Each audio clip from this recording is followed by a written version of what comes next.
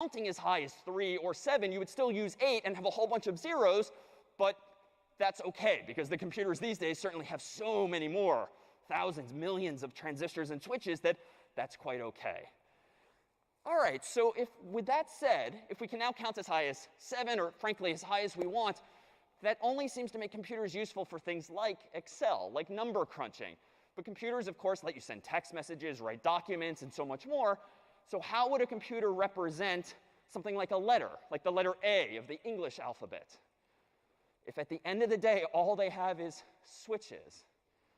Any thoughts? Yeah. OK, so we could represent letters using numbers. OK, so give me, what's a proposal? What number should represent what? Say if you were starting at the beginning of the alphabet, you could say 1 is A, 2 is B, 3 is C. Perfect. Yeah, we just all have to agree somehow that one number is going to represent one letter. So 1 is A, 2 is B, 3 is C, Z is 26, and so forth. Maybe we can even take into account uppercase and lowercase. We just have to agree and sort of write it down in some global standard. And humans indeed did just that. They didn't use 1, 2, 3. Turns out they started a little higher up. Capital A has been standardized as the number 65. And capital B has been standardized as the number 66. And you can kind of imagine how it goes up from there. And that's because whatever you're representing ultimately can only be stored at the end of the day as zeros and ones. And so some humans in a room before decided that capital A shall be 65, or really this pattern of zeros and ones inside of every computer in the world. 0, 1, 0, 0, 0, 0, 0, 1. So if that pattern of zeros and ones ever appears in a computer, it might be interpreted then as indeed a capital letter A, 8 of those bits at a time. But I worry, just to be clear, we might have now created a problem. It might seem, if I play this naively, that, OK, how do I now actually do math with the number 65, if now Excel displays 65 as an A, let alone B's and C's? So how might a computer do as you've proposed, have this mapping from numbers to letters, but still support numbers? It feels like we've given something up. Yeah? By having a prefix for letters? By having a prefix? OK, so we could perhaps have some kind of prefix, like some pattern of zeros and ones. I like this, that indicates to the computer, here comes another pattern that represents a letter. Here comes another pattern that represents a number or a letter. So not bad. I like that. Other thoughts? How might a computer distinguish these two? Yeah?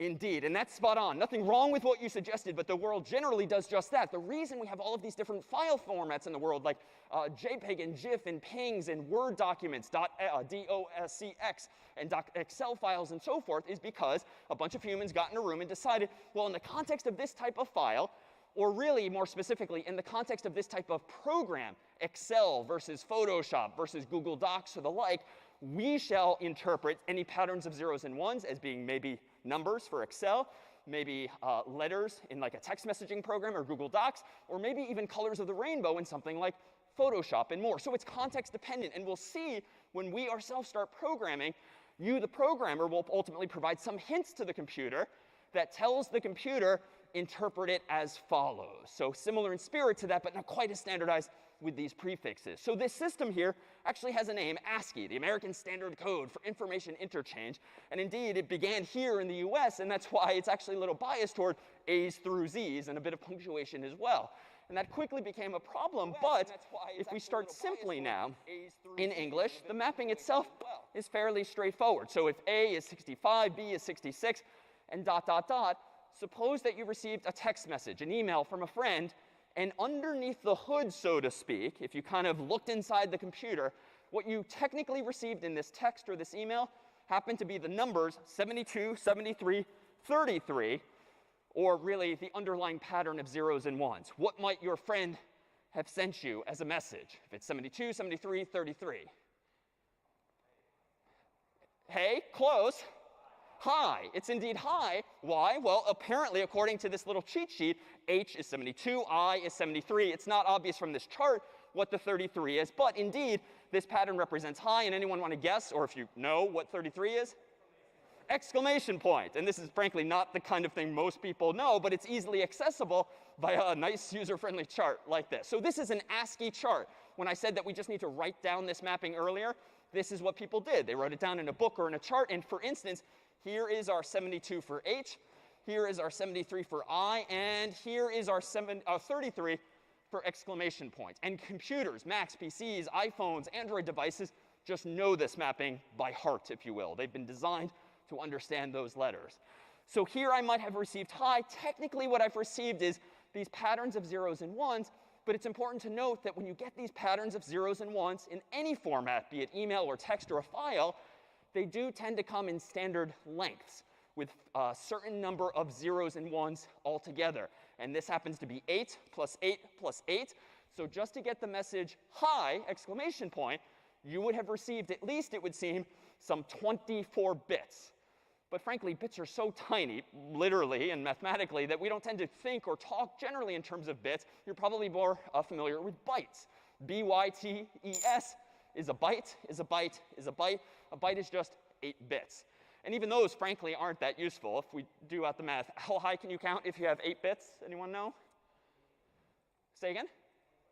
Higher than that, unless you want to go negative. That's fine.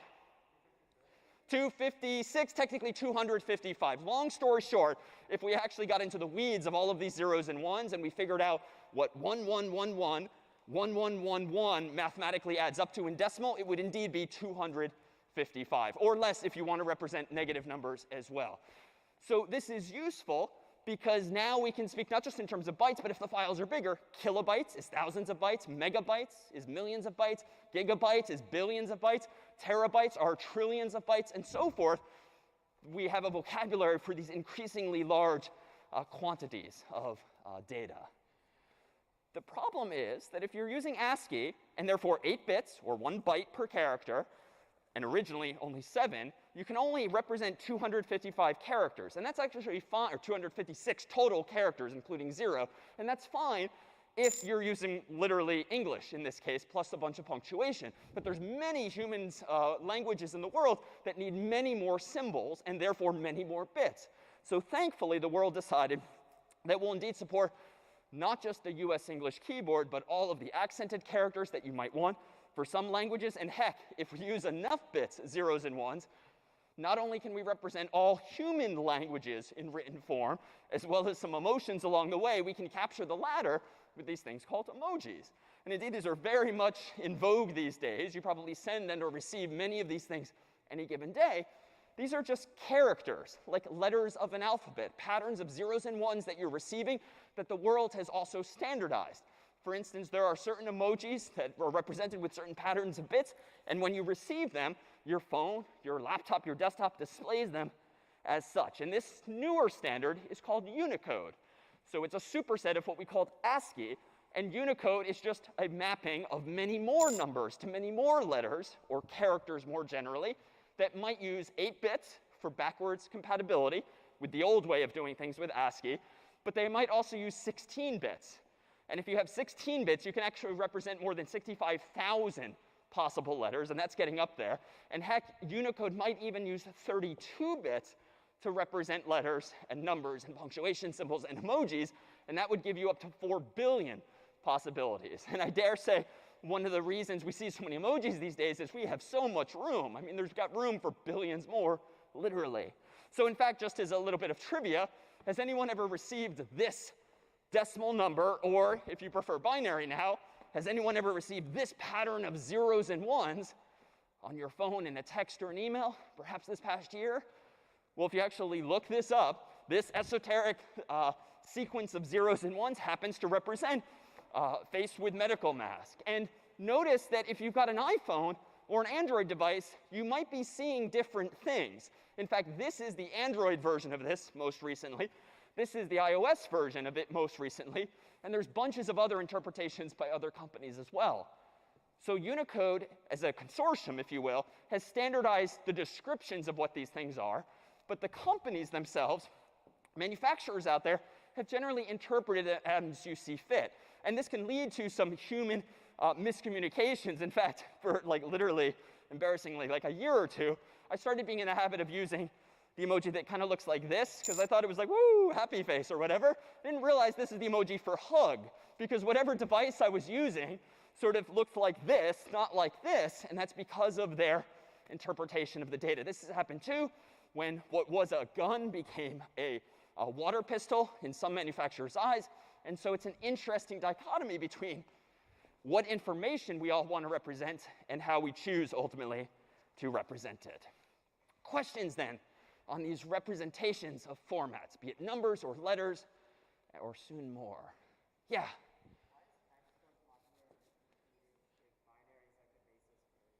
And sorry, why is what so popular?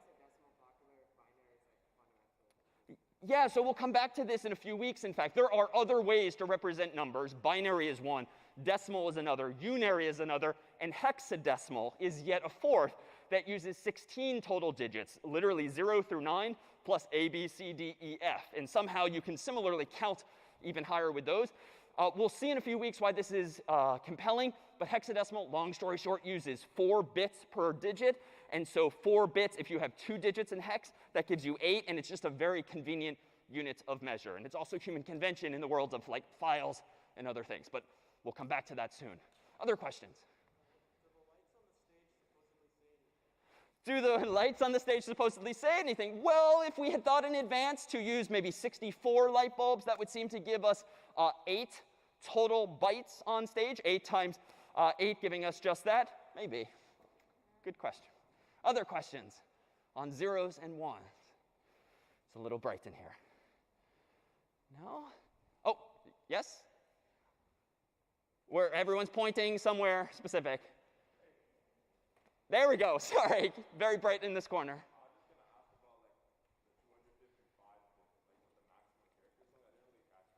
Oh, sure. And we'll come back to this in some form in the coming days, too, at a slower pace, too. We have, with 8 bits, 2 possible values for the first, and then 2 for the next, 2 for the next, and so forth. So that's 2 times 2 times 2. That's 2 to the 8th power total, which means you can have 256 total possible patterns of zeros and ones.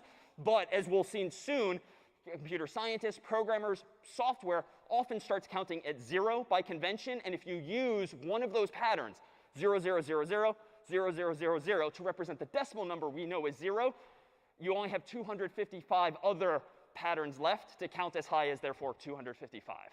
That's all. Good question.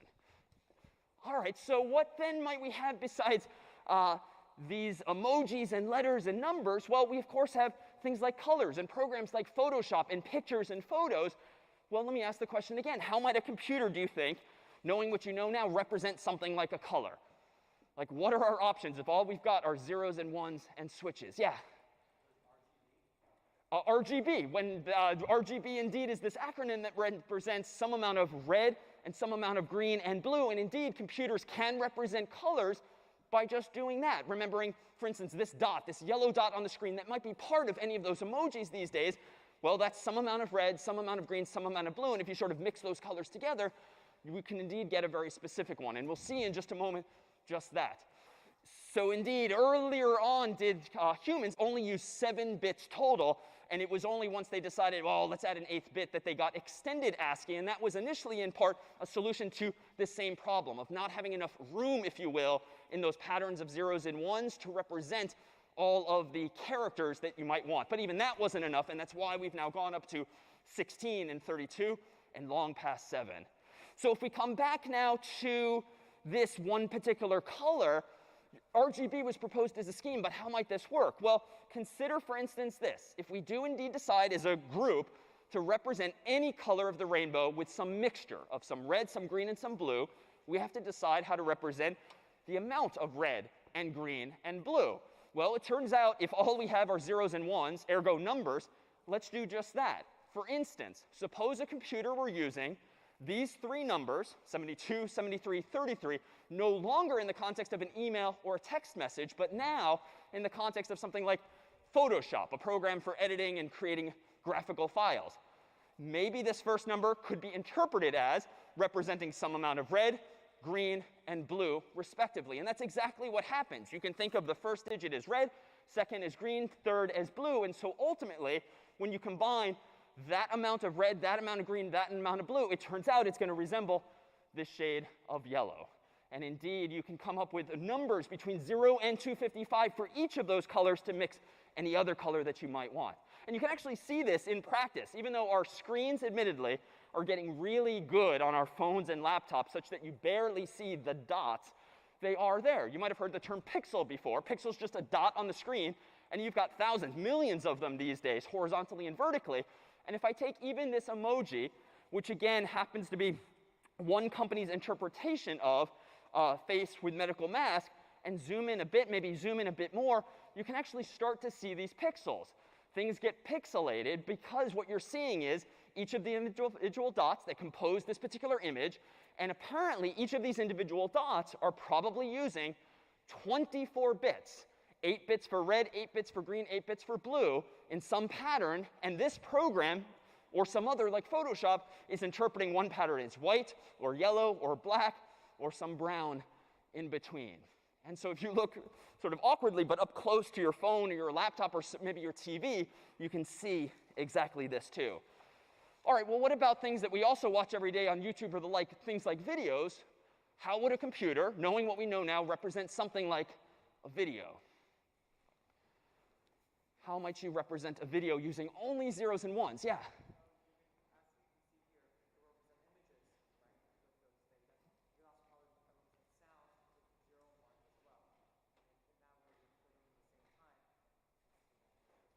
Yeah, exactly. And to summarize, what video really adds is just some notion of time. It's not just one image. It's not just one letter or number. It's presumably some kind of sequence because time is passing. And so with a whole bunch of images, maybe 24, maybe 30 per second, if you fly them by the human's eyes, we can interpret them using our eyes and brain that there is now movement and therefore video. And similarly with audio or music, if we just came up with some convention for representing those same notes on a musical instrument, could we have the computer synthesize them too? And this might be actually pretty familiar. Let me pull up a quick video here, which happens to be an old school version of this same idea. You might remember from childhood.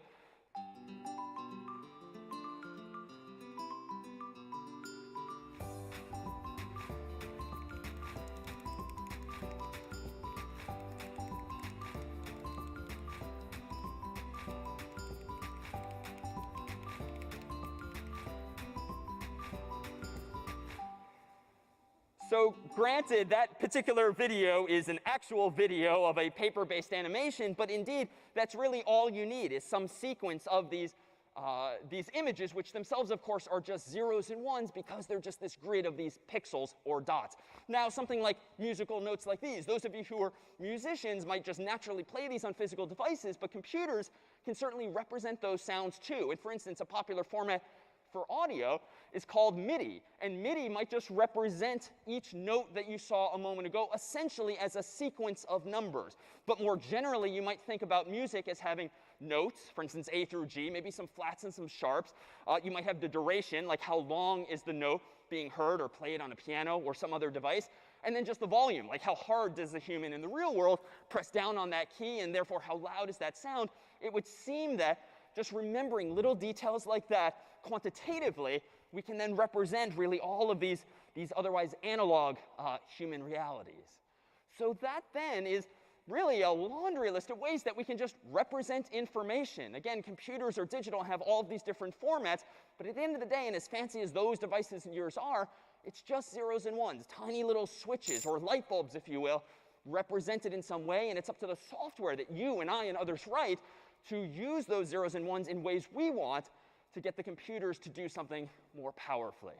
Questions then on this representation of information, which I dare say is ultimately what problem solving is all about, taking in information and producing new via some process in between. Any questions out there? Yeah, in back.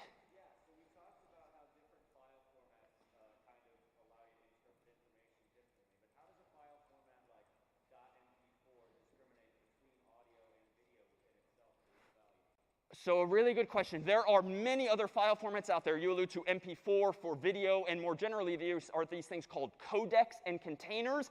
It's not quite as simple when using larger files, for instance, in more modern formats, that a video is just a sequence of images, for instance. Why?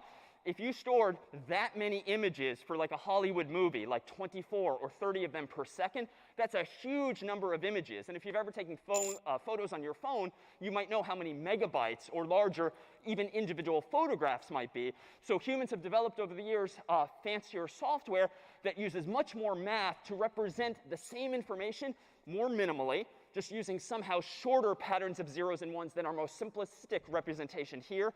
And they use what might be called compression.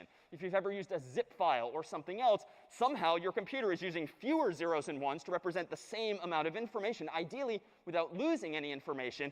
And in the world of multimedia, which we'll touch on a little bit in a few weeks, there are both lossy and lossless formats out there. Lossless means you lose no information whatsoever. But more commonly, as you're alluding to one, is lossy compression, L-O-S-S-Y, where you're actually throwing away some amount of quality. You're getting some amount of pixelation that might not look perfect to the human, but heck, it's a lot cheaper and a lot easier to distribute. And in the world of multimedia, you have containers like QuickTime and other MPEG containers that can combine different formats of video, different formats of audio in one file. But there, too, do designers have discretion. So more in a few weeks, too. Other questions then on information here as well. Yeah?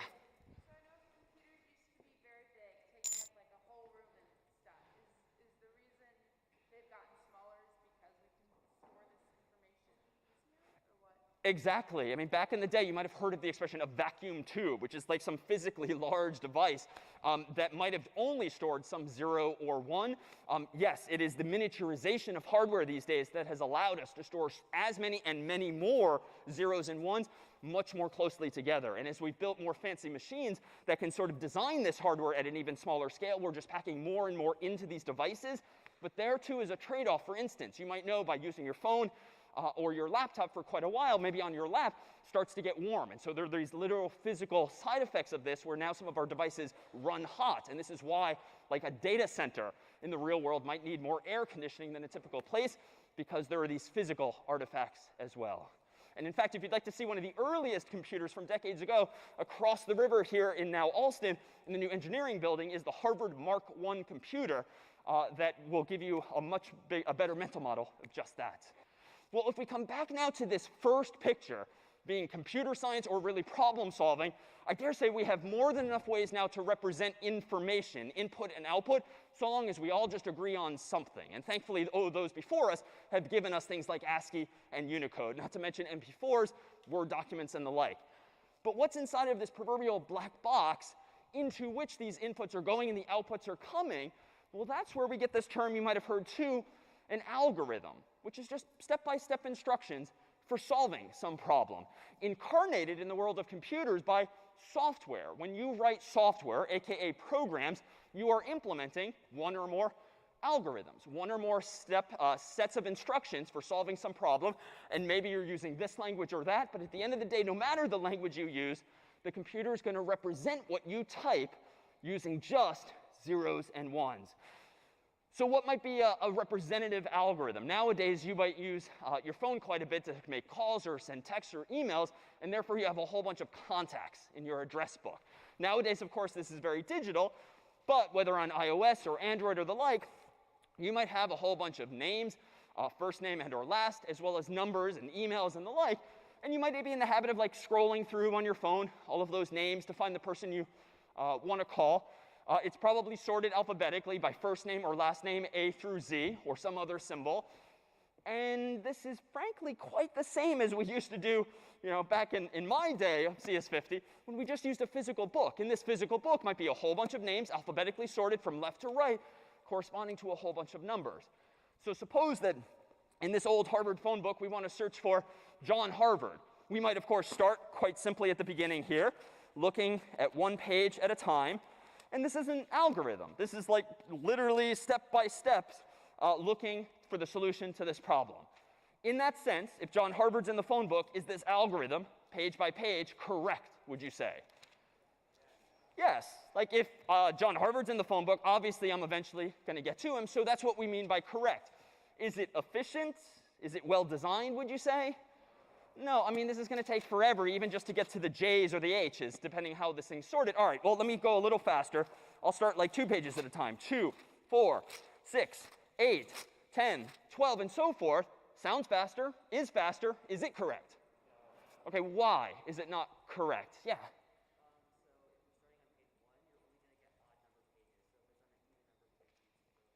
Exactly. If I start on an odd number of pages and I'm going 2 at a time, I might miss pages in between.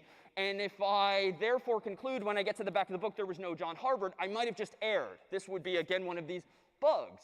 But if I try a little harder, I feel like there's a solution. We don't have to completely throw out this algorithm. I think we can probably go roughly twice as fast still. But what should we do instead to fix this?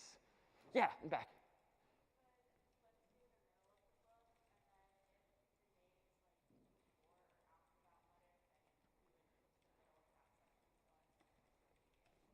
Nice. So I think what many of us, most of us, if we even use this technology anymore these days, we might go roughly to the middle of the phone book just to kind of get us started. And now I'm looking down. I'm looking for J, assuming first name, J Harvard. And it looks like I'm in the M section. So just to be clear, what should I do next?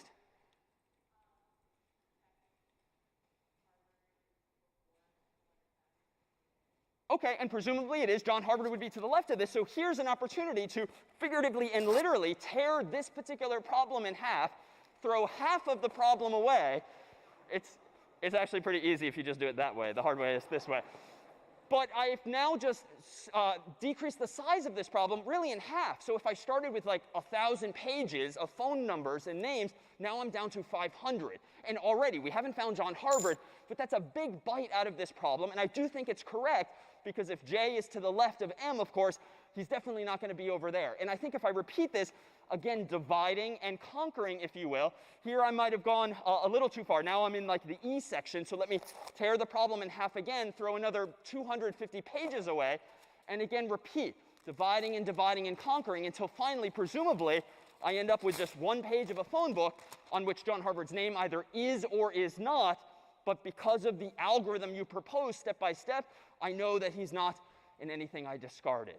So dramatic as that might have been made out to be, it's actually just harnessing pretty good human intuition. Indeed, this is what programming's all about, too. It's not about learning a completely new world, but really just how to harness intuition and ideas that you might already have and take naturally, but learning how to express them now more succinctly, more precisely, and using things called programming languages.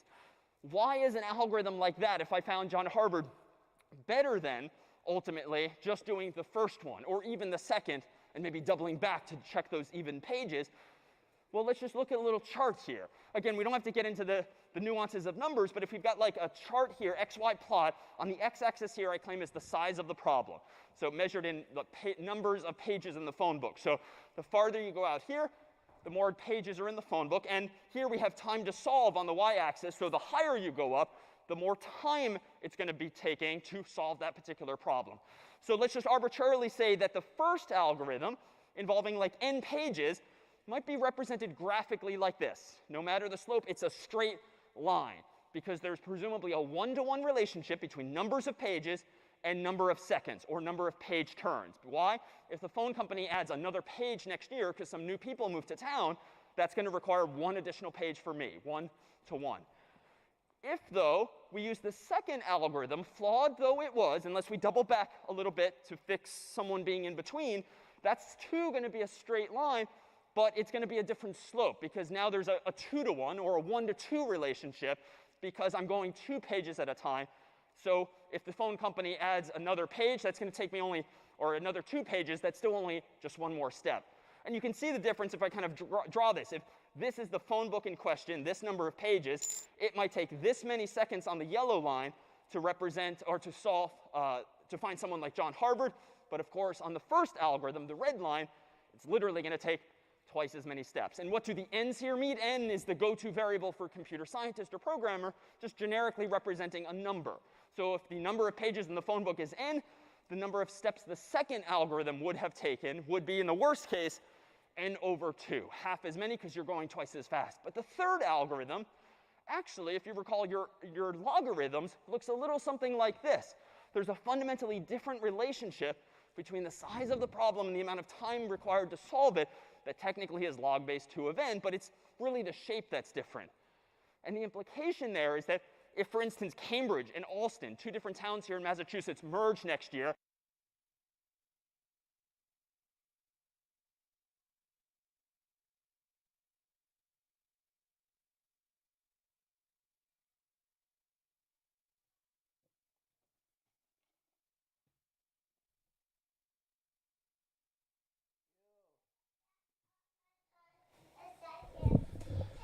Ew.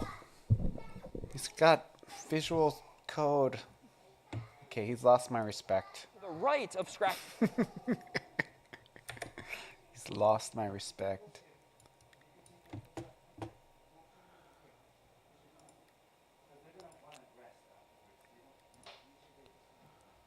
Uh...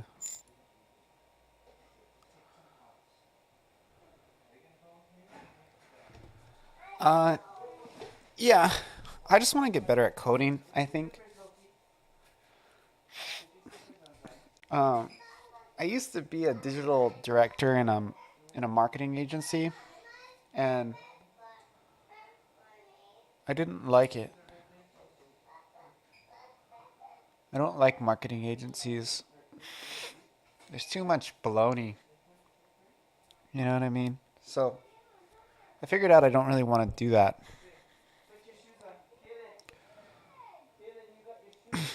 Sorry, the neighbors are so loud.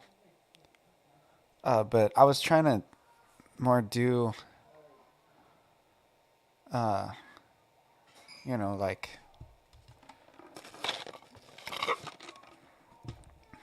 I don't want to do marketing. Not for a big company. I like marketing small time. Or like if I could be in control, but I don't want to market. I like more guerrilla, creating like content on the internet and all that crap. When you get to like big corporate marketing, it's so like bullshit. You know how everybody sizes each other up, and it's not the world I want to live in.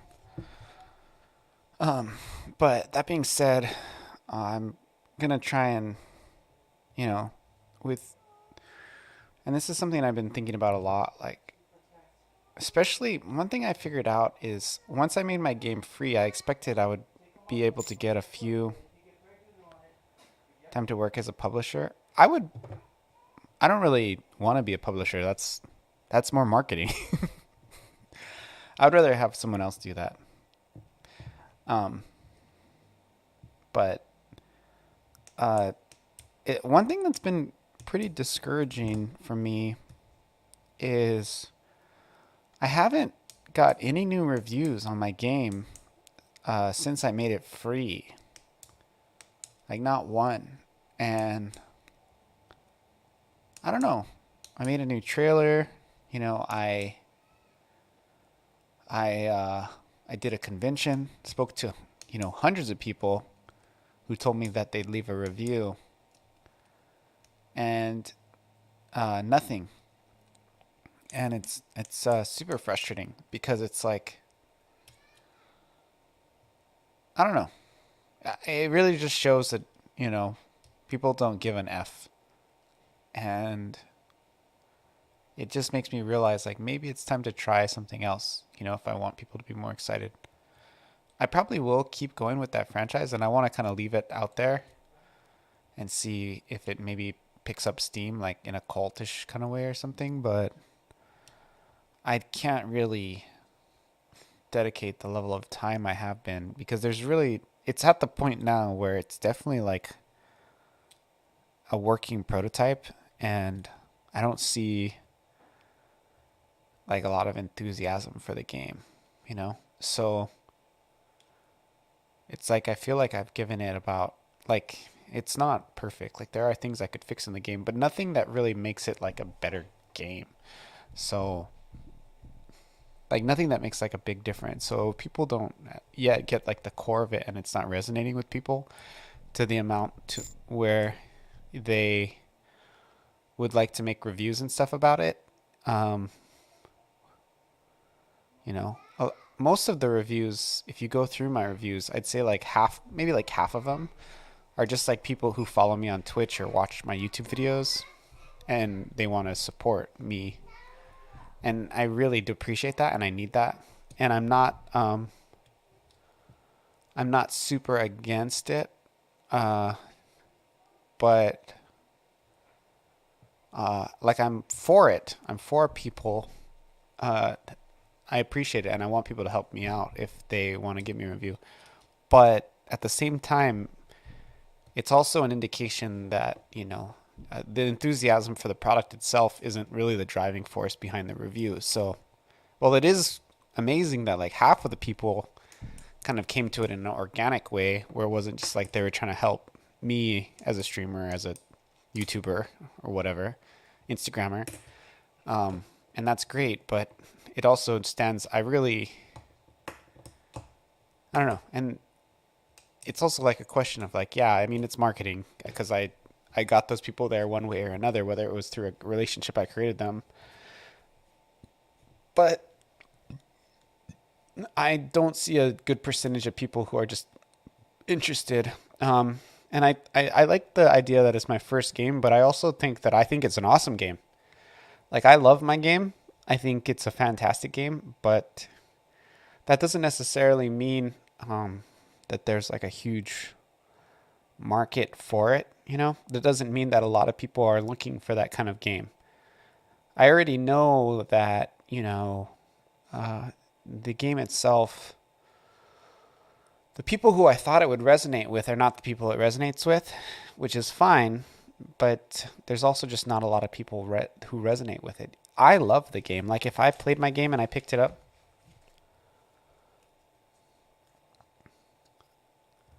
yeah, RPG Maker is rough. I watched a video by Toasty, who's kind of like my nemesis. I don't know, maybe I'm over glorifying myself, but he said he's not going to do RPG Maker stuff anymore. And it's because his videos are going, like his views are going down, and I really think we're at a place in time where the enthusiasm for RPG Maker is just at an all-time low. And I'm really sick of hearing, yeah, I don't know if I'd say I love Toasty, but I thought that video was interesting. I mean, I like Toasty, but I think he's kind of very neurotic, and he's like a kid, like he thinks like a kid. And I think he's entertaining, but I don't know. It's weird when you're a content creator talking about like an engine, and you're always talking about how bad, and his videos are basically like smear campaigns, right? He only really, in general, plays games that he can make fun of, which is probably ironically one of the most entertaining things on Twitch. But it's like, I don't know, or one of the most entertaining things within RPG Maker. But I don't know. I definitely don't want to make like hit content. So I just feel like seeing him see the same way, and I kind of looked when I watched this video, I looked at Drifty's channel too, and just like looking at how much leverage they're getting, along with Level Up Design, and it's like their videos are all getting less and less views.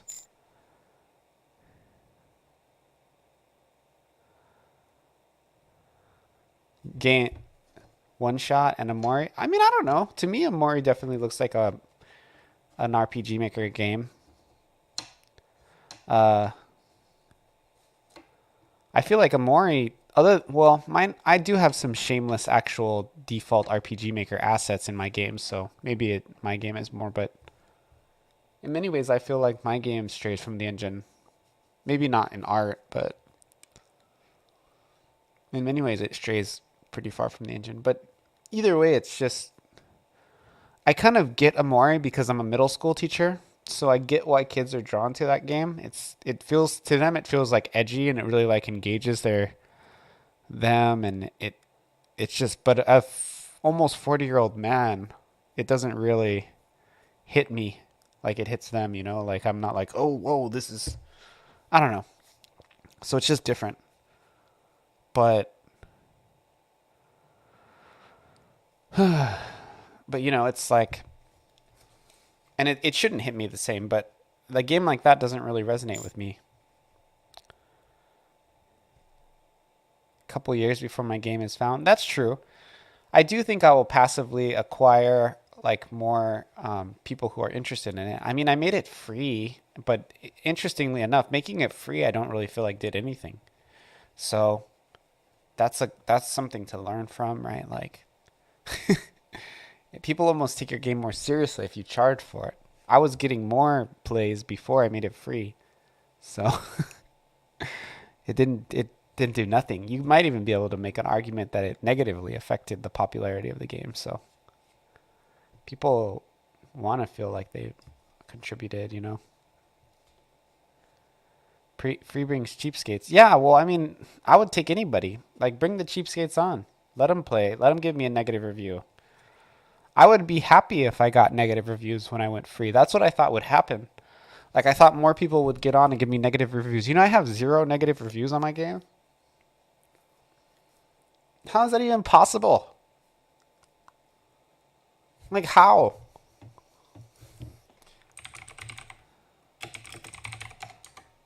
How? Steam. I have 100% positive reviews. I mean, they're not fake. None of them are fake. They are people that I've brought in through like Twitch, but they're all people who played and liked it. I think you're saying that you mean people will think that they're fake.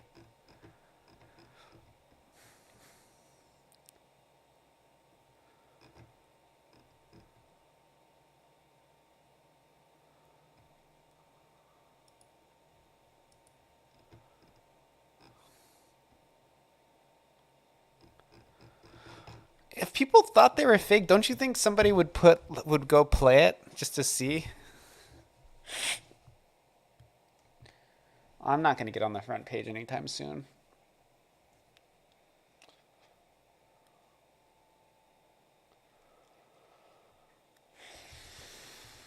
I need Asmongold to play it. Or Ninja. Or Shroud or something. I need them to play it and fucking love it.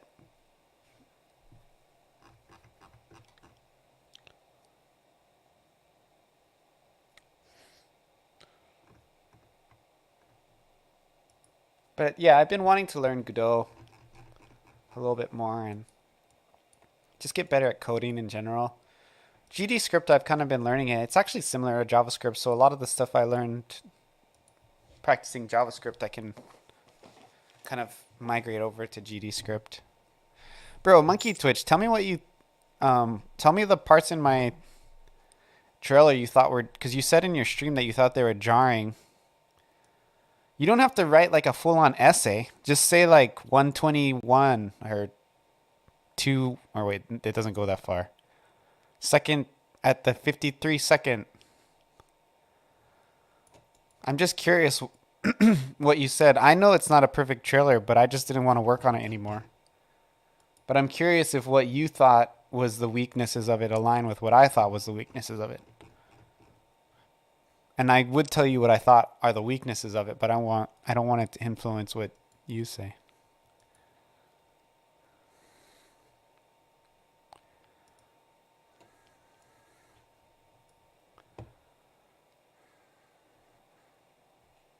Wait, jump in Discord? You want to get on a call? Is that what you're saying? Or you want to just type in a channel?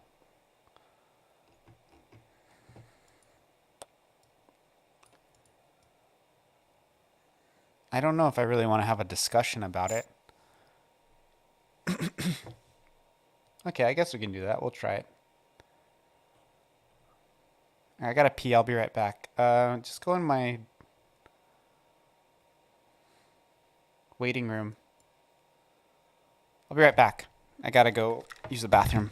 But go in the waiting room and I'll be right back.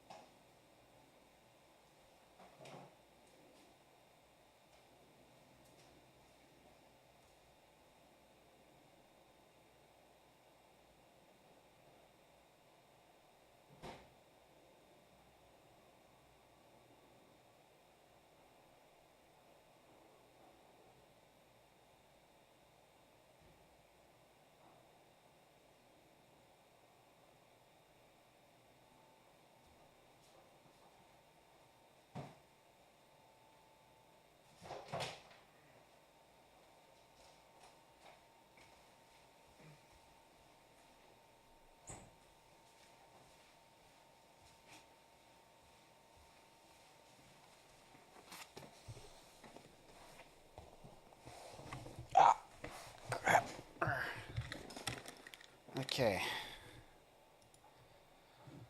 I'm not sure if my Discord is set up. I haven't done a voice call in a while. Hello. See it. Oh, it works. Try to say something again? What's going on? Oh, okay, cool. The levels are good. I guess it's because I don't have the music on, so it's like one less thing to balance. Cool. Yeah, I thought like I watched the video the other day and I started writing notes and then and then I totally forgot about it.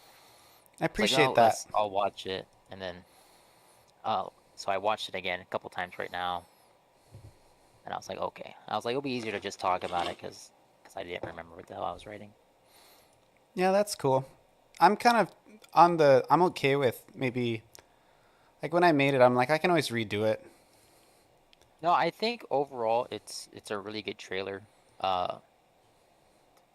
There are things that could be better, but you know, there's like one part that I felt that was above and beyond a Oh, good transition, and then it just washed out everything else. So like if you go to the trailer, it's minute 118, right? Or I think it starts at.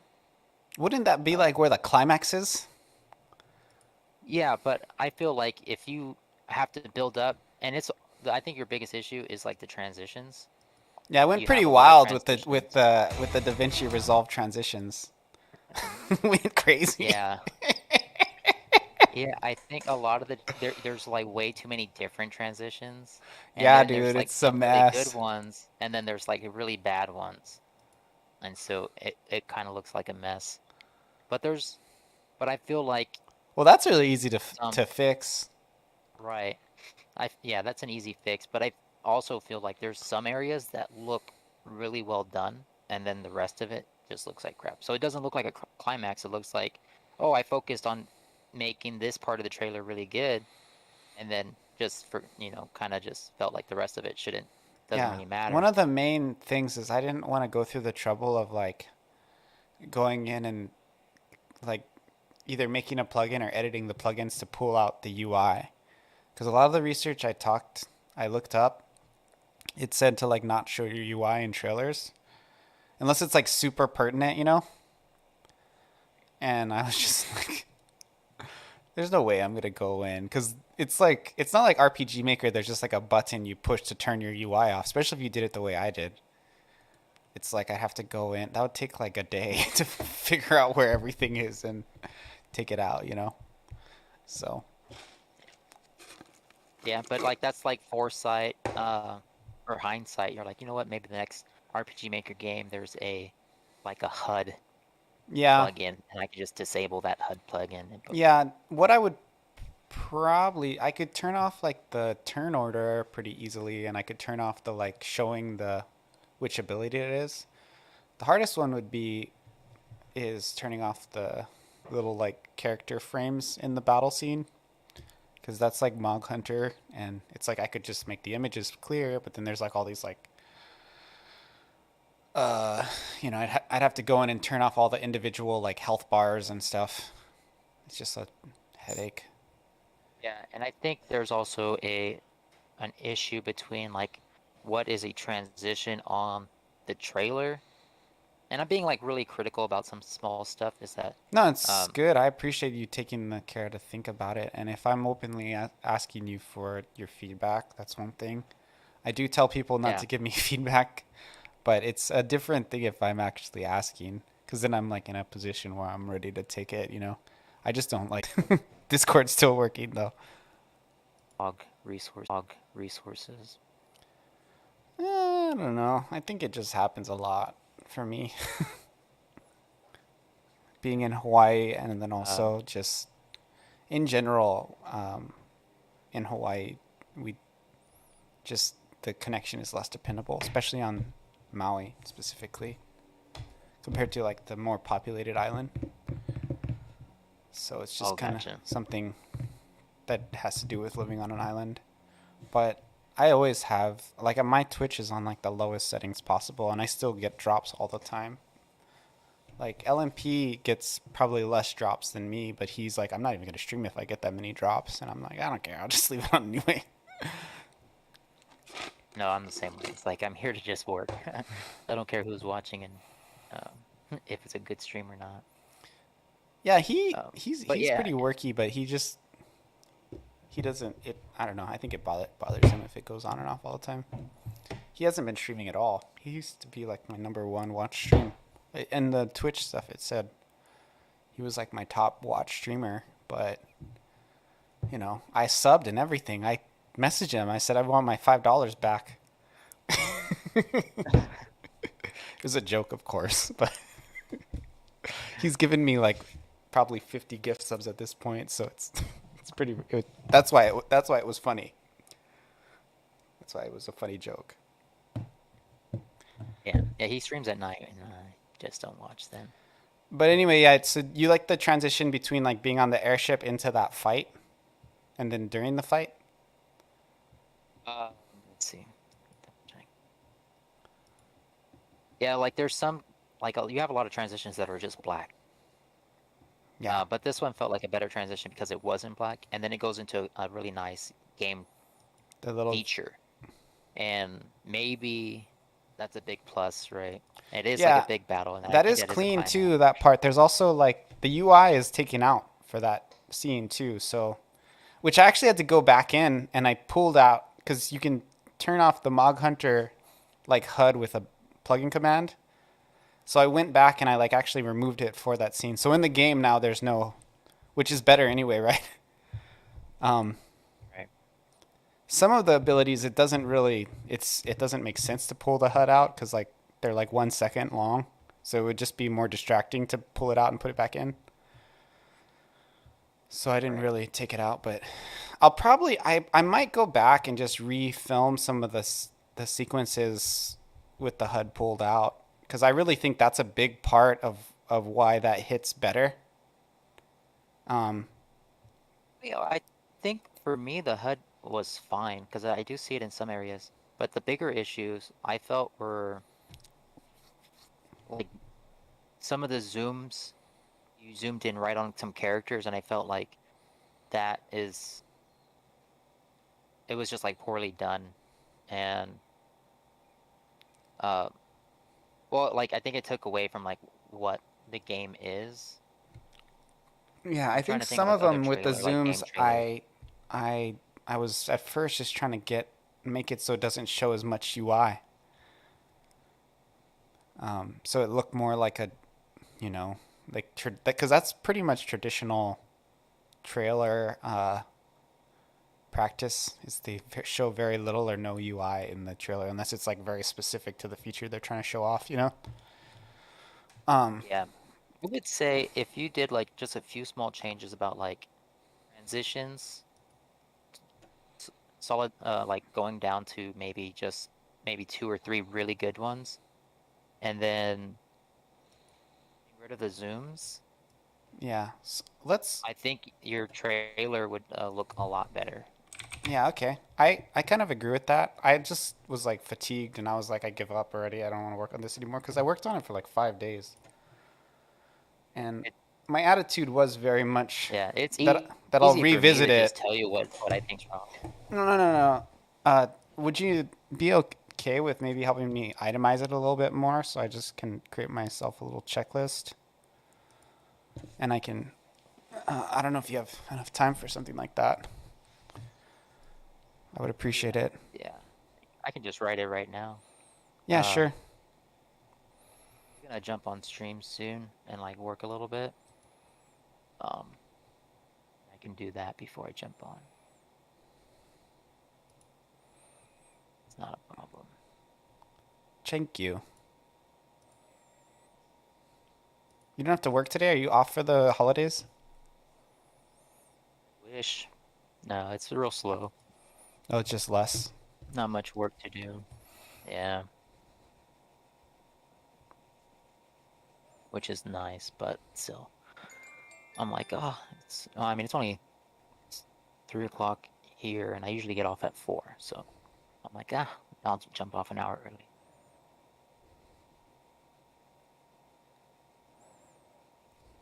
Yeah, I might have to. I But just. I I mean, might I have don't to know if do you want to some. talk about what you thought. Oh, well, for me, well, it was challenging because I made it in 1440p, and I didn't realize how much that would like break my computer compared to 1080p. So like, just editing it was like a snail, compared to my normal videos. Yeah. I don't ever go like it. The difference is just like insane, from 1080 Yeah. to 1440. I guess it's more than twice as many pixels when you do the math and stuff. So it kind of makes sense. I But try to explain that to my brother because he tries to play video games at like 1440, or he tried to play them at like 4K, and I'm like the hardware that's just too expensive to like run a game at 4K or especially a new you game, know. maybe like Borderlands 2 or something, you could play it, or like Overwatch, something like old that has low requirements. But yeah, if you're, yeah, all the new stuff is at 4K. It just kills your computer. But I mean, I was trying to make it so that the screen would line up because my game is in 720p, right? So then the pixel like ratio is good with 1440, which is my main like thought behind it. The way 1080 like 720 scales onto 1080 is kind of cruddy. So, well, normally I wouldn't care, but it does make it look better. But there are parts where in my trailer specifically where it didn't, but there are parts where it looks better because it's in a scaled a resolution that scales good with 720p,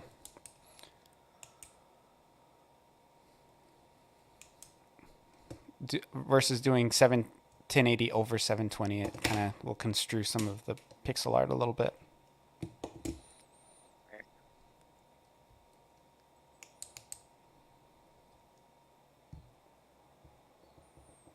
But I was also thinking about that guest star stuff. I just looked into it. I was like, oh, that's cool stuff What's guest star? for Twitch.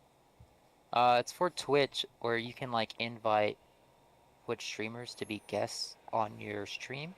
And now, like, it was kind of like a pain in the butt to do because you'd have to like set up your own OBS, maybe invite them through Zoom or Discord, and to get their videos and things like that to get on a call. But now it's just like they just jump on their streams and you invite them to be a guest on your stream, and it creates a whole layout for you, and you just actually bring it'll like create browser links you can actually add to We can your try to do it stream, if you to want. your OBS. See if it. I've never tried it. I have Yeah, no it's idea. brand new. I think it just came out like a month ago or I 2 months liked ago. the shout out feature they added. think it's good because Uh, you can see on your history now who shouted you out, which is useful. yeah. Yeah, we could try it out. I'll jump off Discord and I'm gonna write my notes too, and then slowly get on. Yeah, I'm pretty sure I'm gonna re-edit it again. Maybe not like in a few weeks, maybe. But I just have the game up so many places, and the last trailer was not very good either, and I think this one is quite a bit better, but it is rough, and I did always kind of intend to kind of redo it. Trailers don't get a ton of views anyway, so it's like I don't care about losing 100 or 200 views or whatever. You It's know, you just rip it off and then just feed it back into the algorithm. It's like, okay, this is the real one. yeah, it'll just start over again. It's not about the views anyways. Until you hit 1,000, it don't matter. Even if I hit 1,000, I wouldn't care. But yeah, it doesn't matter. It just matters a little bit more at 1,000. But it's more about having it on the Steam page was the main reason. And that you can just replace it really easily. That's more of what I made it for. I didn't really even think anybody's going to watch on my channel. Most of the people watching the trailer will be on the Steam page. Because I do get lots of visits to that page. Like thousands every month. Oh, that's great.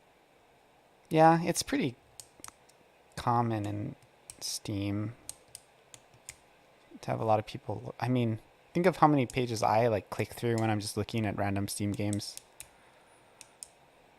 with very little intent to buy them, so the conversion rate is pretty low.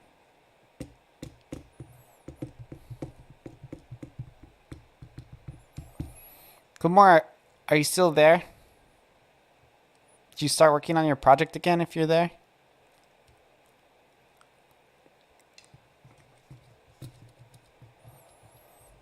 Dun, dun, dun, dun, dun, dun.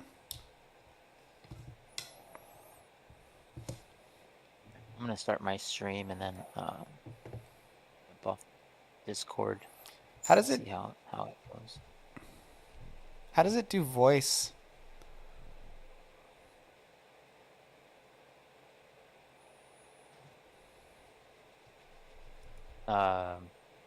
Star? I think it just keeps their stream live. I'm not sure. I just read. I up guess on we'll that real see quick. it in a second. Right. We'll find out. Right. That's why I want to jump off Discord just in case it's like, oh hey, and then it's just like an echo. Once I get invited. So You can always mute yourself too. I don't even have my Twitch dashboard open. I don't use it. I just read chat in OBS usually. I gotta open that thing.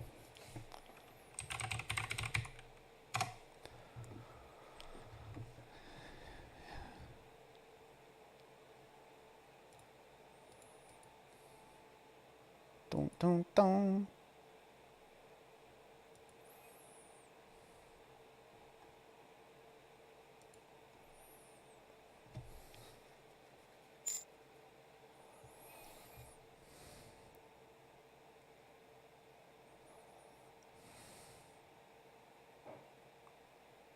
Learning more Python? Curious why you're learning Python. Like what are your intentions? Is it just for fun, or do you have another platform that uses Python that you're interested in using? I probably am gonna have to learn some Python is because I'm taking on a job as a robotics coach for middle schoolers this coming semester. And the way you control those robots, it's all Python. So I might do like a crash course on Code Academy or something coming up here.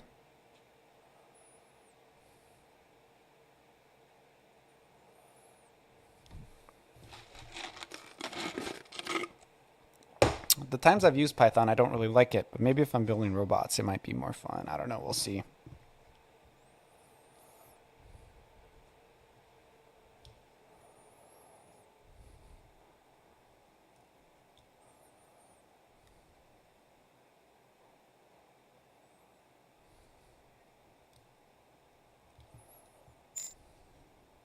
The server. Oh, okay. So Discord bots and servers. Very good. Yeah, I'll probably be learning some on stream too. I still am pretty weak on my fundamentals of just programming in general, so learning a little bit of Python will probably help me go over a lot of the just fundamental programming stuff. I've never really been good at the fundamentals. I'm more just like, go look up the thing I want to do and learn how to do it.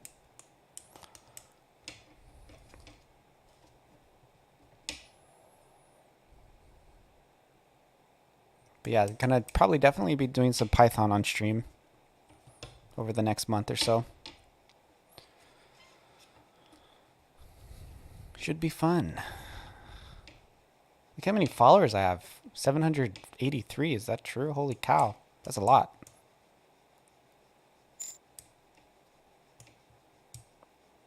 You can write code in literal sentences. Yeah, all the kids like it. I don't really like it, but maybe it'll start getting more fun. I also want to start doing Godot, which I'm a little bit concerned. I gotta learn it. I want to make the kids learn Godot, but I have to So all learn you're it. gonna do is just learning the rest of your life. Well, yeah, but it's like, I feel like Godot, since I have some time using RPG Maker and Unity and web development, it'll be easier than learning the other engines have been. Like, it gets a little easier. The UI for Godot is, in my opinion, quite similar to Unity. Especially if you compare it to something like RPG Maker. It's got like objects and stuff. I don't know if they call them objects, but Godot? yeah. But Yeah, they look, should be. I think it's still object oriented. yeah, I think they still call them objects. And the code is very, like, I can glance at it and kind of understand what's going on. The G script, it looks very similar to JavaScript or TypeScript. Yeah. There's just a cut. Unity's JavaScript was similar. They got rid of that Back in the day. back in the day. C# is not that hard. So it's like, I don't know. The Unity C# is not that hard. The stuff that I've done is not that hard, I should say. I'm going to sound like wrong, but getting started with C# and Unity is way easier than getting started with JavaScript and RPG Maker, in my opinion. Or getting started with C# and Unity was way easier for me than getting started with JavaScript in RPG Maker. It's like a big jump in RPG Maker. Yeah, because you have the crazy libraries, and like you have to work inside of a box, and it's a very small box, and I think that's why. And it has a lot of unconventional practices, and it's very unintuitive. Nodes? Are they called nodes, Codemora? The objects in Unity? I'm going to download Godot right now. Just because my connection's too fast. Downloaded yet. He's like, I'm gonna change. I tried it out. Well, I'm definitely going to learn it. The base object in Godot is called a node. I'm going to make something in it and put it on my itch page. I don't know how much further I'll go than that, but I'll definitely do that. You heard it here first.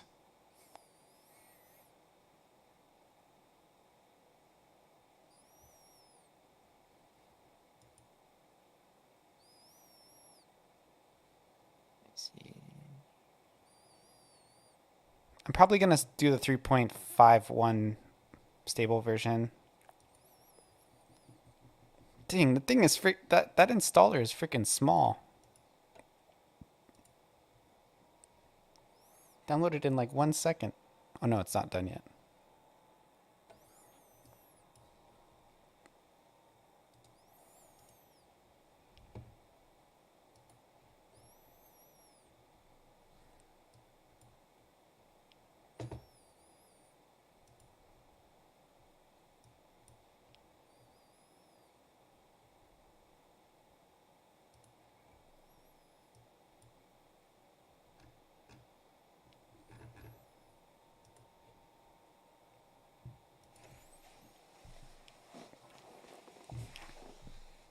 Have you done any game jams?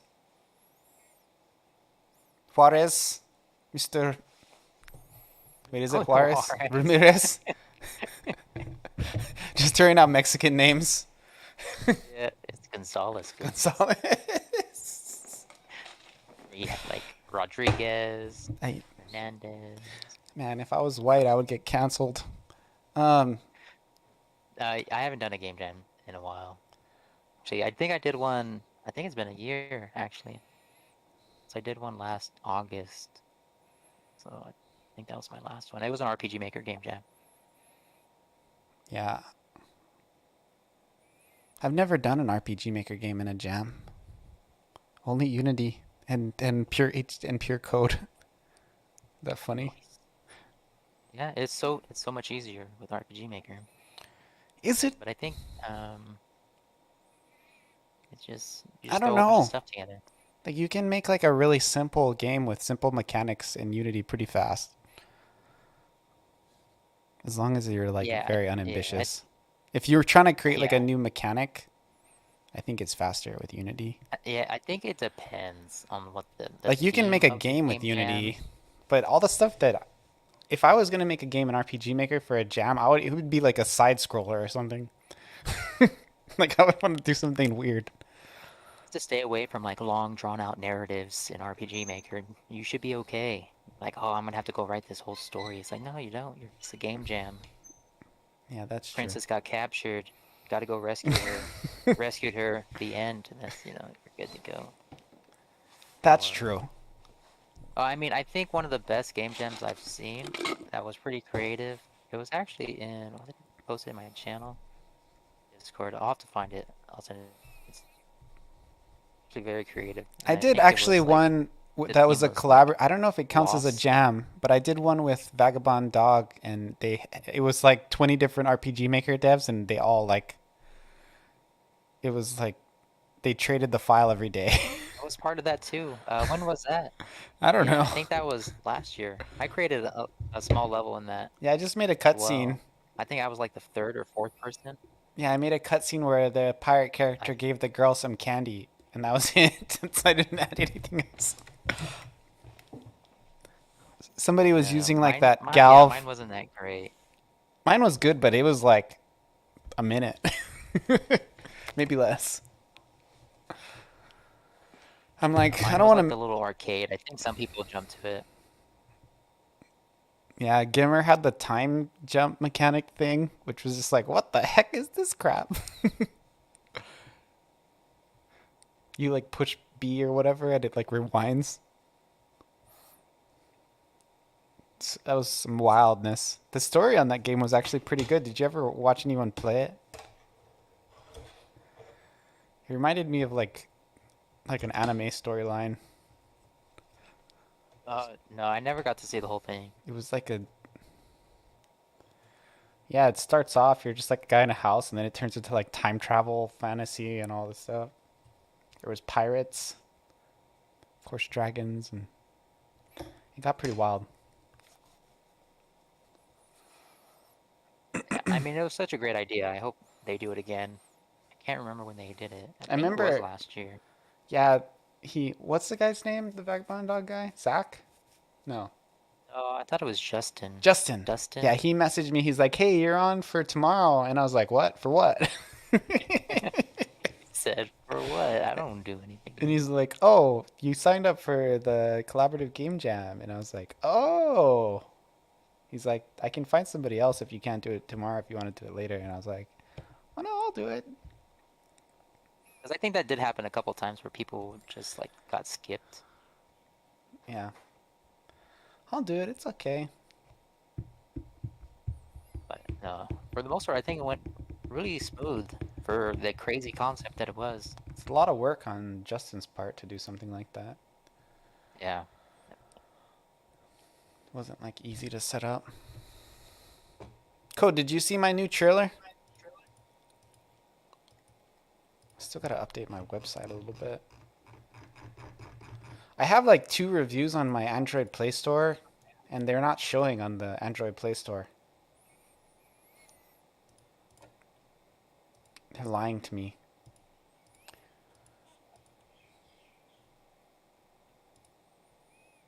I don't really know how the Google does it. Like, how many reviews do I need before they start showing my reviews?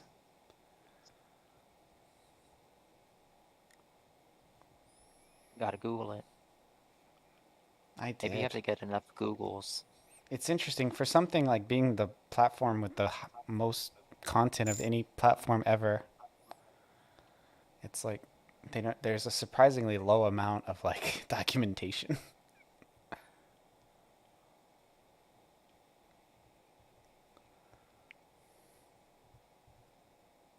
That if you Google it, according to the Google documentation, they'll be like sometimes it takes up to 2 weeks just to verify the information. But I have ones that have been on there for like a month and a half that have not yet been added to the like the Google Play Store profile. So it's probably just because it's new that it gets like extra vetting or something in the algorithm is unwilling to show it for whatever reason. But Google is always mysterious the way it lists stuff. Like they don't publicly tell you why they're putting what in front of whoever, you know.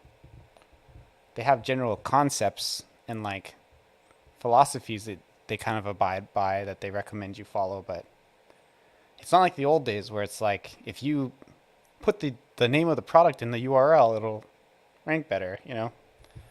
Right. Lame. I mean, you're the expert, right? You do all that stuff. You should know how to get it to pop up. I think it's just time. Like I think it's just gonna take longer to show it. I think There's they more just don't paperwork trust. Google has to do. I think they just intentionally delay showing information just to make sure that there's no explosions. Even if you have like a news site, they don't show you, and YouTube's the same way. Like if you look at your videos, you're never really shown the stuff that's only been out for a day or two, you know, unless you're following that specific creator and they've been proven to produce safe content. They usually want to make sure that it doesn't get like any kind of reports or whatever first, and then they'll make it a little more prominent. It's the same way with web pages. That's what they basically said when I kind of researched it. It's like the Google Play Store works very much in the same kind of philosophy as like Google like web-based searches, you know, searching for different websites. It's like the same kind of ideas. They want like aged content from aged, like I'm a new developer with a new product. They don't want to like show it in front of a lot of people. Let's see how many people have actually played. I'll pull it up in case anybody's curious.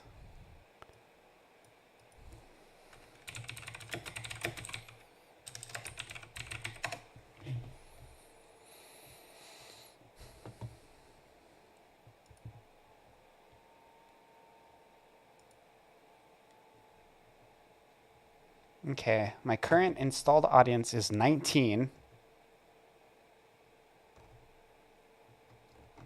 I've acquired 20 users on Google Play Store. Nice. Actually, I just got paid for my Google AdSense. Only took 3 years. So, How much did you make?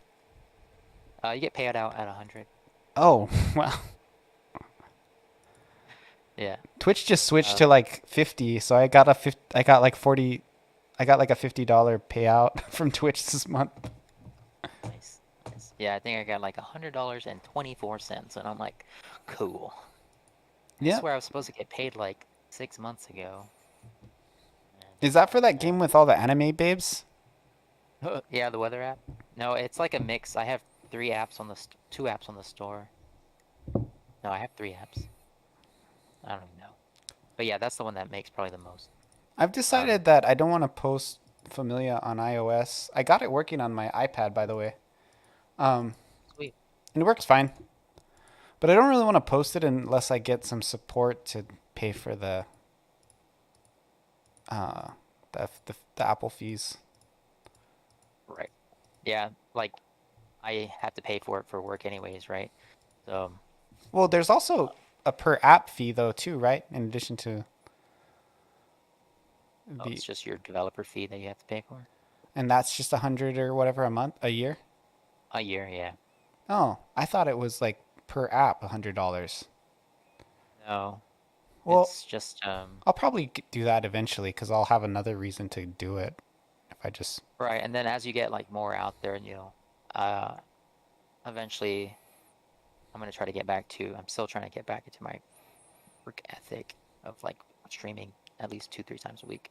But once I catch up with the other Unity game, yeah, I'll be making more YouTube content, and that's gonna be like one of my priorities is like figuring out how to get RPG Maker on iOS and putting ads on there so you can make uh, That'll be ad revenue. great. So you can have that ready by the time I'm ready. Achievements and stuff too, dude. That's what I would want. Like Right. in-game achievements and also leaderboards, which it's like I'm kind of on the cusp of that for Android, but it's like I just don't want to put in the time to experiment with it. Like I can kind of see you just got to pull it in on the main index folder and then you just put it in like its own because Google provides you with like these JavaScript files that you can just pull in, but it's like I just have to test it a bunch and I just don't want to do that. I just don't want to do it right now. It would take me like a few months to figure out. I'd rather It's a just wait lot. till somebody else does it, maybe, hopefully, and then I can just copy their files.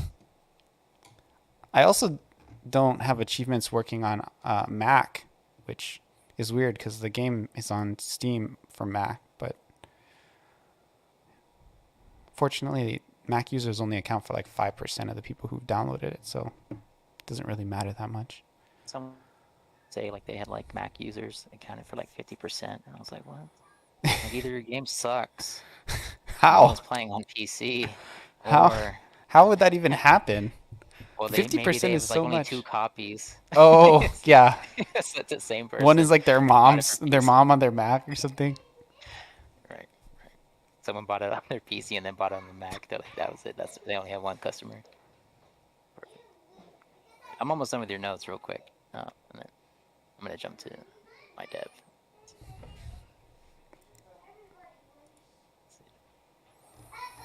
Yeah, I changed the trailer for my Google Play Store page like as soon as I made it, which I think is over a week now, and they still don't update it. It takes a super long time compared to Steam to update the Google Play Store. Like you're even when you upload a new build, it takes at least 24 hours for me usually. I'm all good now. Is All right. is iOS like that? Say it again. Like when I upload a new build of a application on Play Store, it takes like an hour, or it takes like a day. Just the upload process, or you mean the No, review like to process? verify it, they like review it, which I don't think It they. depends. Like, if it's the initial build and it's your first build being pushed to the store, right? It usually takes a week to 2 weeks. But every one after that still takes about 2 to 3 days Oh, so it's about the on same as iOS. Android. That's about the same. Yeah, Similar. and so you can always like once you push a build, you can push it to what's it called? You can push it to the beta and beta testers and users. I don't know if Android Studio has it. Yeah, we have like a. There's like a way for just developers to look at it, and there's a closed beta, an open beta, and then another one that I can't remember. Here, I'll look real quick. Yeah, because we have like test flight on iOS, but I think Yeah, they use this one is too. Firebase or something like that. What is it called? Oh, they use Google's Firebase or Yeah, it doesn't that serve as similar functions to test flight? it does. It does. Similar feature, similar whatever. All right, I sent that in Discord. Yeah, I think so. I mean, I want to get more familiar with Android. Honestly, that's what you should move to. Is just fuck Godot. It's like I'm gonna go make Android's apps and games.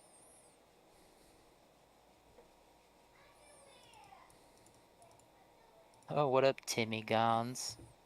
Oh, you're on What up, stream Nita? now? Yeah. Actually, I've been streaming this whole time, but I've been like starting soon. But everyone can hear. Oh, I don't go look at your stream. Timmy gone. Yeah, it's my brother. Blind Cat's here too. What up? Blind Cat is just so you know, Nita too, because you're always in here. Blind Cat's the other dev. He's always slacking off though. Other dev for what? Slacking off though. For the Unity game I'm working on. Oh, he's on that team. Yeah, I am. yeah. Yeah, see, it's sometimes, you know, should have put a question mark there because we're not sure if he's on the team or off the team.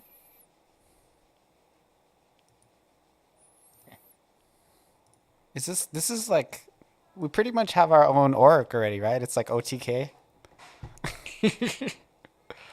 Or Band of Thieves.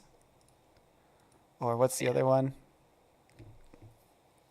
The one that We have like Code More and Code Rad in here too. what Why is don't we it? have our own like? I don't know. Orgs are drama, dude. The OTK, which is probably the one that I follow the most. It's the one with the least hot Asian babes in it. The least hot Asian babes. Yeah, I all the think other we can- orgs have way more hot Asian babes. But I follow OTK probably the most, and they recently had a sexual assault scandal where they kicked a guy out. Hold on. It seems like that always happens. What did I change?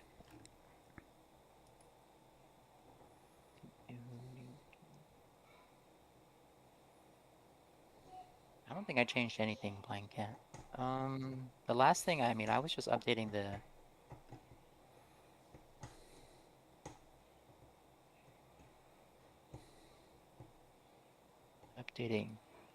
Change sprites. It's probably complaining about the sprite. I forgot I changed the sprite.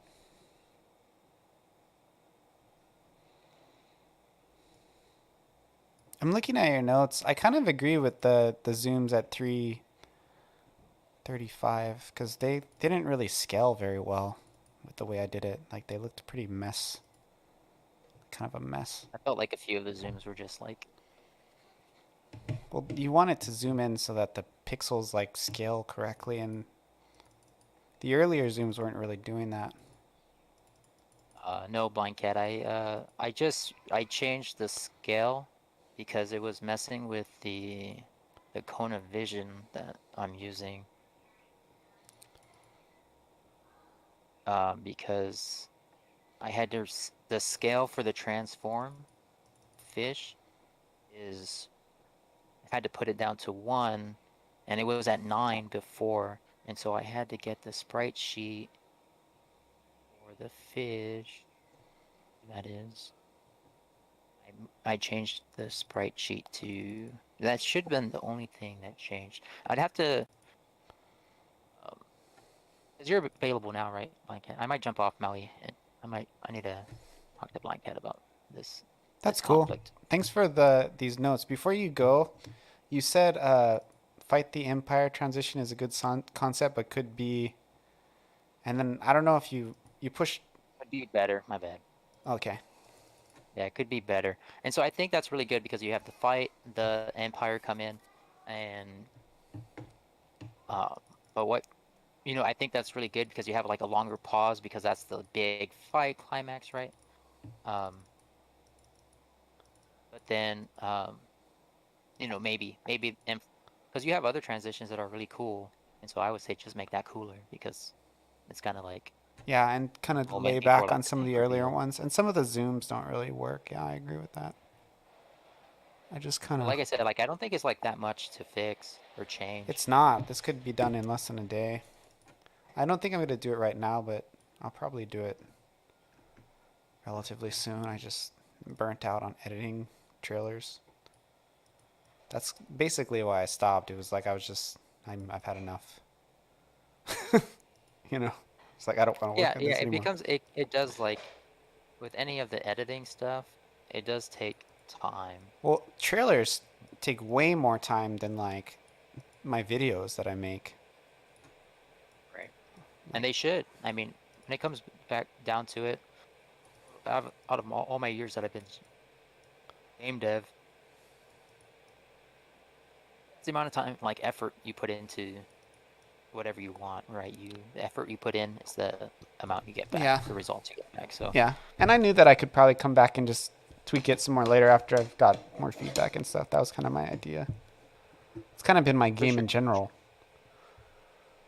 yeah, I feel like that's how a lot of it goes. But never want to jump the gun, too. That's why, like, you can ask Blind Cat too. You know, we're trying to make things as best as we can before we kind of jump the gun and showcase something that looks like shit. It's a hard call to make a lot of the time. It is because you sometimes also you'll don't start wanna be- going in a direction that you would have decided not to go into. And it might be less efficient, but also you need the concept to be pretty developed so that people can actually get a good idea of what it's going to be like. And that's like the inner dialogue. It's always happening. I tend to be one who tends to present it earlier than most, I think. And I don't necessarily know if that's the best way to do it, but that tends to be with my personality how I tend to do it. Compared to others who have a more like refined and they're more confident in their direction and they are wanting to have it be more developed before they show people. I think maybe I could work up to being more that way in the future.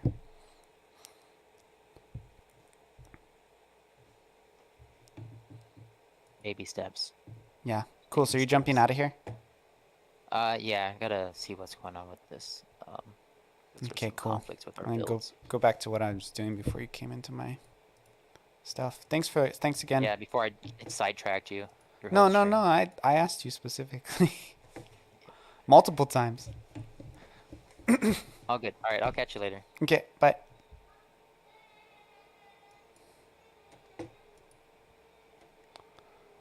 Boom, boom, boom, boom, boom. Oh, he's still in there. He's still hanging out in my channel by himself. He's chilling.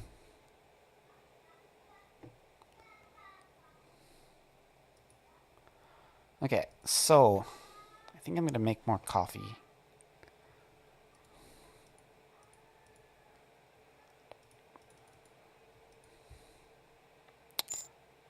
Army of One. Maybe I'll play some music. Let's do that. Twitch.tv. Alright, not Twitch.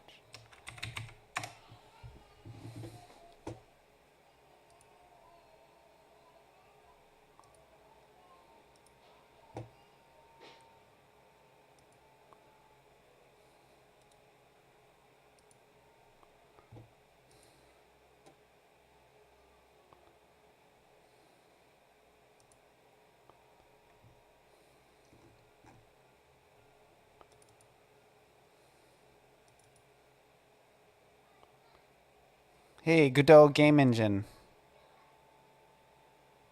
So let me move this before I start messing around with it. Put it somewhere else.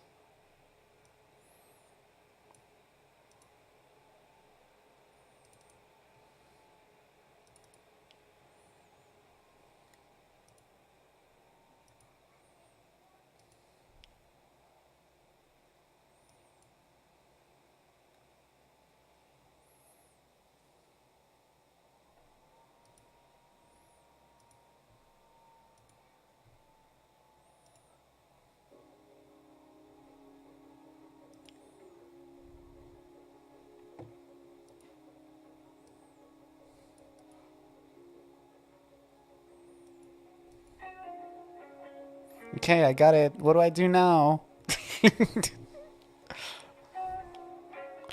What do I do now to make a game?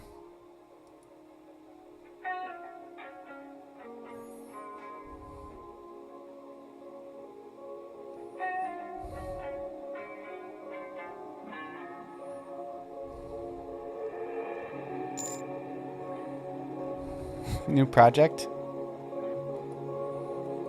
Shouldn't I just work with one of these builds and just kind of screw around with it?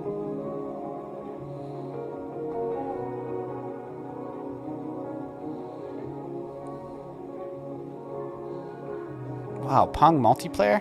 That looks cool.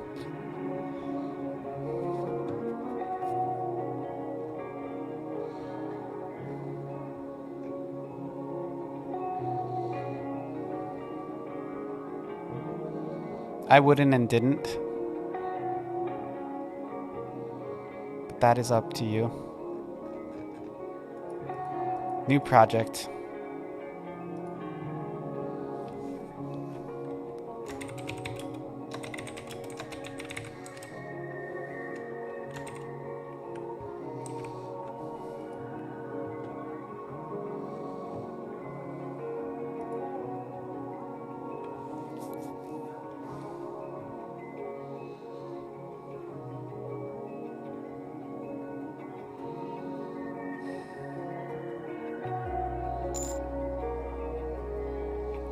I really don't know what I'm trying to do. I'm just trying to goof around, really. Just play with it.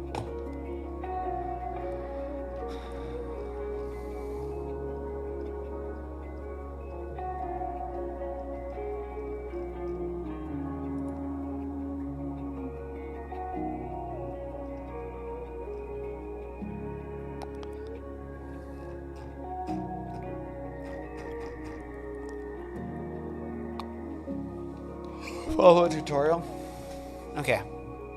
Well, I have it installed now. I think I'm gonna work on this blog a bit longer, because these blogs ultimately turn into my YouTube content. I did my first game tutorial. Is that in here?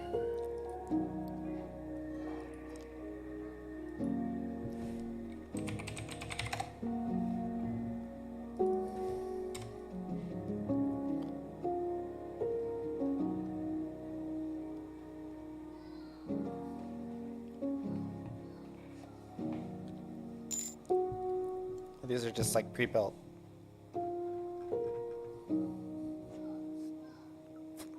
Where's the tutorial?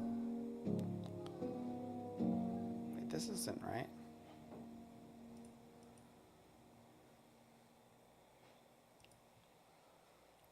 Yeah, test projects, yeah.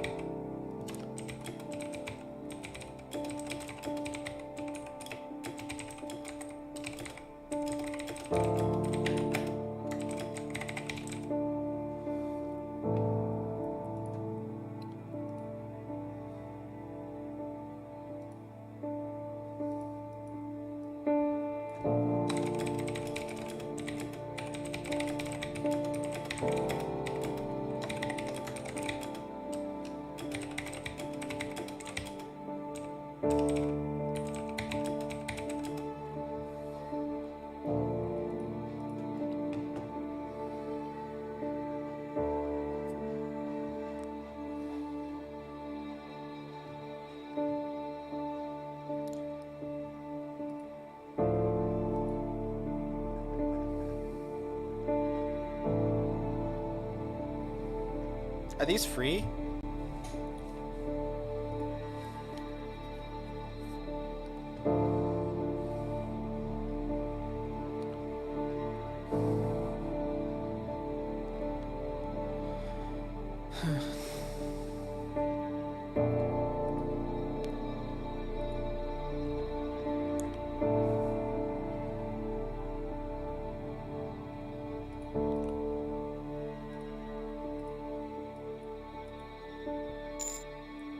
The second one, if just the engine's documentation.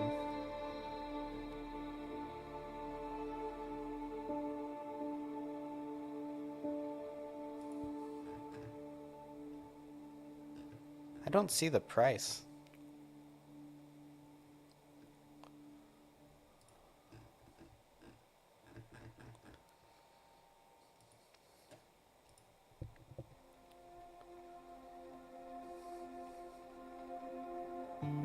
I would love to make some like really like simple games that I could just pop on the Google Play Store.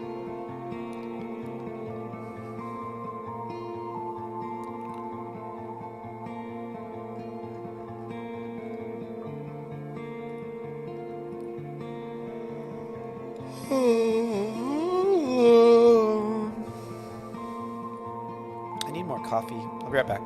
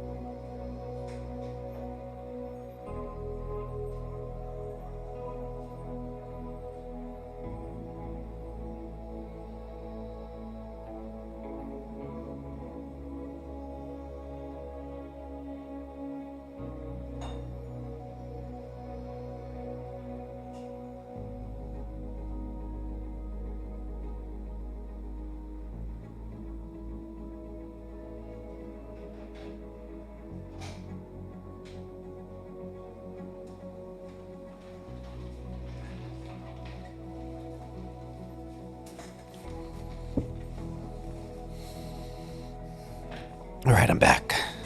I'm back. Okay. Sorry about that. Had to change some laundry and make some coffee. And do some pull-ups and push-ups. Wake my brain up. Okay, so I was messing around with the C50 course. I think it sucks. What doesn't suck? Zed Craze, if you want to ever have something to listen to in the background, this might be a good thing for you. The Harvard lectures on Intro to Computer Science. This one right here. And I would say very much listen to it like you can listen to it in the car or whatever. And that's like a good intro to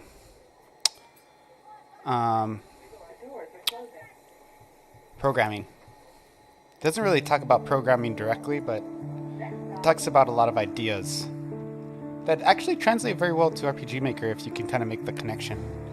Because RPG Maker event-based programming is, you know, it is programming. Like, you may not think you're a programmer. A lot of RPG Maker devs don't, but you are. If you're doing eventing and stuff, that's all a form of programming.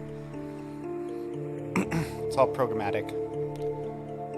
It's just the interface is different than It's less direct.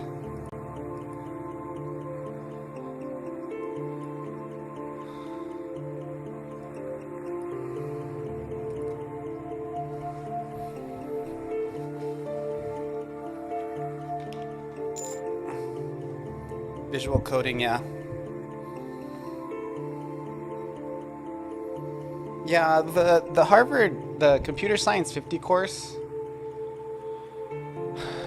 I mean, I listened to like the first one, but I realized pretty quickly that I'm kind of past it. But I think for somebody who wanted to just have something they can listen to passively in the background and help them create concepts, it might even be a little bit too beginner for you if you were to try it, but you could see it and maybe leave it on for a few hours in the background and see if you you dig it.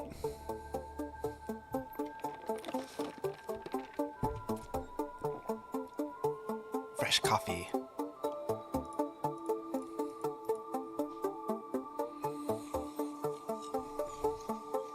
What I was kind of doing today was I was working on like blogs.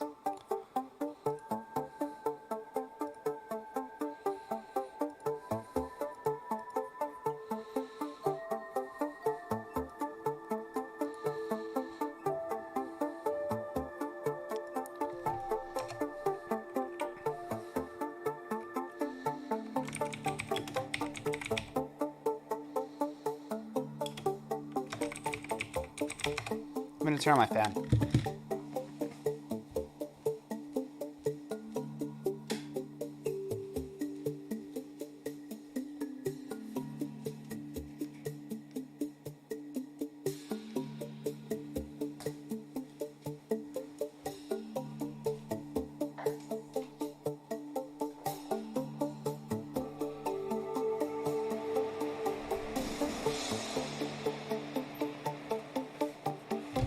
Is that loud? Can you hear that? Can you hear it? Is it annoying? If it's annoying, I'll turn it off.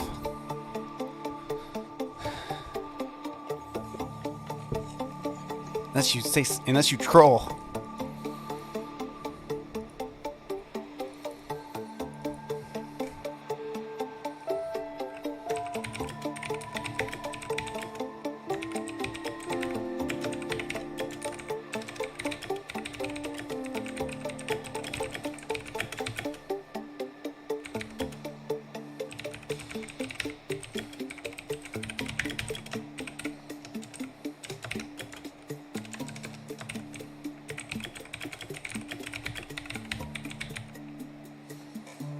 Do you guys think that Godot is something people might use for like non-game applications in the future, like more practical ones?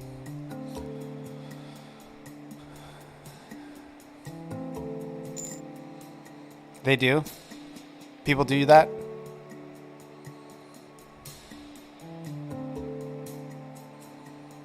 It already is? I don't know.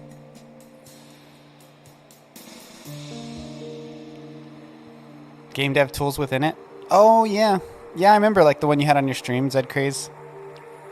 Have made game engines. So they make engines within an engine. Type of thing.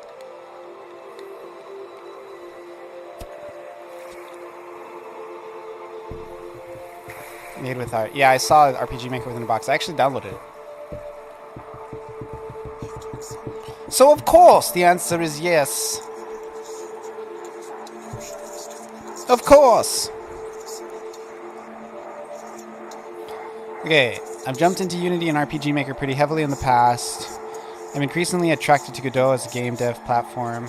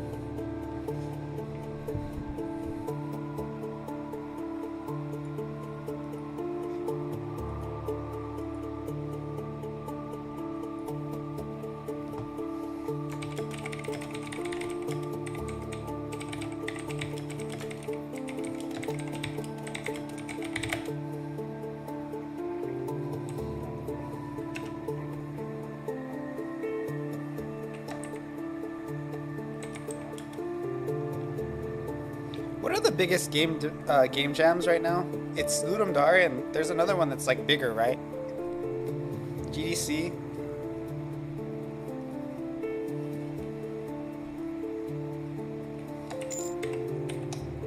GGJ. GG Global Game Jam. Have you ever done that one, Zed Craze?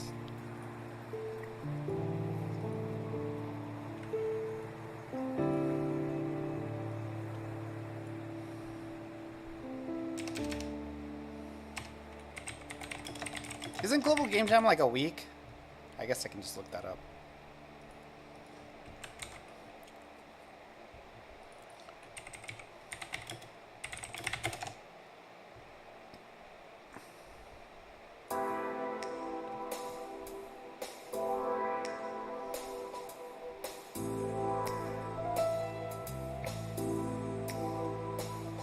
It says January 30th to February 23.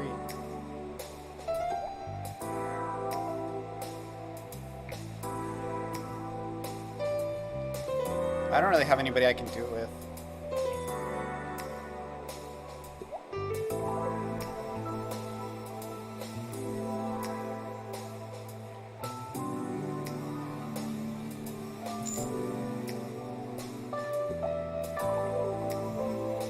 You can meet people here on Maui, you think?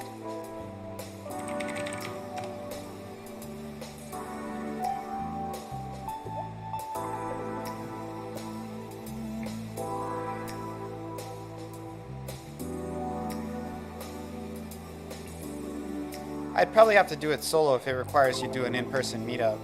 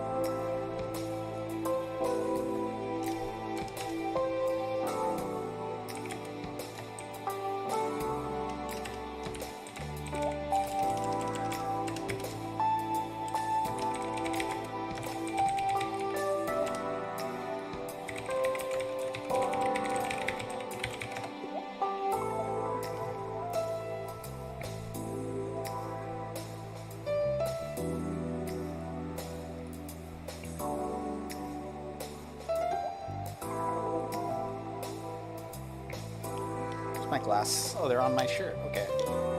This text is small, dude. 2D art, not 3D art, animation, audio, game design, game development, hardware marketing. I don't want to say music, programming management. I don't want to do QA. Story narrative, web design, definitely. Writing, yes. Gender, male.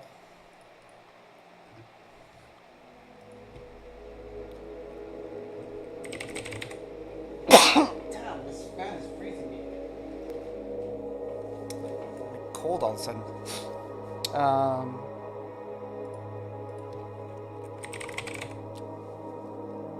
think my glasses make me have allergies because it's like something on my nose.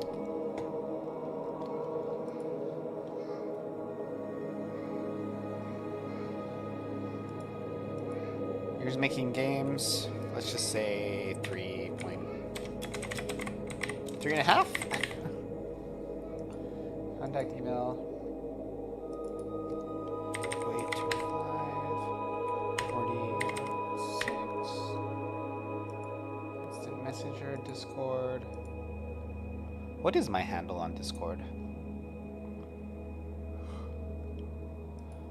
What is my handle on the Discord?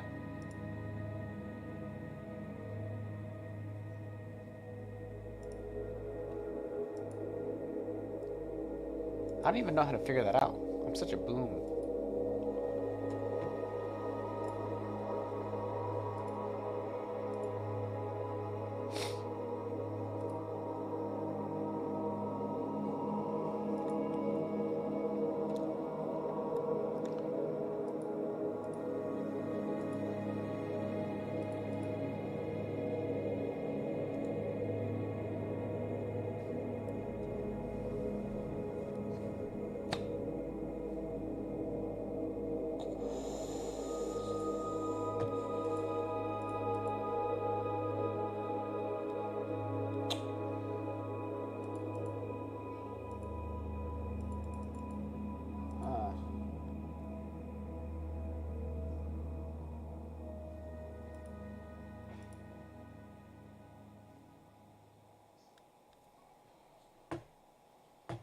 Do you guys know how to get your Discord name?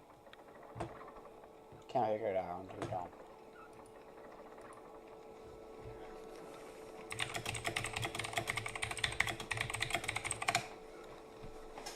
Two ding dong. Discord settings advanced.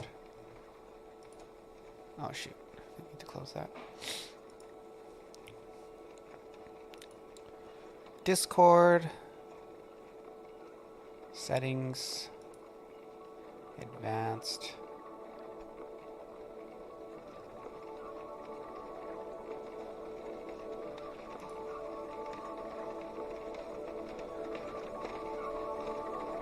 Make sure developer mode is on. Exit your settings and type a message to any channel on your server.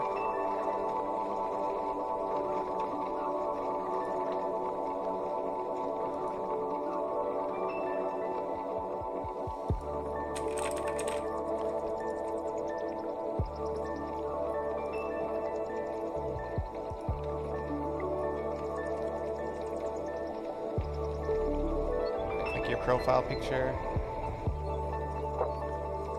Click copy ID. There we go. Okay, that's it.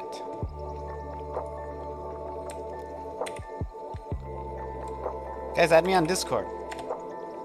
There's my ID.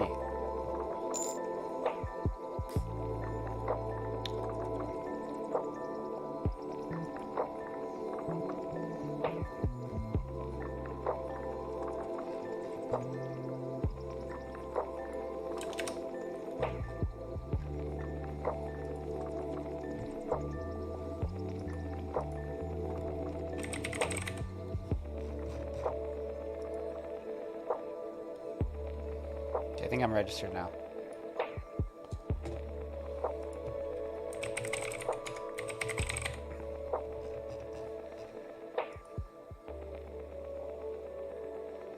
Alrighty.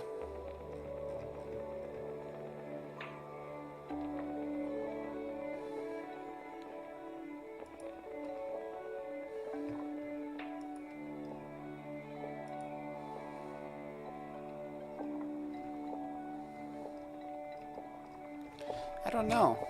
I don't know how to do this.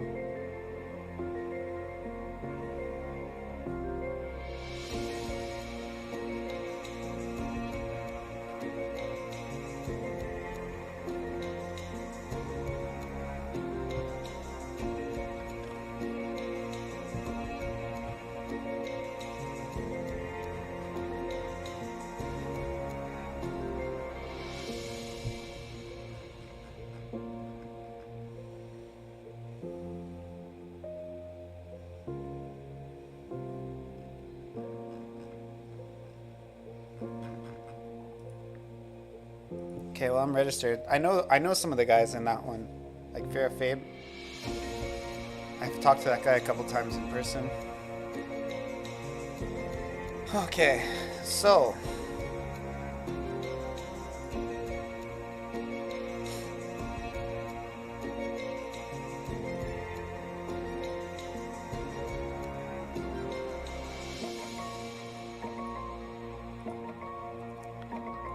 okay. At the time of writing this, I'm at the end of the year 2022. These last few years have been quite a journey.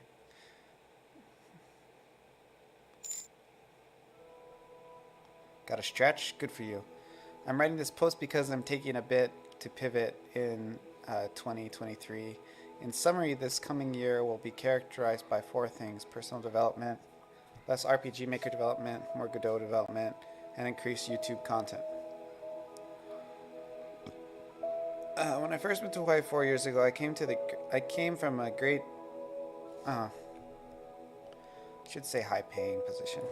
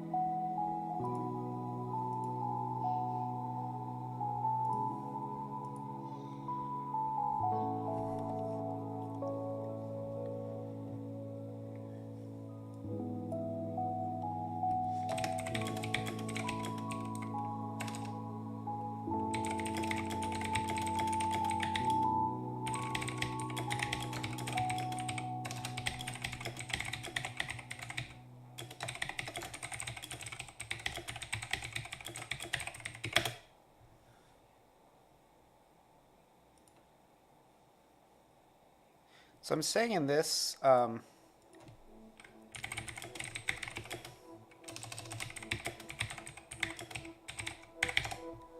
that the popularity of RPG Maker searches is going down.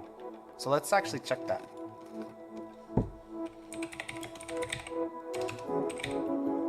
Google Trends. Yeah, look at this.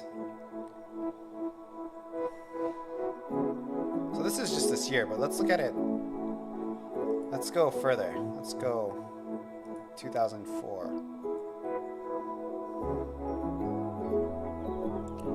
Holy crap. This is crazy, dude.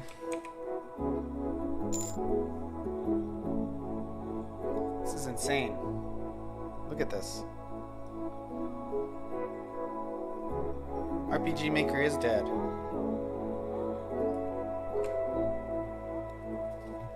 I'll post this in Discord.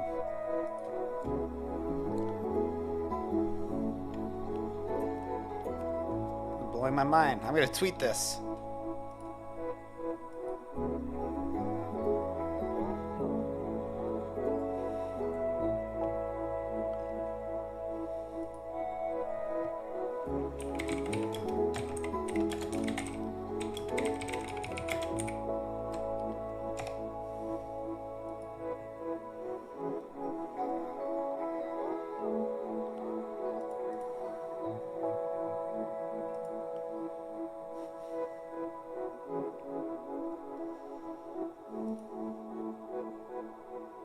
Tanked, yeah.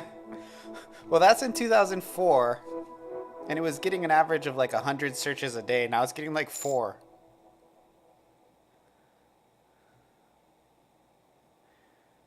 Yeah, it has to do with competition, but I think if you consider the game development, the growth in the market, and the interest, here, we can compare it. Let's do that.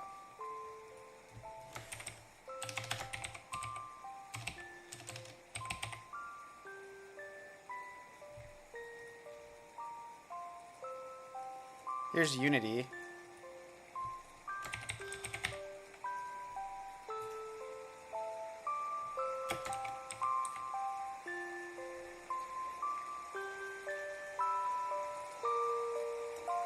Here's Unreal. I don't know if that one's fair.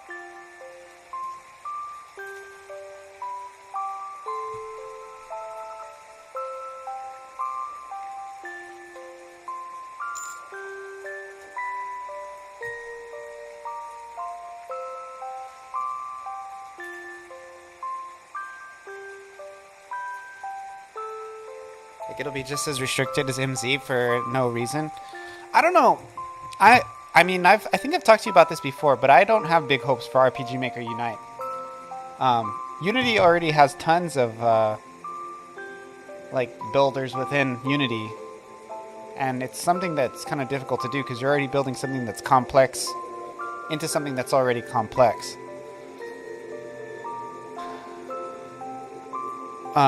Like the Final Fantasy remix, for example,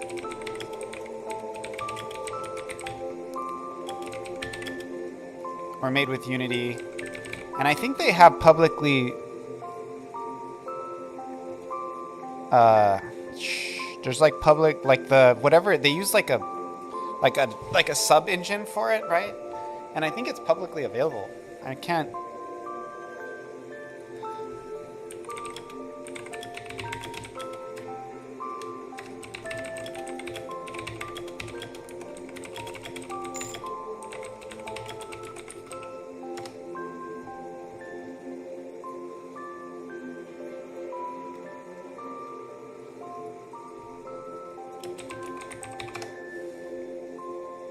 I should say Pixel Remasters.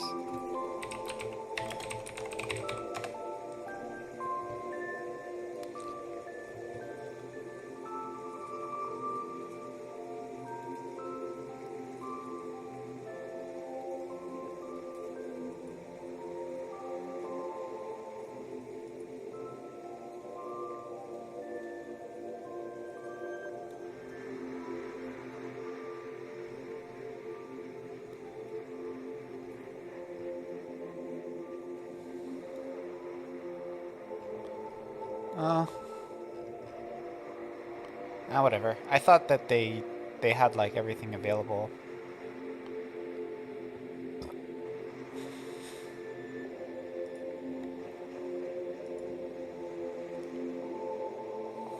Yeah, MZ's almost MV's invisible.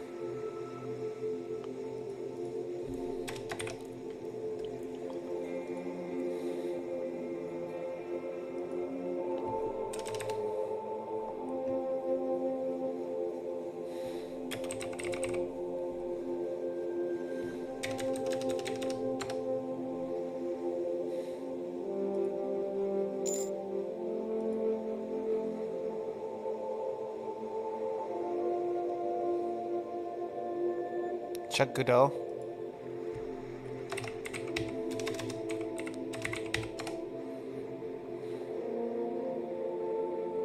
Godot's still pretty small time. That's interesting because I wonder, well, this is just in the United States. Watch. If we switch it, dude, to international, it's gonna change. Oh, maybe not.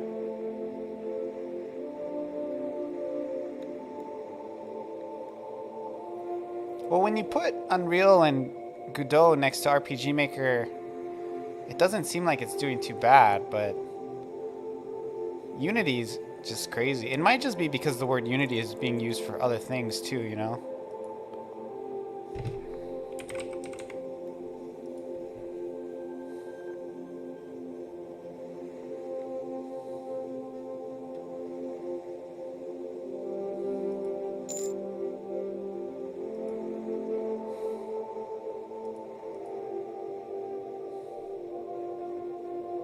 Because Unity is a pretty common word that could be used across multiple. Or words like RPG Maker and Unreal Engine. You know, let's try just Unreal. Yeah, so you get a much more significant Unreal. Unreal is not as popular as Unity, though. I don't believe it is. Based on this information, it's certainly not. Let's add another one in here.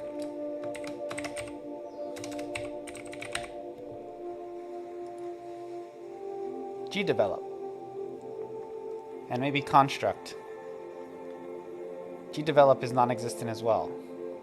Let's switch that out with construct.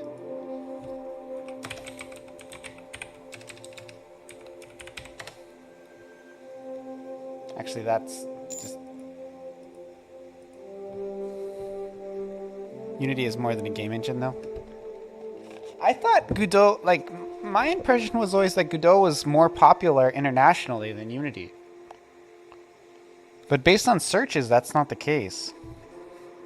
Like, specifically in China, I was always under the impression that Godot was, like, more popular than Unity in China.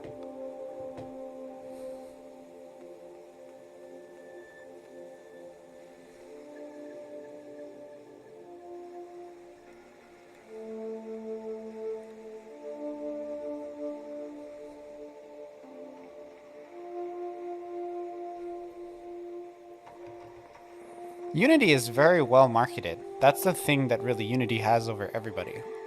Not just the performance of the platform, because I think it's comparable to pretty much any other engine. But it's just the way they get in like schools and they do conventions and stuff, they're everywhere. Like, I teach, right, part-time, and Unity is up my butt all the time trying to sell me shit.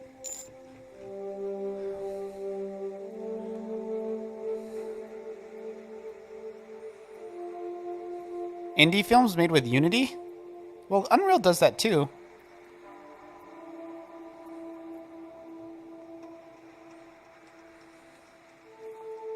Godot is not, yeah. So I think that's an important thing to point out, right? Like Godot doesn't have as much content out there because it doesn't pay to generate content, right? So obviously you're going to have more searches for something that has more content, right? Like, there's a Unity store, for example, and when I search for the Unity store, I just type in Unity Engine, and then I get a search related. So Google will record that as like I search for Unity, and getting a lot of the assets for Unity, you do it like through the web, you know. So, and tutorials and all that. I don't know. It's just interesting.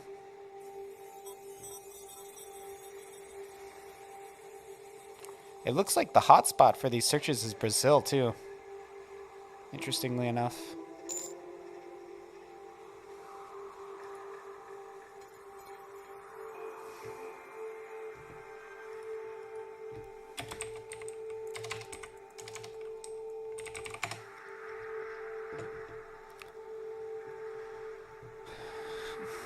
Yeah, pretty much all the Disney Plus shows are made with the Unreal Engine.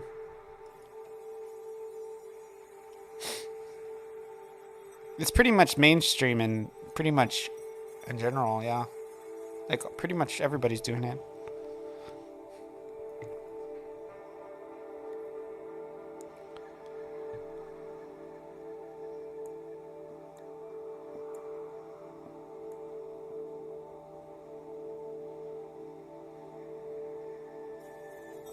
Wow, dude, RPG Maker is really popping off in 2004, wasn't it?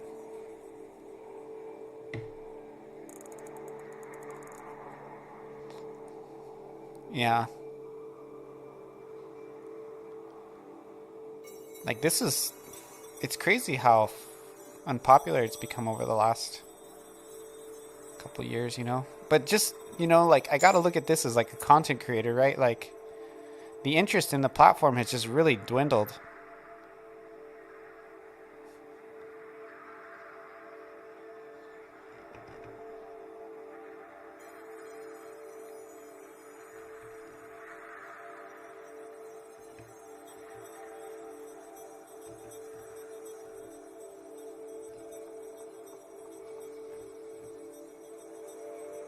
'24 was probably the last time they innovated. Yeah, really.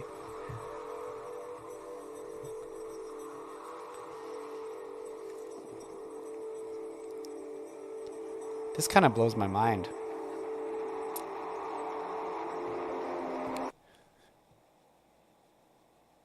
Larger and more focused. Yeah. 2K3 is pretty awesome. Like, I still see a lot of games on there that are like really great. That's kind of like why MZ sucks. Like, if I was going to make a video right now on MV versus MZ, I would say that MV is better. And it would be 100% because there's better open source resources for it. There's better plugins. And that's really the reason why it's better. Like, to create my game in MZ would have been a nightmare. It was already a nightmare, but to have to recreate all those plugins or buy, or either that or buy like the Vizustela ones, it's just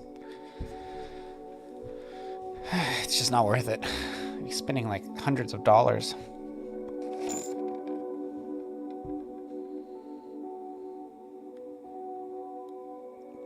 Yeah, that's why I didn't swap to MZ either, is I didn't want to have to rebuild all my plugins.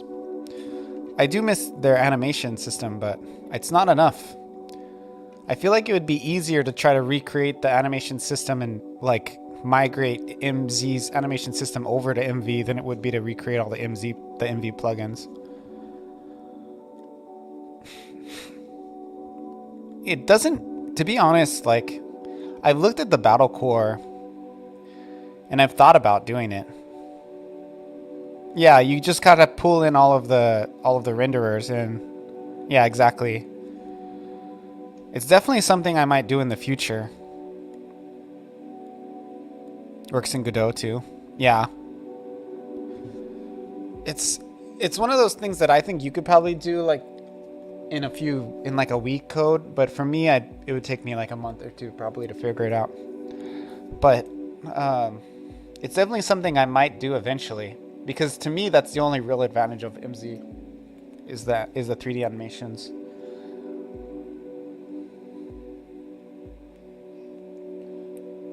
But I mean, to me, like with Familia, it may be something I may finish Familia in like 10 plus years, right? Like, it's okay if that's the case. I have something out now that people can play, and if interest of it organically increases over time, as I develop other stuff, right? And I will fix bugs if people submit them and all that. But I'm going to leave it as it is right now. And if over time, you know, people organically find it and, you know, through content I'm creating or other stuff I'm doing, I'm down and I would be happy to come back. And I feel like, again, the thing I really love about RPG Maker over like Unity is that I can leave this project sitting and it'll be a minimal amount to just like jump back into it like 5-6 years later if I want to, you know? That is by far the most attractive thing about RPG Maker. If I was to do that with Unity, it'd be like a mess. It would all be unsupported in 5 years. And that's why like people are still using 2K3, you know? It's the same kind of thing.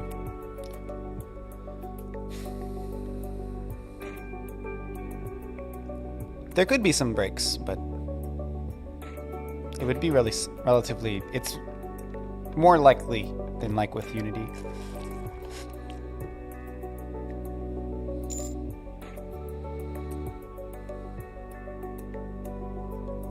I think that the same will be true with Godot as well because it's open source.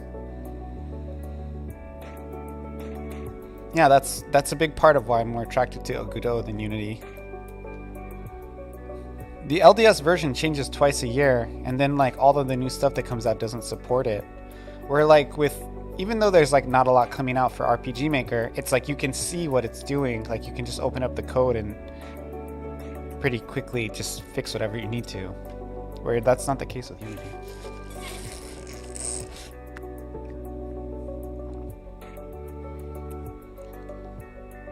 Yeah, and then there's also like ethical stuff, right, in the news with Unity as well. Open source is just the way of the future, man. Everything eventually evolves into becoming an open source platform. We're gonna see that with all of the Photoshop programs and all the video, like DaVinci Resolve, for example. It's an open source platform. And even it's just a matter of time before the open source community can, the commercialized version can't keep up with the open source. Godot tutorial soon. Yeah.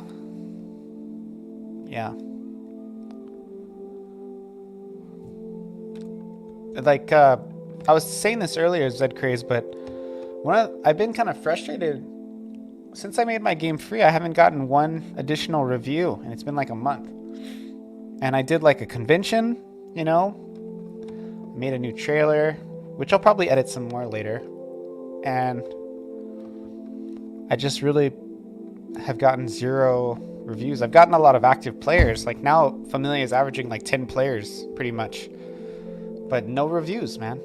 And I have 100% positive reviews. I wouldn't even remind a negative review if it was an actual review. I had a negative review and I had Steam remove it. I just told them it was fake. It was somebody who's just like mad at me. You know? I wouldn't mind a real review like that was negative. I don't want a fake negative review. But a real negative review would be fine. I'd be okay with that.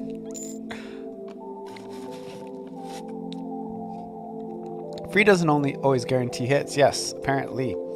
I would even say that to a certain extent, free will decrease your hits. I don't know, well, at least from well, I'm having more people play it now than I've ever had. Like right now, Familia is getting more players than it ever has. And averaging a 10-player active, like an active 10 player is actually a freaking lot. Like, that's a lot. So, before that, it was like 1 or 2. For a game with only like 6 hours of like main story content, that's a lot. So that's no, so as far as like the playing of the game, the freeness does increase the amount of people who are playing.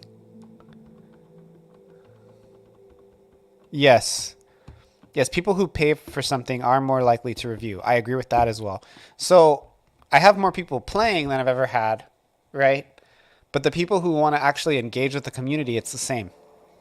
If anything, it's less. There's something about buying something that makes you more invested in it. It's like when you have like a lady that you're in love with, right? When you start doing nice things for her, you start caring about her more. Promote reviewing within the game. That's against Steam's terms of service. I can do it in the Google Play Store. I did add...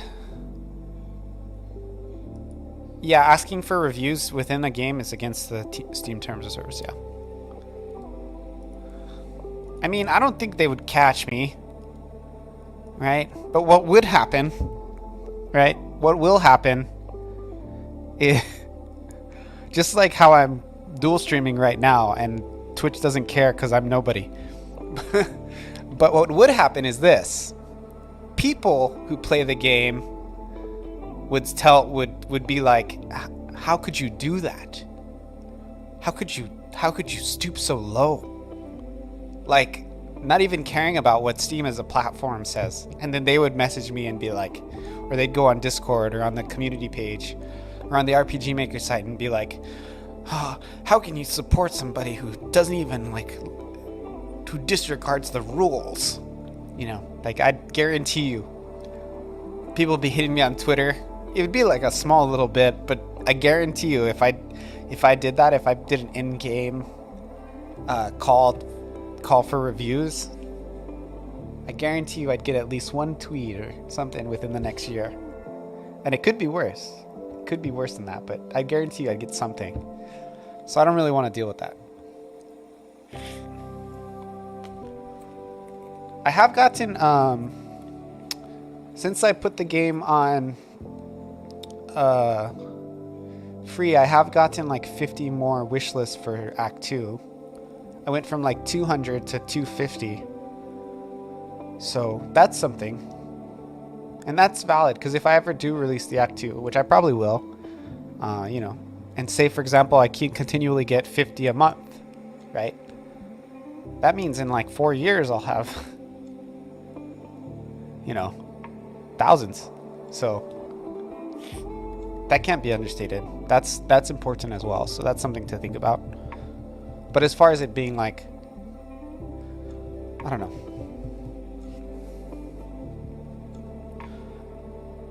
This is a crazy graph.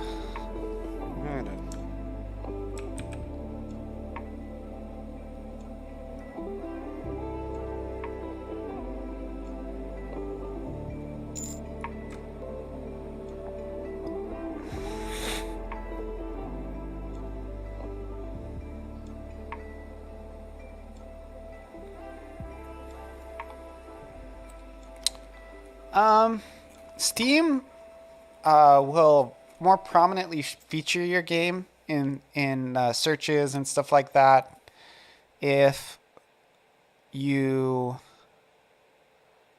have better reviews. So they also might not, because it's not a game that makes them any money, right? So it might be the case where Steam more prominently shows people your game if they make money off of it. Because now that it's free, they don't make like that $1.50 off of every sale that they used to.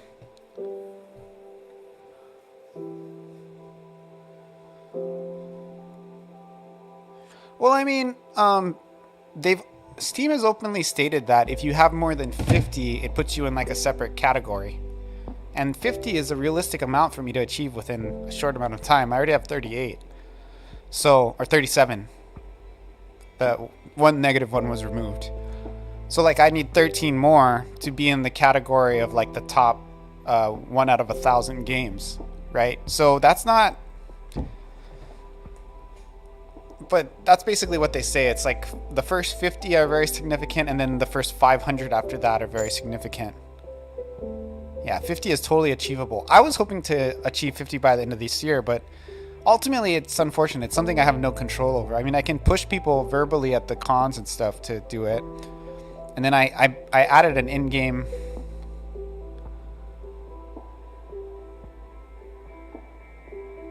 Yeah. Part of the reason I have so many, I would say about half of my reviews are from people who, half of my reviews are mostly people who want to support like my content, like my YouTube and my Twitch stuff and Instagram. I don't actually have a big following, but I have a lot of really close. It's almost more like they're like my friends, you know, at this point. They're almost like not viewers. They're like my Twitch friends. Guys like you and Code, you know. So it's almost like a more intense, like a more higher level of commitment than the viewer-streamer relationship. And those are the people who probably create about half of my reviews. So it's not really the game, just being honest, that produces my reviews. It's not like the game's quality. that produces like half of them. Half of them are people who just found the game randomly through like, you know, someone else's content or something. And it's not, that's good that I'm bringing in my own viewers. Like that's the whole point. Like that's marketing, right? I'm bringing in my own people to play it.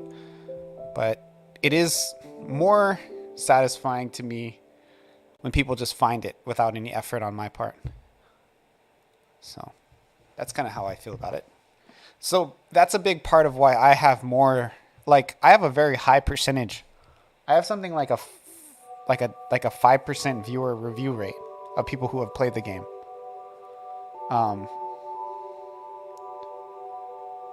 Like I have a total like 7,500 registered users, but as far as people who installed, it's like something like 300 or 400. So if I have like 37, that's like 10%. That's more than 10% of the people who've installed the game have reviewed. So it's like, that's a very high percentage.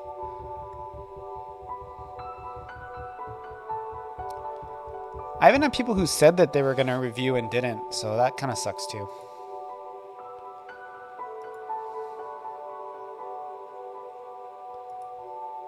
I'm almost at 400 followers on YouTube, which is pretty cool. This has been hard earned, man. Look at all my recent RPG Maker videos, though. Like 200, 300 views. It's like crap. It's like I gotta make videos about something else.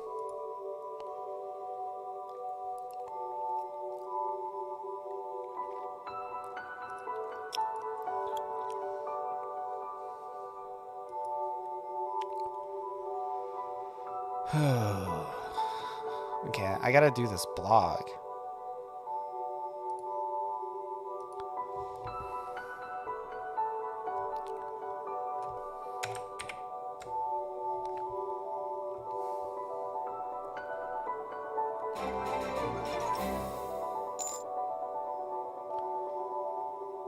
What the heck? What's happening?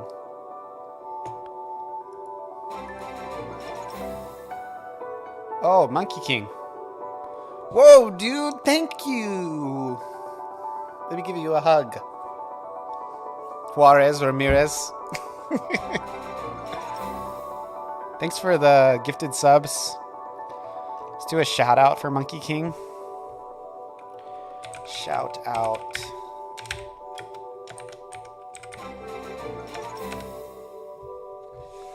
Yeah, thanks for helping code Mora.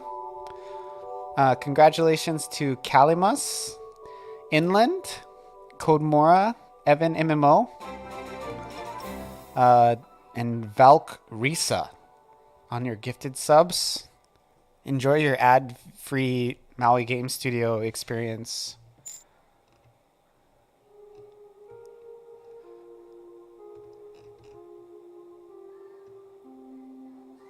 If you want to follow Monkey King, he was just in here like a minute ago. We were talking about stuff. And he's a good guy. He's Hispanic.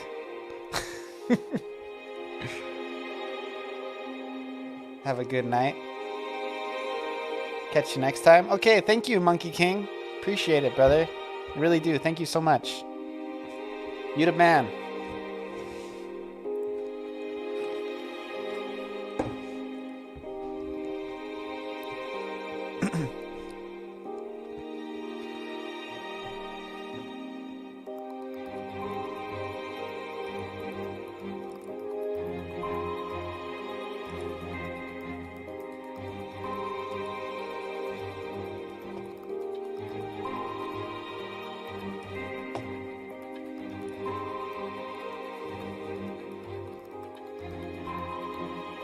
Just learning more Python and learning how to Godot for works.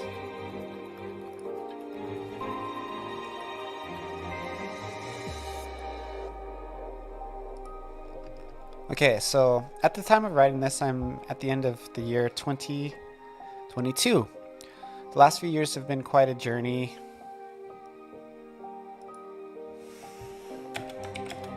I started game dev in 2019.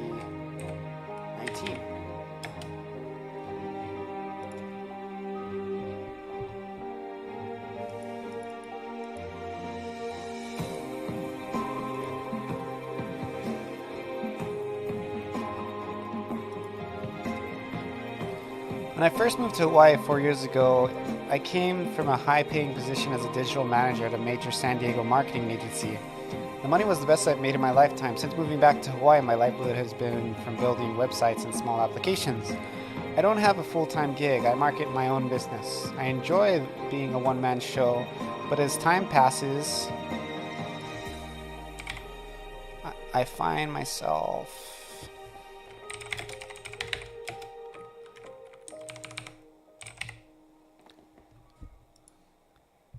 in the code more. I'll always be the type of person with a side hustle and a potential full-time hustle.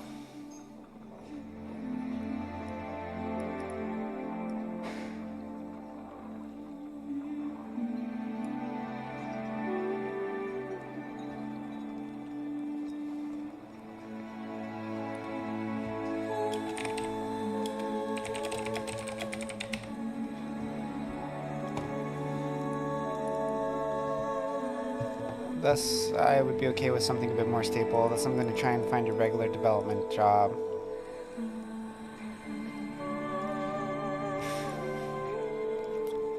I still love RPG Maker and will continue to be to make RPG Maker content. The unfortunate reality is that RPG Maker content is getting fewer and fewer views as time goes on.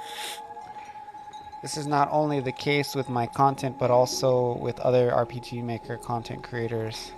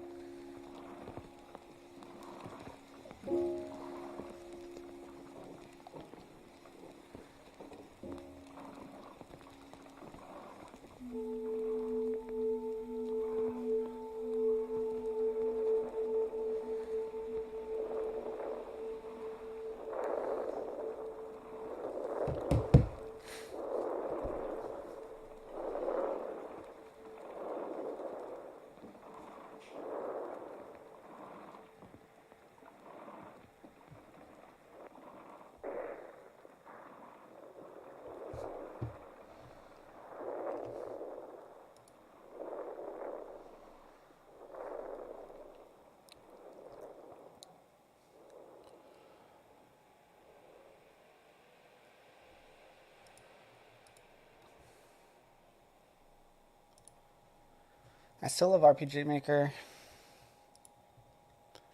and will continue to make RPG, but unfortunately the reality is that RPG Maker content is getting fewer and fewer views as time goes on. This is not only the case with my content, but also with other popular RPG Maker content creators. If one were to check Google's interest in the topic, it would be at an all-time low.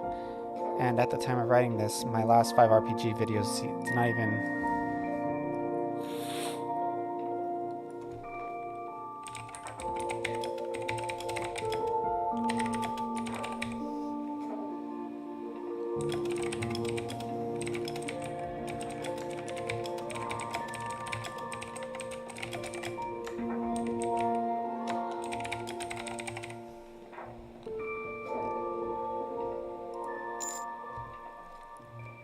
got a alert, can't sit anymore. No worries. Thanks. It was fun talking to you, Code. See you whenever I see you.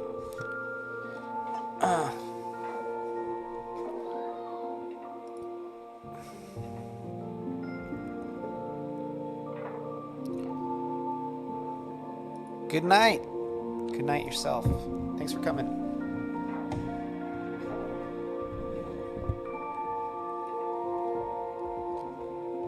Jumped into Unity and RPG Maker pretty heavily in the past.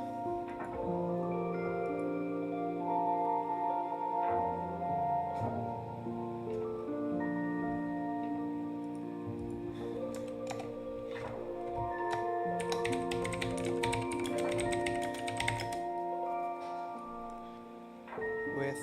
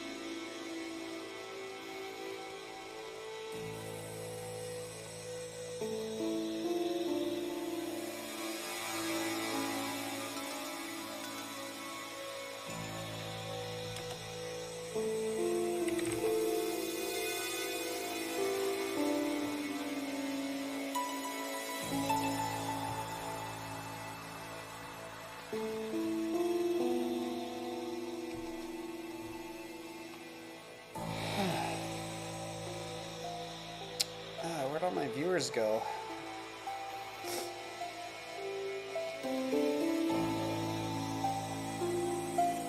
Gmail.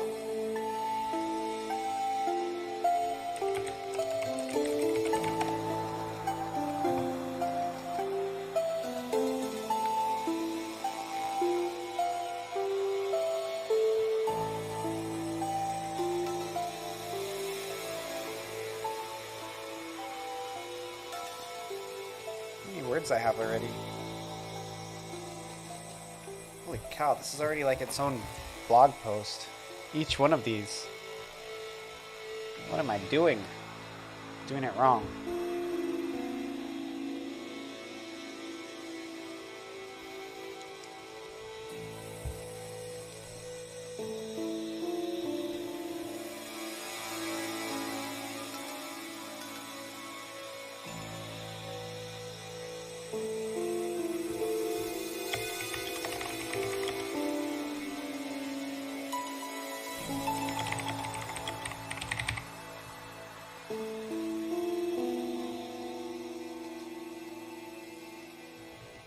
Be right back. I'm gonna use the restroom.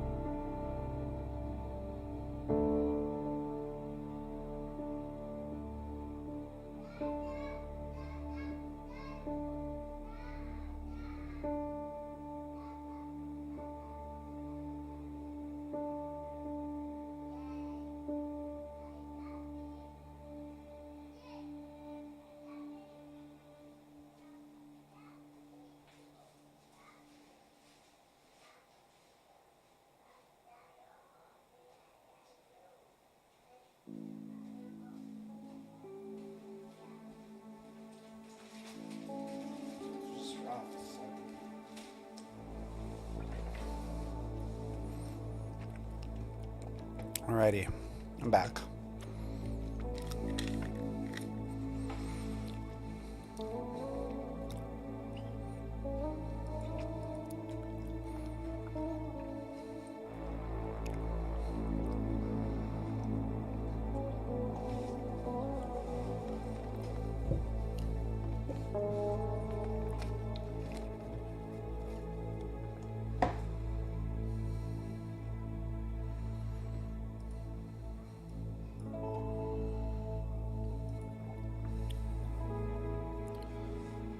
Okay.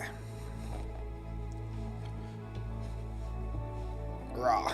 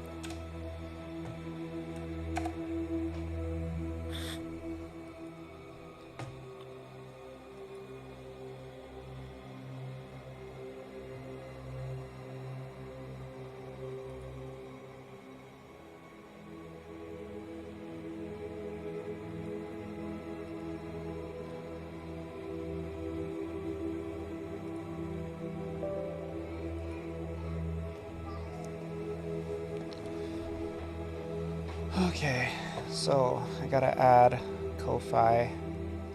I did that. And we are...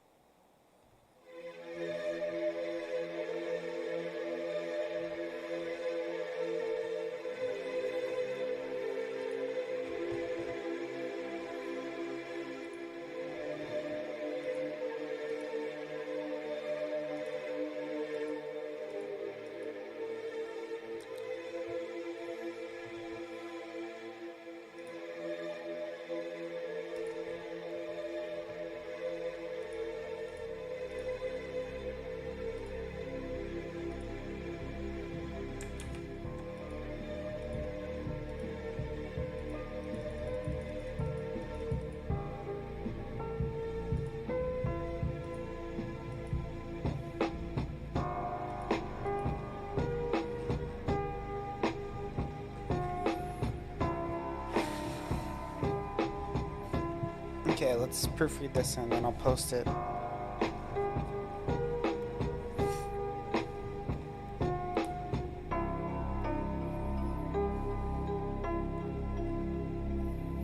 the time of writing this, I'm at the end of the year 2022. These last few years have been. I'm going to change that. I don't have to say at the time of writing this, it's like implied. It's the end of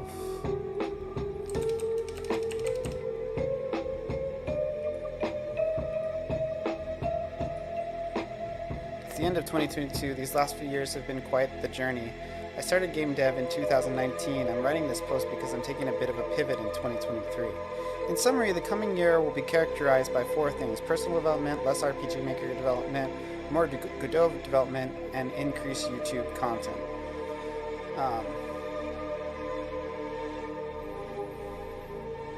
Personal development. When I first moved to Hawaii 4 years ago, I came from a high-paying position as a digital manager at a major San Diego marketing agency.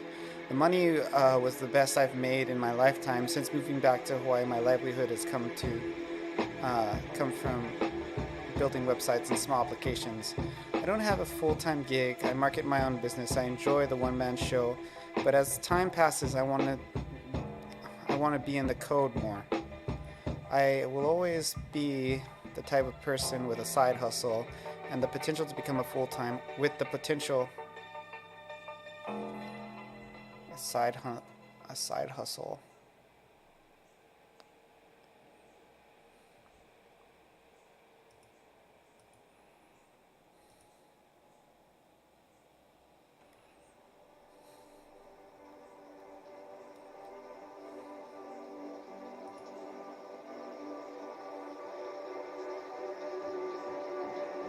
Side.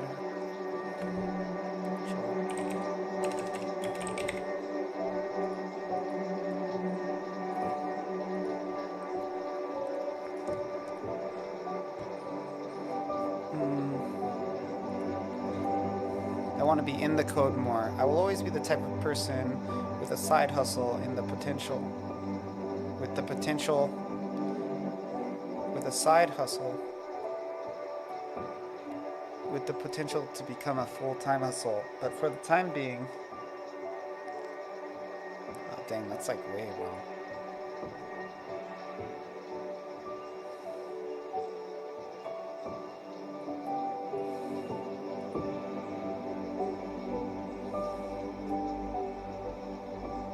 This is too long.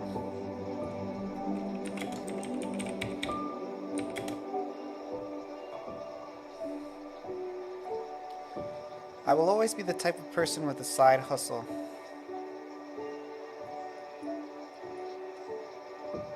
Will always have a side hustle with the potential to become a full-time hustle.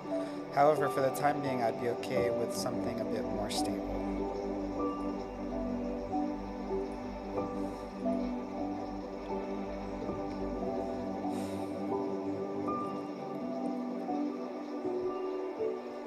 Thus, I'm going to try and find a regular development job.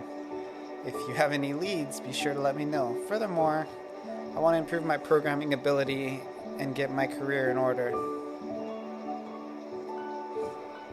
I already said I wanted to get my career in order.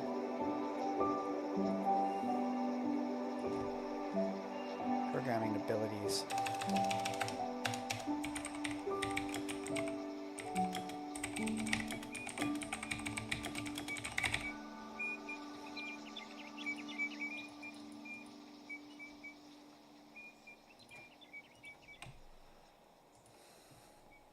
Furthermore, I want to improve my programming skills while getting my career in order. I've spent plenty of time this last year improving my JavaScript skills. In 23, I'm going to learn Python.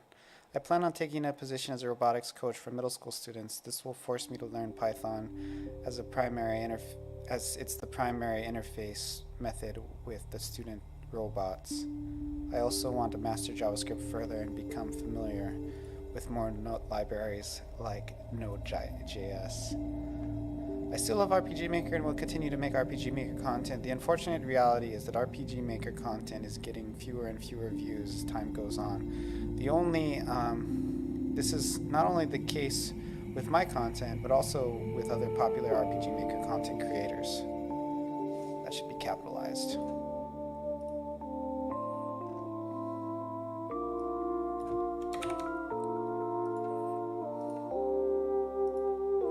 RPG Maker content creators. If one were to check Google's interest in the topic, it would be at an all-time low. At the point of writing this, my last 5 RPG videos received less than 500 views, which is the lowest I've seen since starting my YouTube channel. It's also worth stating that my first game, Familia, is an RPG Maker game. In my Familia development, in Familia's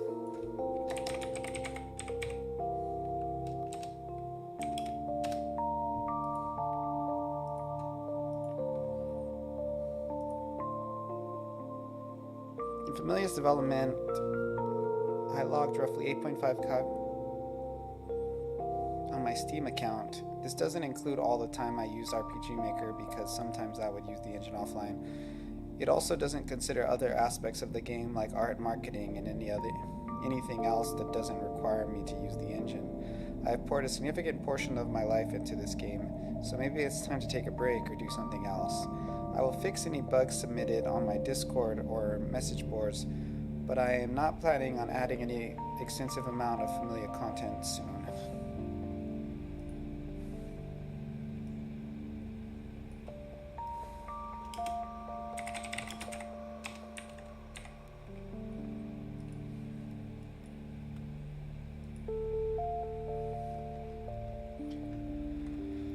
More Godot development. I've jumped into Unity and RPG Maker pretty heavily in the past, and I'm increasingly attracted to Godot as a game dev platform and maybe as a general software dev platform. This year will be the year I finally made something with Godot. I will probably participate in Ludum Dare and maybe a Global Game Jam. I'm not saying.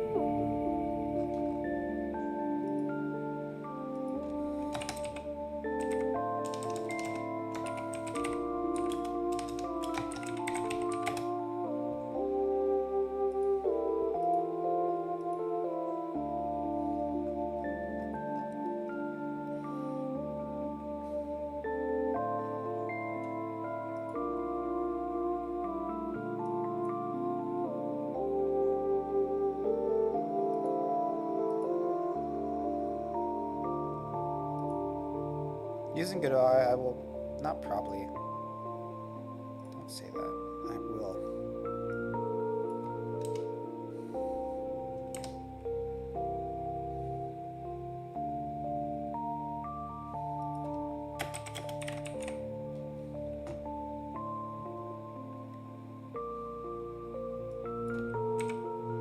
Open source nature of the platform.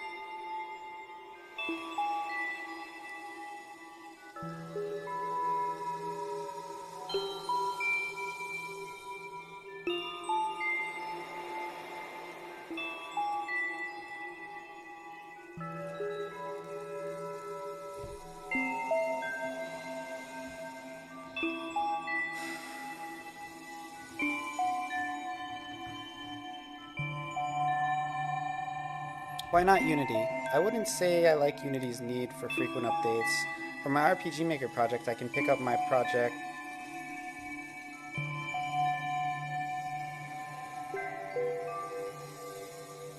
I can pick it.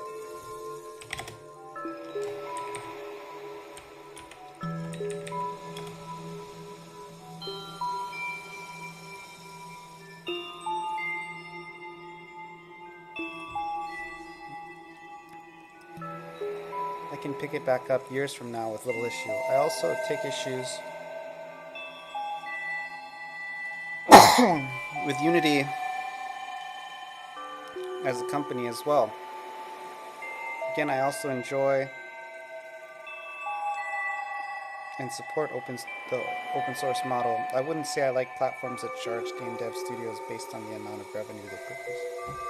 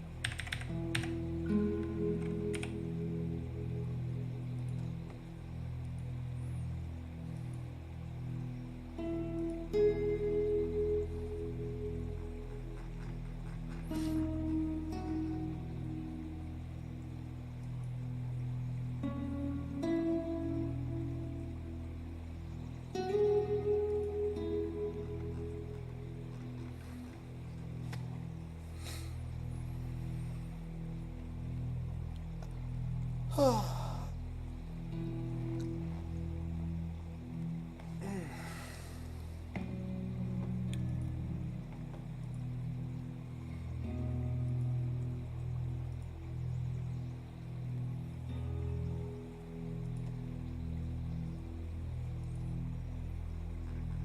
I posted a new blog.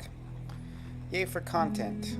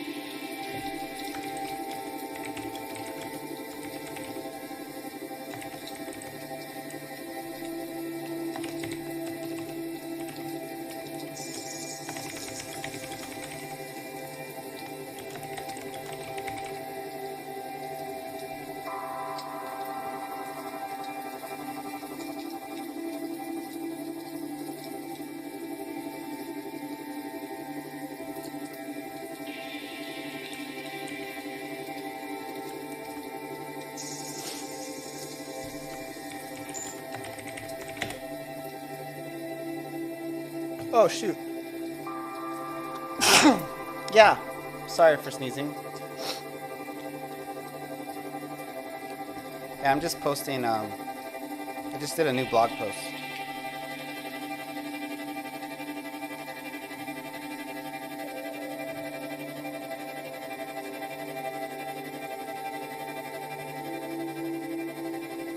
See?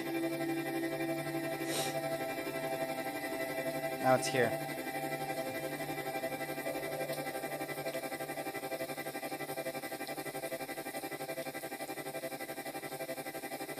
Thanks for letting me know.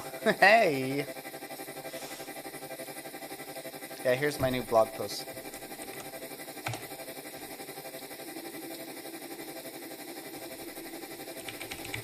I just wrote it.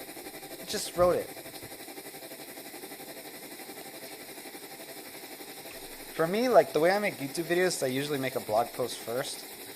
And then I kind of, like, use that to kind of distill the whatever I'm going to say in the video. Unless it's like a tutorial. Then sometimes I'll just go straight to making the video because I'll just do screen capture and just go for it. But if it's more like conceptual, I'll do it a lot of times as a blog post first. This is, I don't know, this is a little bit all over the place blog post, but it's more just about what I'm planning on doing in 2023. I think people who follow me will find it interesting. So.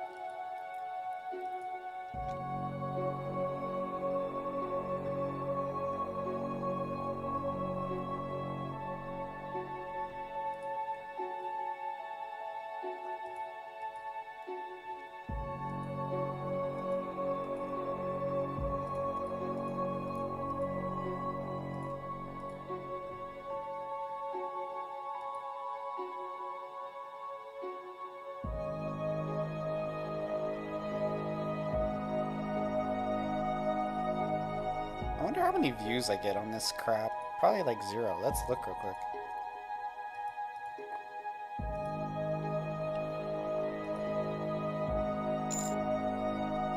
I'll check the blog out. Yeah. Yeah, it's just kind of like, I'm going to do one of those YouTube videos, you know how YouTubers do, where they talk about what they're planning on doing for the next year or so? I'm going to do one of those. And this is like a precursor to that.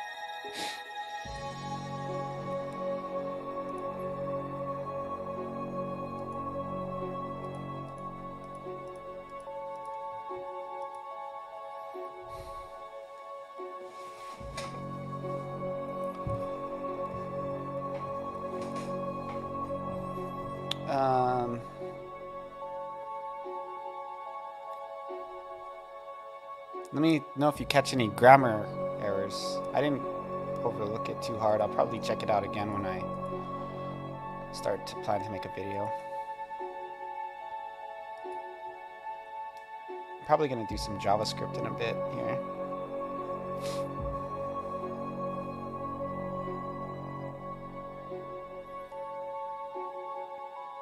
I didn't actually talk about Twitch. I should probably mention Twitch.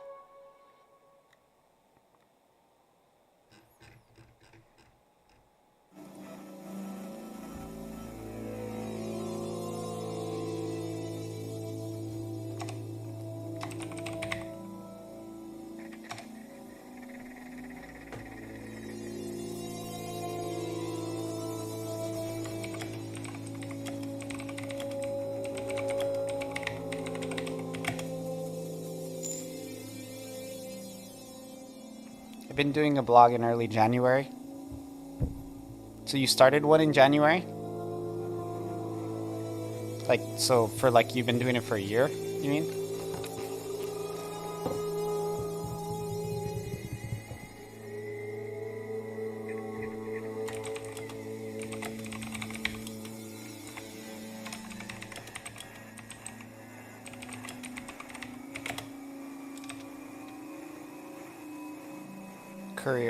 Quarterly update on Career Tell. Oh, cool. Link those. I want to look at that.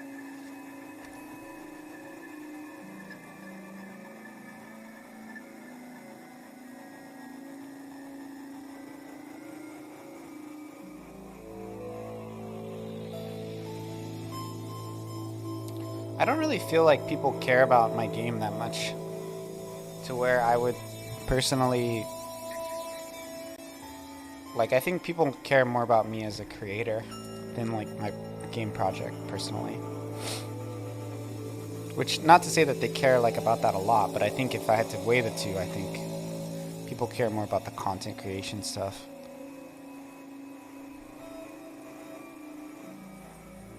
I'm not really sure if that's true though, but that's what I believe.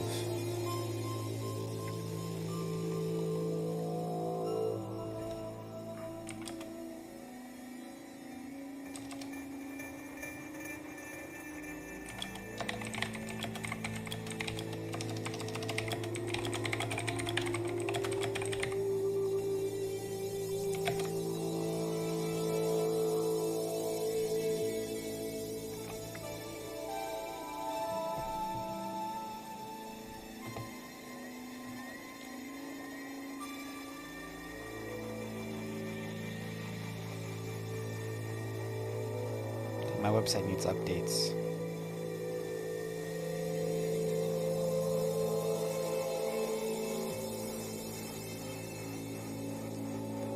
I really shouldn't update right after I do a blog. I should wait a few days, because that way I can always reverse it if I need to. Yeah, I'll wait so that my blog like saves.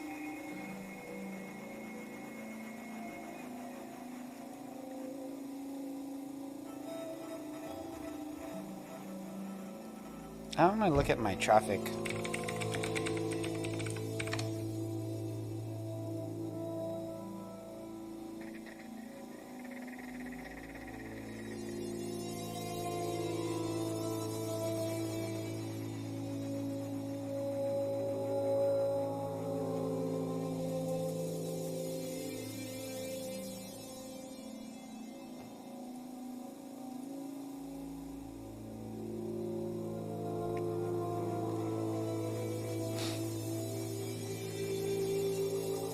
We got some users.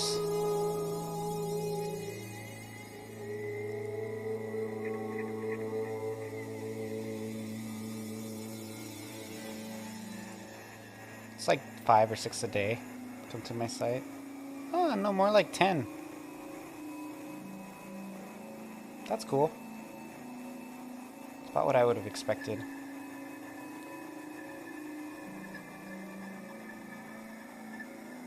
A lot of them come probably through YouTube.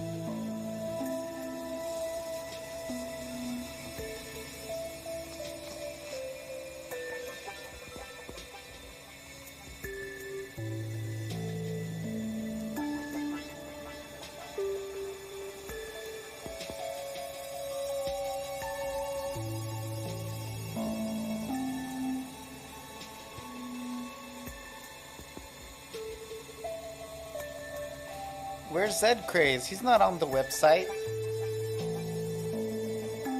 Where's Zed Craze? I don't see him. Got somebody from Nanakuli, Rio de Janeiro, and Portland.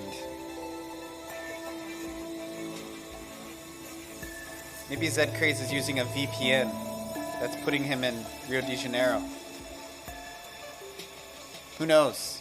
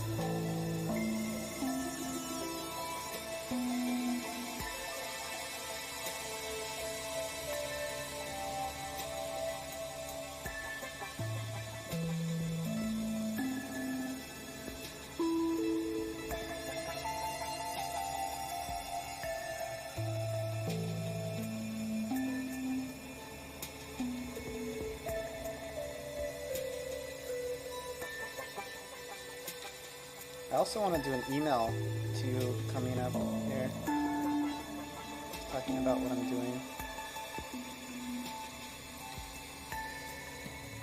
Oh, yeah, I should start working on that. Oh.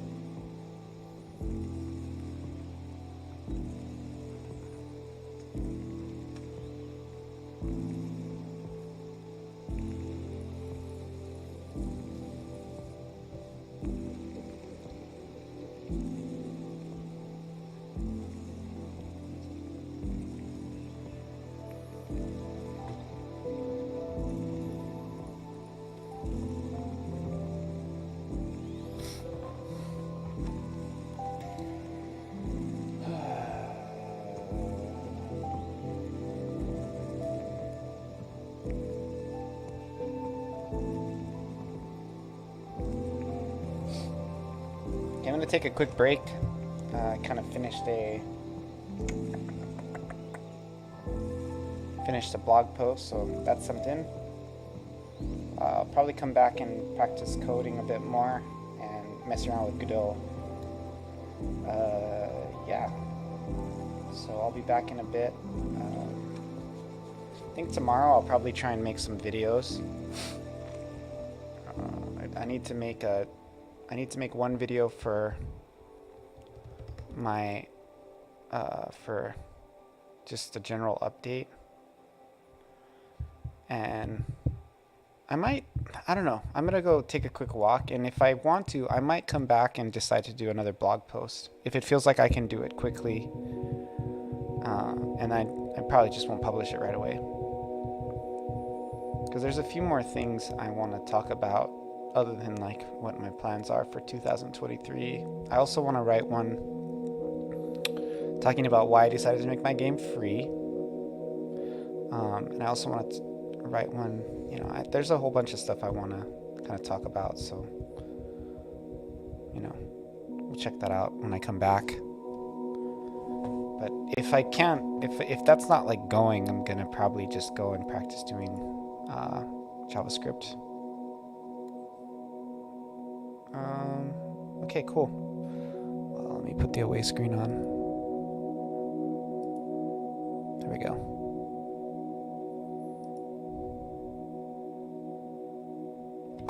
See you in a bit.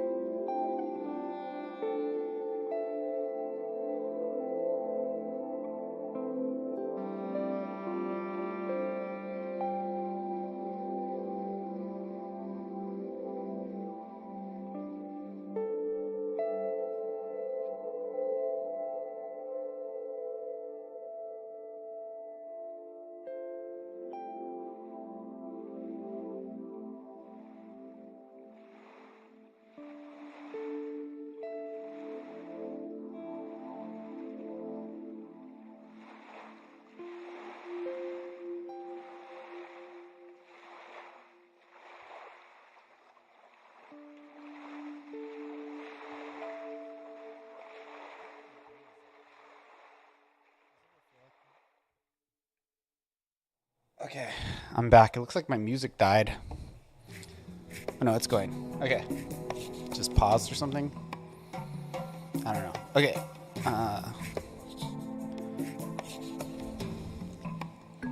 So I think I'm going to try and start another blog post.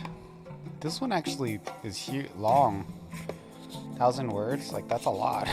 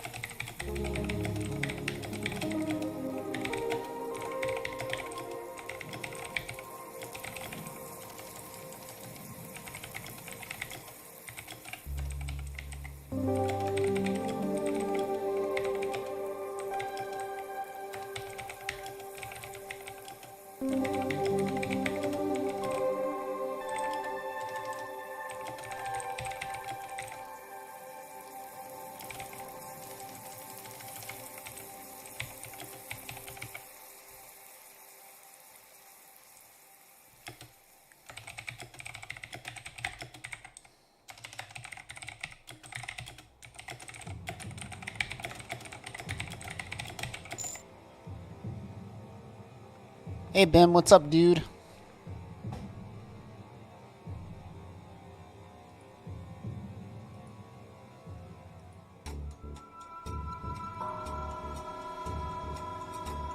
Some more RPG Maker grinding. I'm just working on some blog posts, some content. Haven't been really creating a lot of content recently, so for me, I usually put stuff on. I like make blogs, and then it's a way for me to kind of refine the thoughts, and then I can later make videos with them. And I haven't really been making any videos, and I want to make more, so.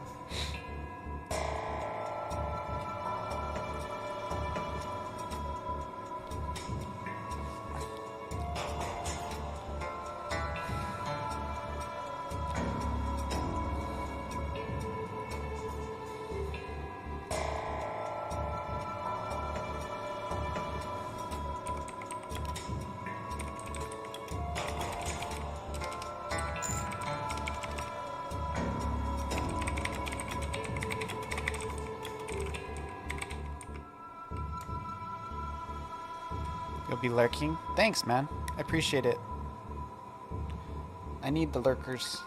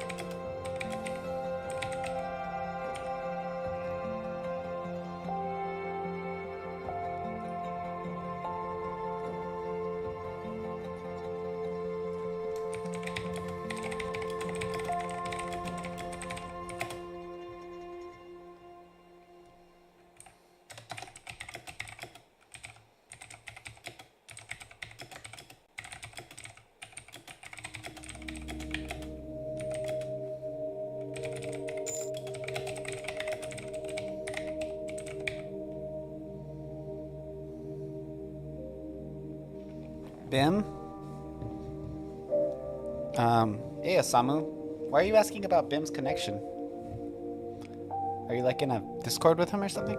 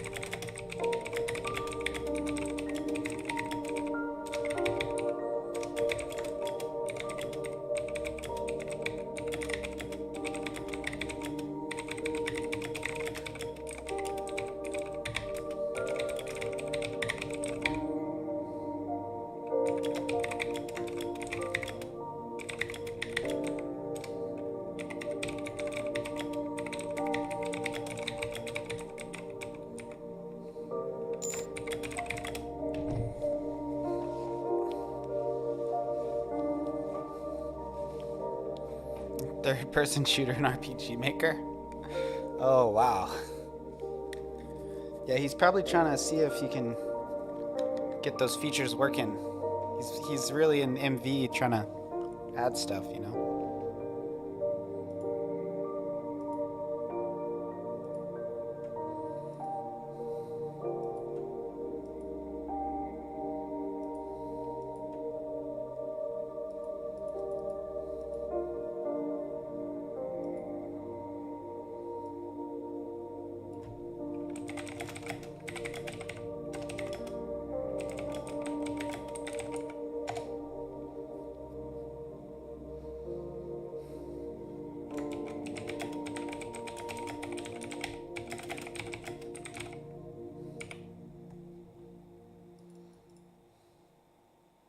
Easier to promote a free game.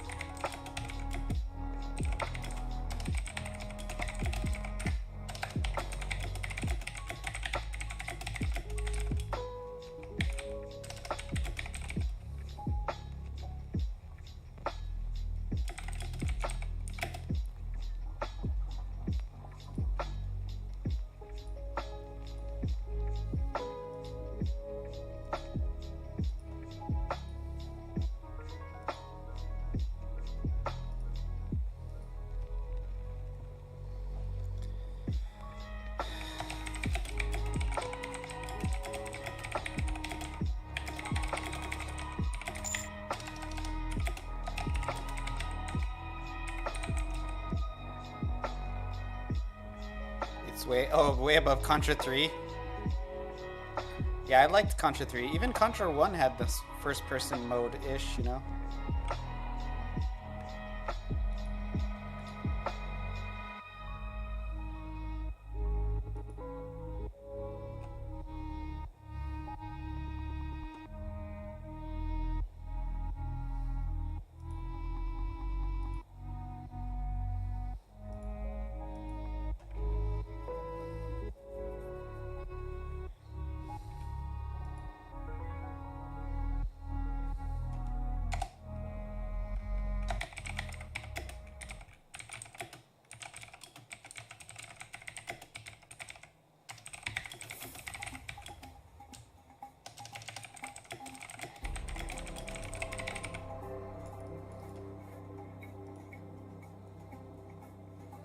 Super Smash TV. You're saying it's better than Contra 3. Oh, I think I remember that game.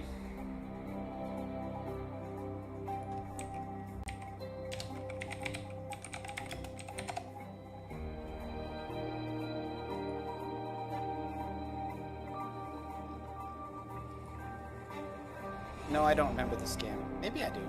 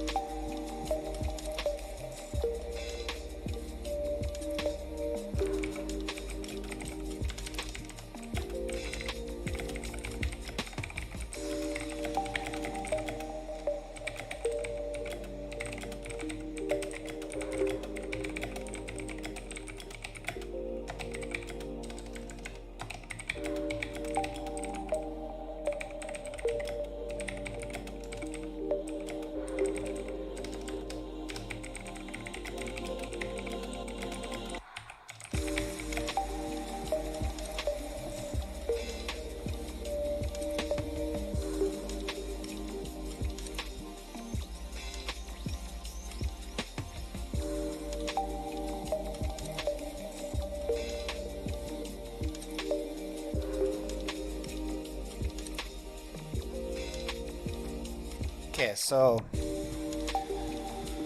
basically I'm saying it's good to have a game free because more people will try a free game. It's easier to promote a free game, and I also said a free game may actually produce more revenue than a paid game.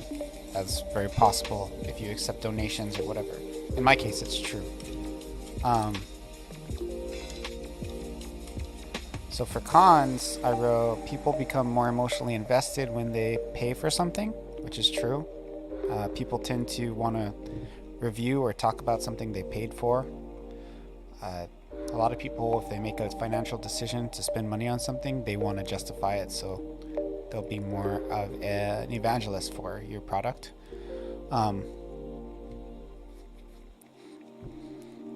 Also, like whatever platform you're on, in my case Steam, it has an incentive to help you sell the game because they make money off of it when you sell the game.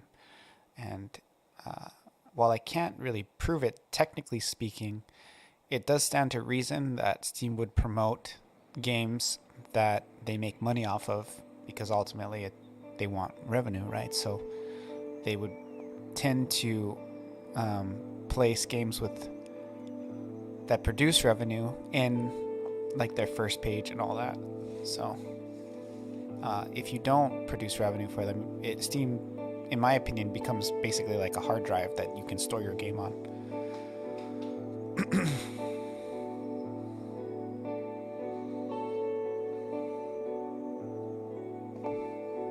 I do plan on adding my game to itch as well, and allowing people to download it there.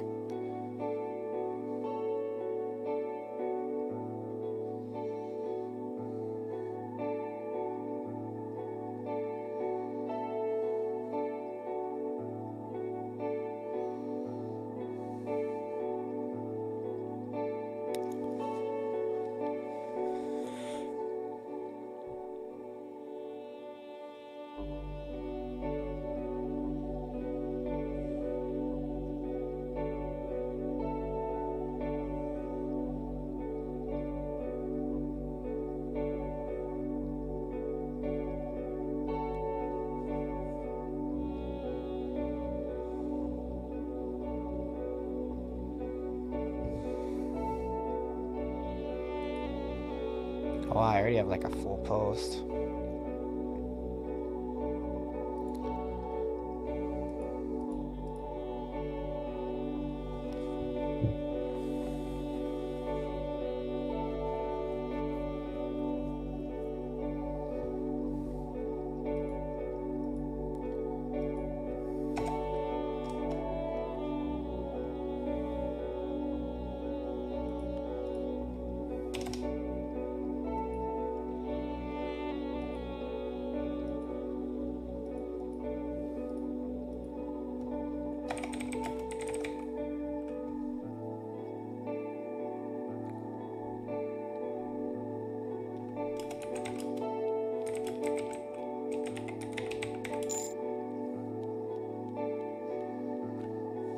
No demo, just gonna go straight to it. Have you thought about how much you're gonna charge for it, Osamu? Oh.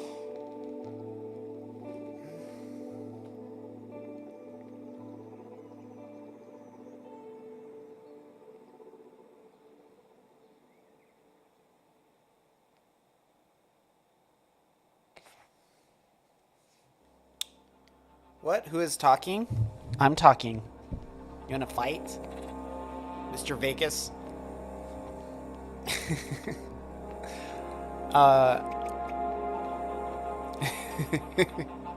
Do you hear somebody in the background? I don't.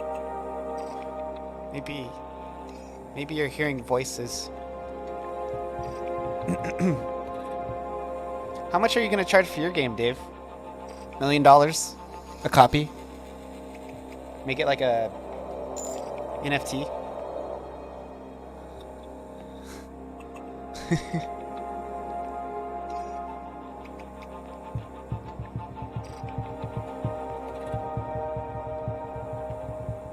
$1 per day.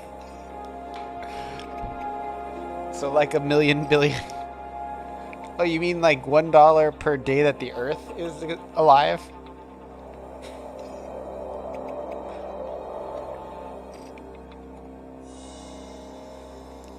Okay, so I wrote, here are the reasons, right, I have got so far for why it's good to have a free game. I wrote, more people,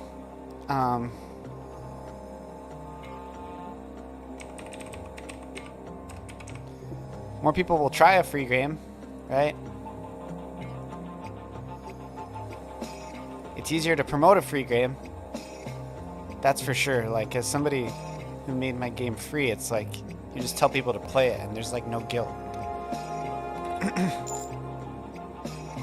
And then I wrote, free games could easily produce more revenue, which is true, because if you accept donations or something for your game, sometimes if it's free, you'll end up making more revenue through donations than you would if you actually sold it, because you'll get, it might spread more. It could, I mean, it could not. It's just, but it could easily produce more revenue. Charge for the demo, but the free game is free. My plan is to have a better demo, yeah. To have a demo that's better than your demo now. Or time that they can play for free. Oh yeah. Then purchase the rest of the game. That's kind of what I planned, although I'm starting to run out of steam. And it's like, I might just let them, like, not make more game for them. You know what I mean? So, I probably will add more game, but right now more than ever, I'm just like, unless like I get a lot more interest in my game, but we'll be able to continue their character without restarting. Yeah, that's the way, the freemium. That's how you do it. That's kind of basically what I plan to do, but I really just don't have any content, so it's not like I have content you can unlock paid, so my game is a free game. It's ultimately, one could even make an argument that it's a demo. You know? You could make that argument.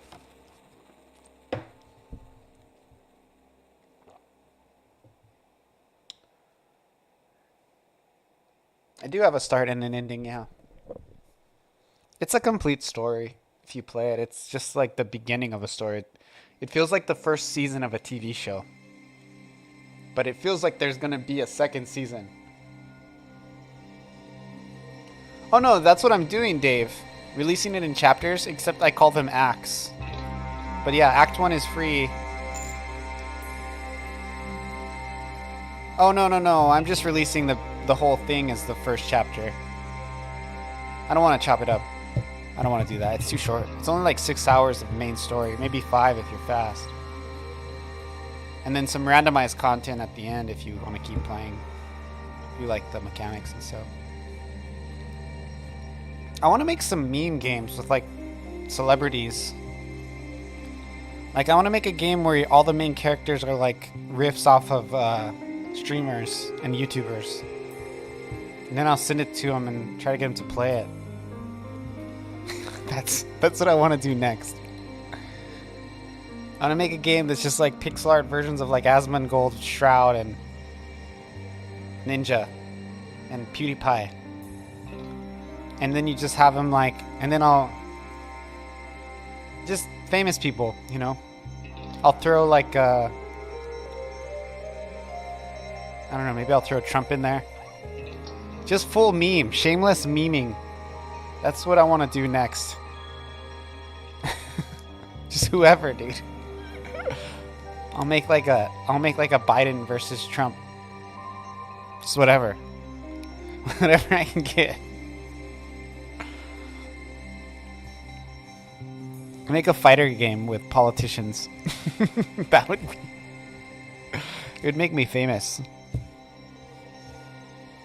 I started making this one game once back when the whole like Bernie Sanders thing was kind of going off, that Bernie Sanders meme where they were like putting his picture everywhere. I was making like a Where's Bernie? Trump Strikes Back. No, I want to make silly games. Like Familia is actually like a very it's like a serious story. There is like some silly humor in there, but it's more like it's me trying to make like something in the vein of like Last Airbender where there's like some funniness.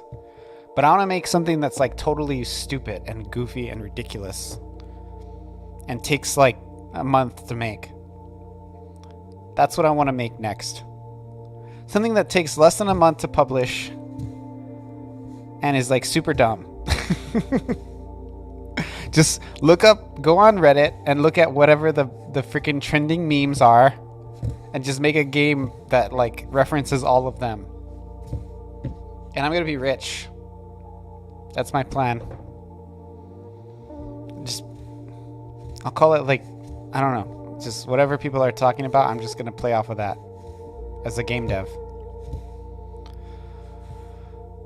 It'll be like basically a reskin of like Godot templates. That's what I want to do next. The stale meme? Yeah. No. Yeah, it's similar to what Vagabond did, but yeah, basically, yeah, same thing. But there's just like so many memes, right? Like, it's not like there's gonna be a conflict between me and him on who can produce more meme content, right?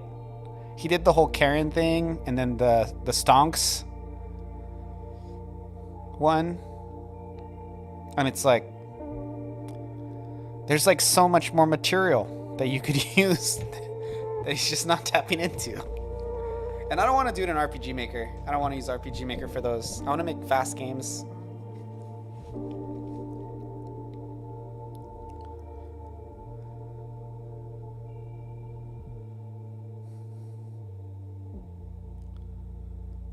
I feel like Vagabond Dog, I feel like those guys are working on something really good right now. That's like a serious project that is going to really make waves. Because, like, that's why we're not really hearing from them. You know? If he had a bunch of short-term, like, really, like, low-effort projects. I don't know. I don't want to say low-effort, but just, like, projects that are short-term. I feel like we'd hear about what they're releasing more. Yeah, it sounds like if they're not streaming it, that means they've got a lot of money involved, right? Because that means there's probably a publisher who's like, I don't want you guys to stream this. Or they're working with another game company or something, you know? Something that's making them not want to show it publicly. It's not like, you know, like a lot of the mean games he was doing. Prototype for somebody? Yeah.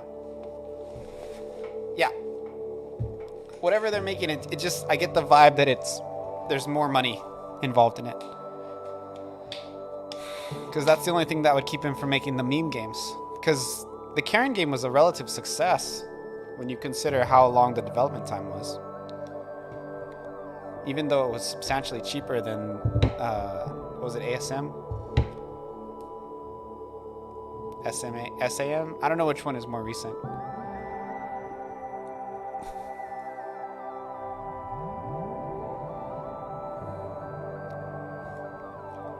Okay, so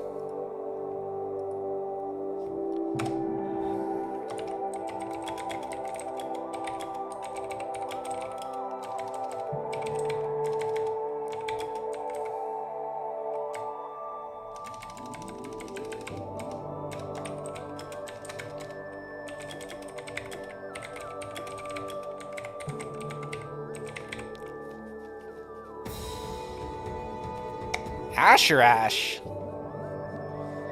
Hey guys, follow Asherash. Asherash. I've never been able to pronounce his name. Let me send him a shout out. How you doing, my friend? Welcome to my temple. Let me do a shout out. I gotta figure it out. I'm kind of an old man. Welcome, Horticulus, first chatter. Shout out.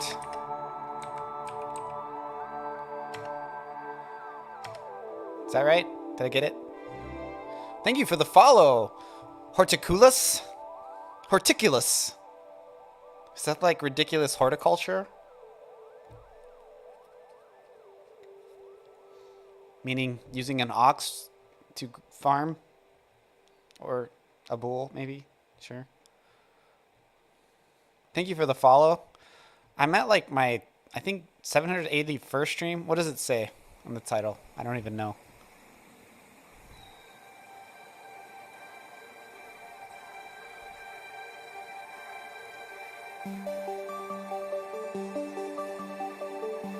What is my title right now? I don't even know. Yeah, 81. So I have 784 followers.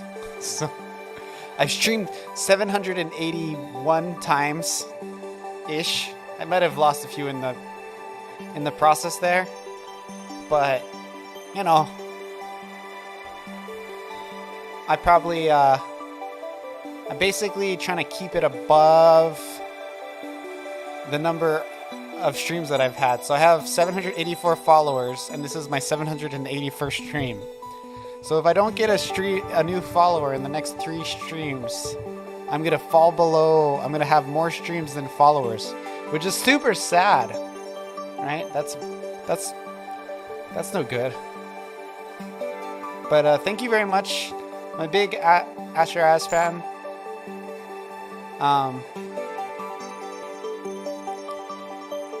I enjoy his pixel art, and I very much was influenced by his procedural generation in his game. I implemented some procedural generation into my own game because of his game, because I thought it was cool what he was doing. Nothing like he has in his game.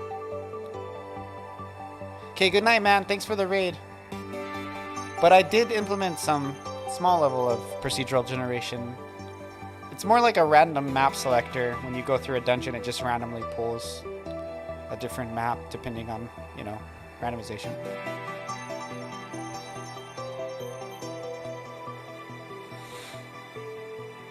Yeah, dude, Ash, he's huge on Reddit. Some of his posts have gotten like 10,000 views, 10,000 upvotes on the pixel art pages on Reddit.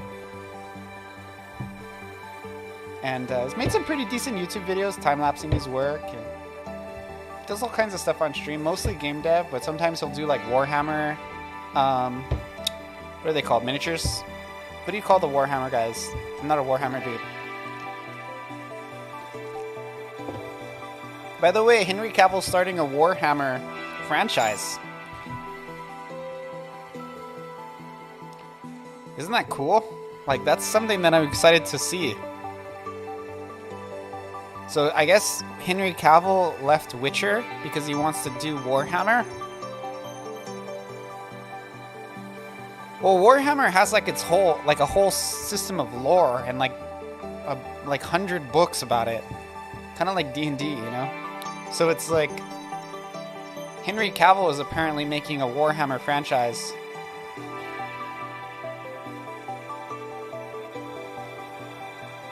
Yeah, you don't really play, you just print and paint your own characters. Yeah, so it's not really Warhammer, it's just your own characters.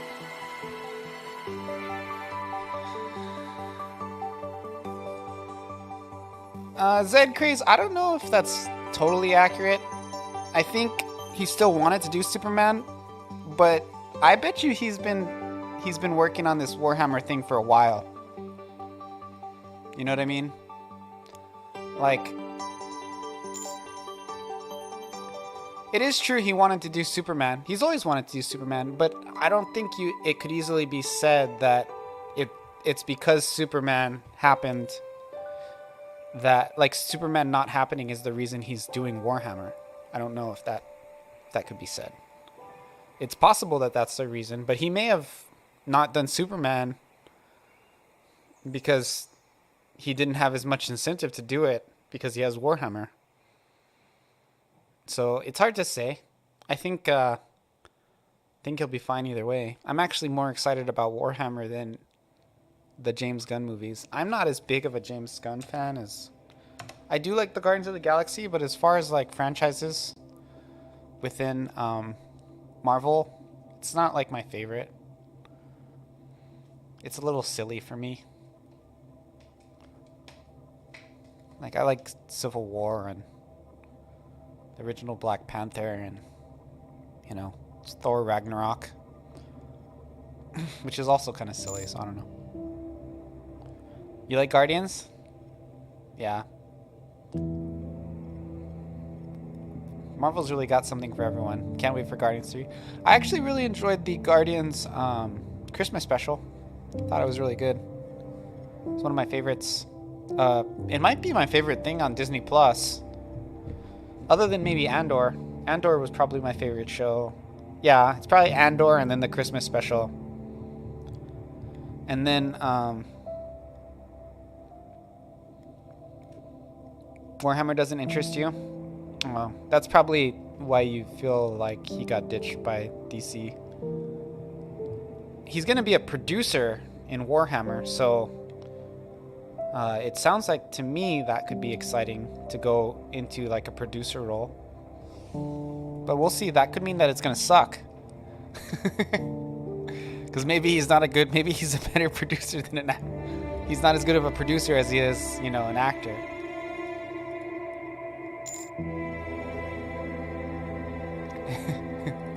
No, I like Warhammer. Don't get me wrong. I read some of the lore books when I was a kid. I think it'll be cool, but I don't know if he's... But that doesn't mean he's gonna be a good producer. Like, not a lot of actors can make that jump from actor to producer, you know what I mean? He has passion. I mean, I have passion.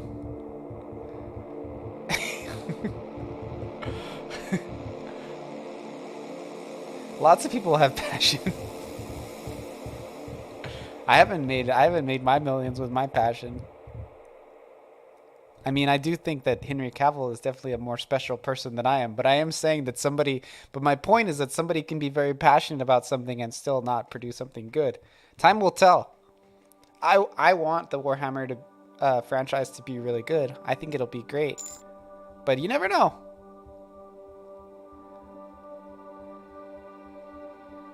Yeah, he said he's not going to be the from the story I read, he's not going to be the executive producer.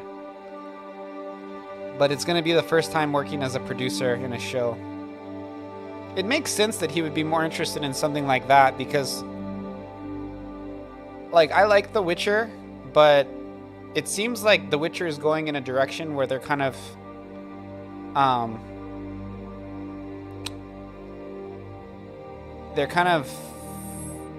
changing the lore a lot, and he was like really into the books and stuff, so I could see him kind of like taking issue with it, you know. And after being Superman and then Geralt of Rivia, it's like he's probably just sick of like people telling him how the character's supposed to be when he feels like he knows how the character should be, you know what I mean?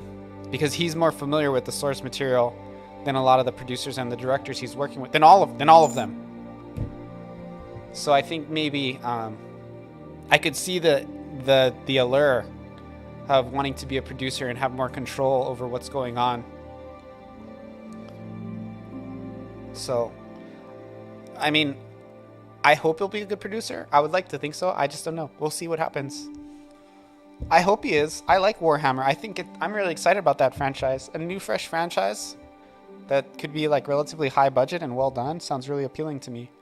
It's kind of almost ironic that nobody's made an attempt to make a Warhammer franchise movie or show yet. Like, that to me is like, it's like, has it not happened yet? You know what I mean?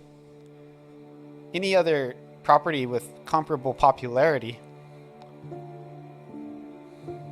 Warcraft movie didn't go great, and it's a Warhammer ripoff. Well, that's true, but the WoW movie, it didn't do that bad.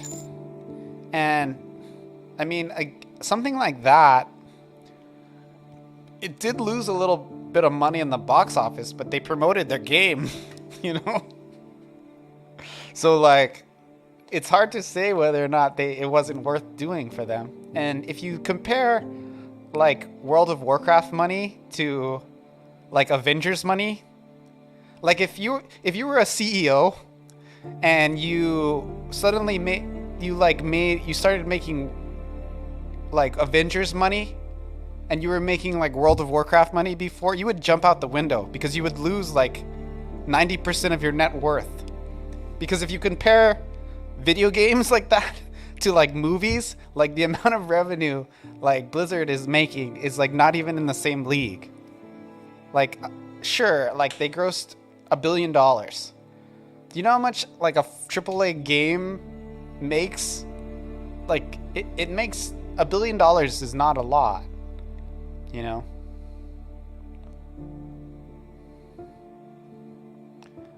Well, I think the reason why they wouldn't have made a World of Warcraft 2 movie is just, why would they? They're making way more money making video games.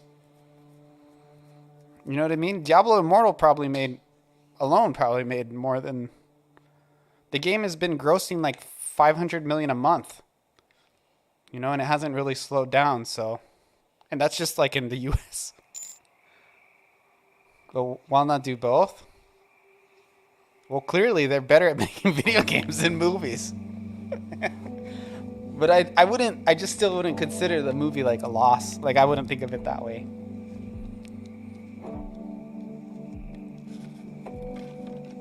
Don't get me wrong, Blizzard definitely had some missteps in the last 10 years. But as far as if you were to rank their missteps, if you could argue that the Warcraft movie was a misstep, which I think it's pretty much gray to me. Like, it could go either way. I don't think it would even, but if it was a misstep, I don't even think it'd make the top 10 for like the last 5 years. Because they've done so much, they've had so many shitty things happen. Everything from like the initial introduction to Diablo Immortal to like the multiple sex scandals and allegations. You know, I think that Heroes of the Storm was a huge loss for them. I think Shadowlands sucked. It was the worst expansion. Maybe the worst expansion. Definitely of the top 3 crappiest WoW expansions. And if you look at their stock numbers, it reflects that. Like, Blizzard is in the dumps. And I mean, even if you just made a movie like the Warcraft movie and it helped promote your games, like, that would still be worth it. You know? So those days, I guess maybe you could say that was like losing back then, but those days are like the prime of Blizzard, and the losing back then is like the winning now. Dragonflight's supposed to be good, but I'm not playing it, and I've played every expansion in WoW up until now. I may eventually try it, but I kind of have no desire to. I still play StarCraft too. Like, sometimes I love that game. It's one of my favorite games. It's like going to be one of those games I play until I'm like an old man. I don't play it a lot. I play it maybe like once a week, once every 2 weeks, something like that. I also play Diablo 3 sometimes. I love Diablo 3. Just like level to 60 real quick and get to like 100 torment. It's fun. That's why I've implemented like Diablo style mechanics into my game.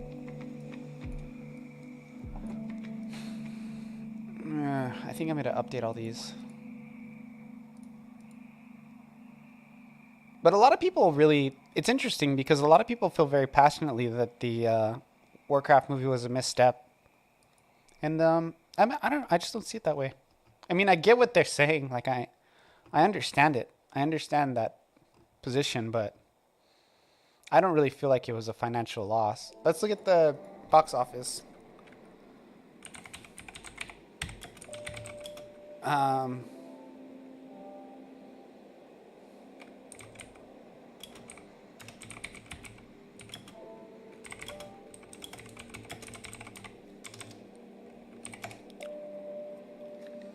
Okay, so the film managed to gross $439 million worldwide. It failed to make its break-even point of $500 million. That's about what I expected, according to Wikipedia.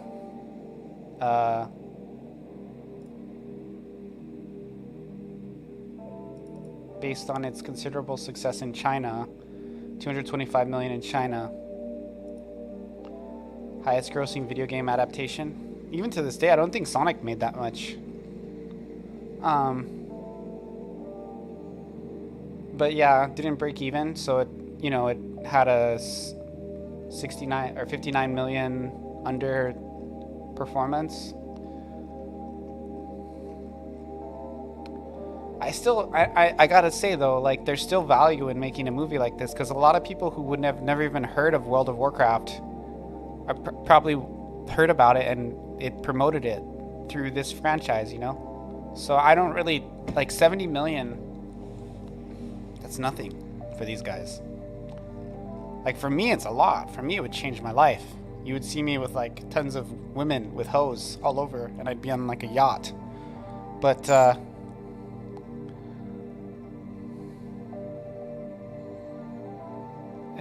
a movie could flop, but the flow onto the game may be more. Yeah, I would say 70 million. They probably made up for it with promotion of their franchise.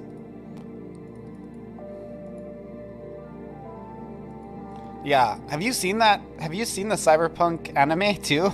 It's like nothing like the freaking. I mean, in the beginning, maybe it's a little bit like the game, but towards the end, it turns into like a total like One Punch Man. Yeah, the beginning is more like the game than the end. It escalates so much to where it turns into like a typical like shonen action movie, even though it's not a shonen, it's more seinen because it's very adult. There's a lot of sex and stuff in that show.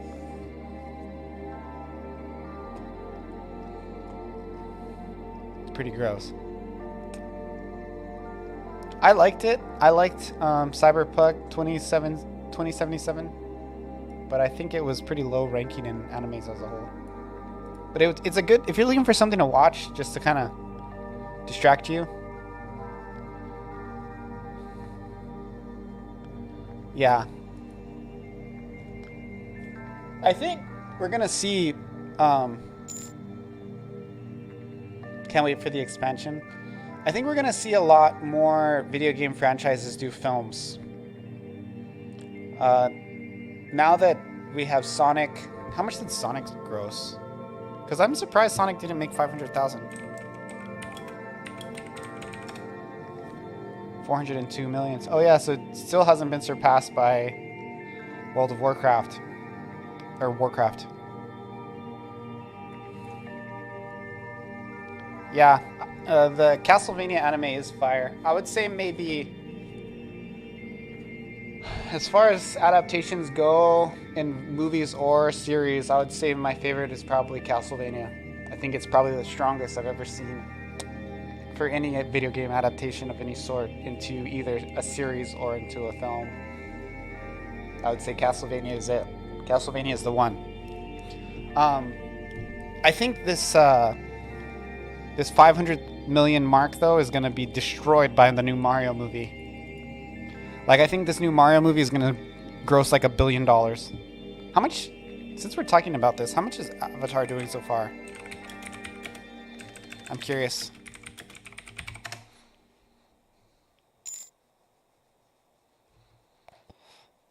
So far, it's grossed 500 million. The Last of Us? I don't know. I'm a little bit apprehensive about The Last of Us because I think that it's like the storytelling is done so well. It's like, how are you going to improve it? Like, The Last of Us really works in a video game format.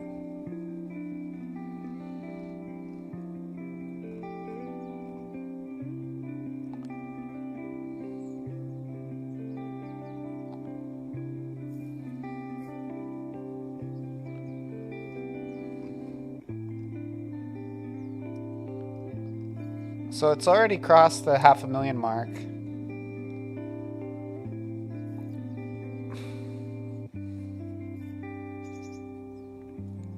But the other movie, the first movie, was making more at this point. Wow, movies just are not grossing $1 billion anymore. It's crazy to think that like a movie like Marvel Girl had a higher revenue than, you know, Avatar 2.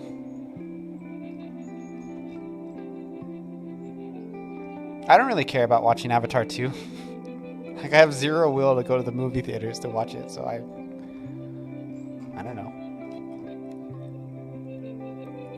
Visual effects have gotten so good, it's like not as much of a, like it's not as exciting, you know? A visual effects heavy movie like that used to be way more amazing, but now with the way things have gone, it seems like a less of a big deal.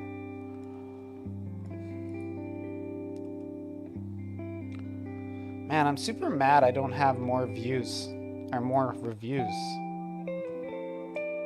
Like, I had 38 reviews and then one got removed because it was kind of a crappy review. It was like a spite review of somebody who didn't like me for my personality. I mean, who can blame them, right? But you don't need to you don't need to give me a bad review. Make a YouTube video about how I'm a jerk or something.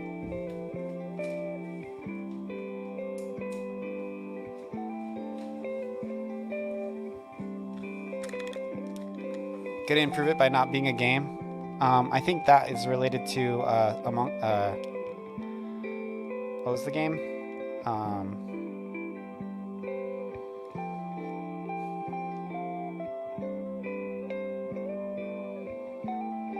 I forgot the name of the game.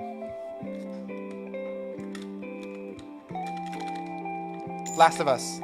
Yes, my bad. I could have just looked up on my chat.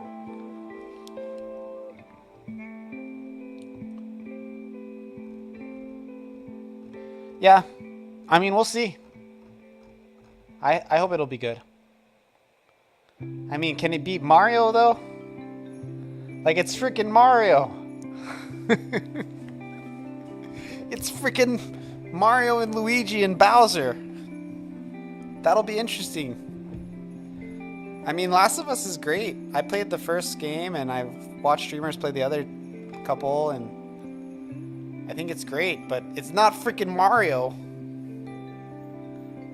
Mario's like as famous as Superman. You don't like Mario? Yeah, but it doesn't matter.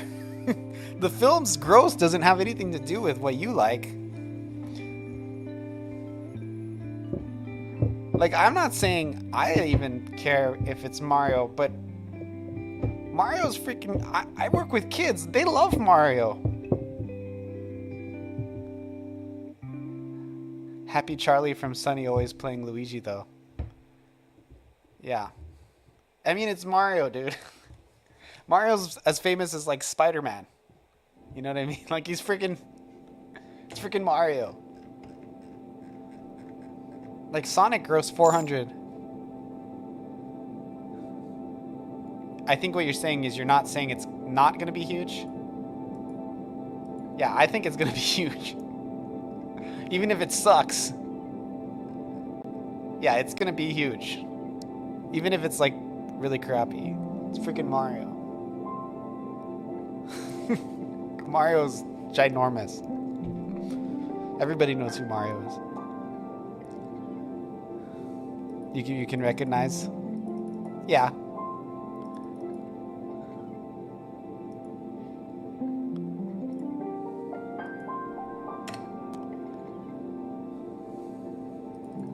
Yeah. I'm not even saying that I like it. I'm just saying it'll be huge. It's going to be a big movie. Like the trailer, you can tell by the trailer views, right?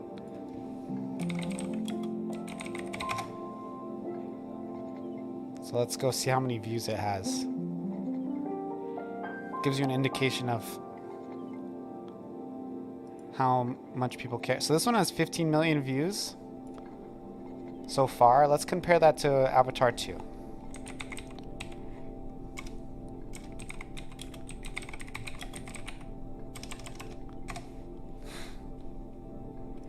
Oh, this is the first one.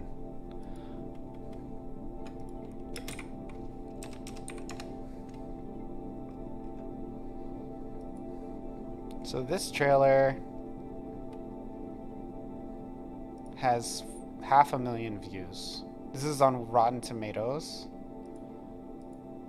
This is on Illumination, which I guess is the company that's working with Nintendo.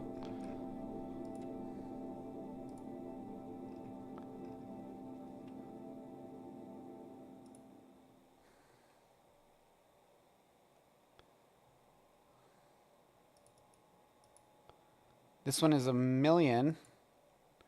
So I mean, this is a movie that's already out, so all of its trailer views already are done. This is a movie that's coming out in 3 months. It's true that trailers are uploaded to many channels, and knowing Nintendo, they have kind of a reputation of keeping their shit locked down, you know? Like they'll keep... I could see Nintendo keeping it to where they have all of their stuff on like one place, where I don't think Avatar cares about that. This like isn't even a real trailer. The Screen Culture, those are fake trailers. Film Spot, Screen Culture. The Rotten Tomatoes one is probably an official.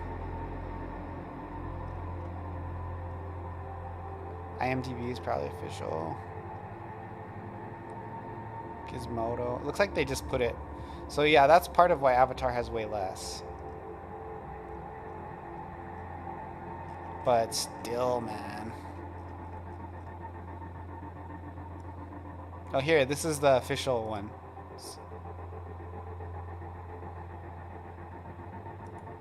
So this one's got a lot of views. This one's got about the same amount as Mario.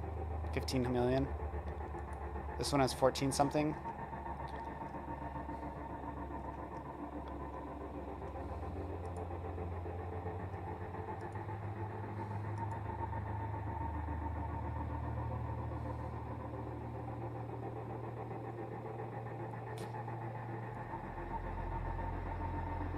So it's really just this one. Still, it's still like a comparable amount. It looks like Universal Pictures UK, and then I guess Illumination must be the company that is making it.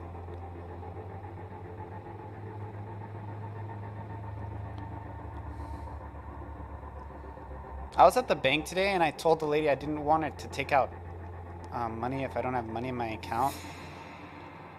And I'm like, my other account doesn't take out if I don't have money in the account. And she was like, well, you can't compare the accounts. And I was like, why not? Why can't you compare two businesses' services and choose the one that works best for you? She's like, well, they're different. I mean, that's why you can compare them. I don't know. I'm kind of a jerk, but I didn't like that she said that. I'm like, what do you mean I can't compare them?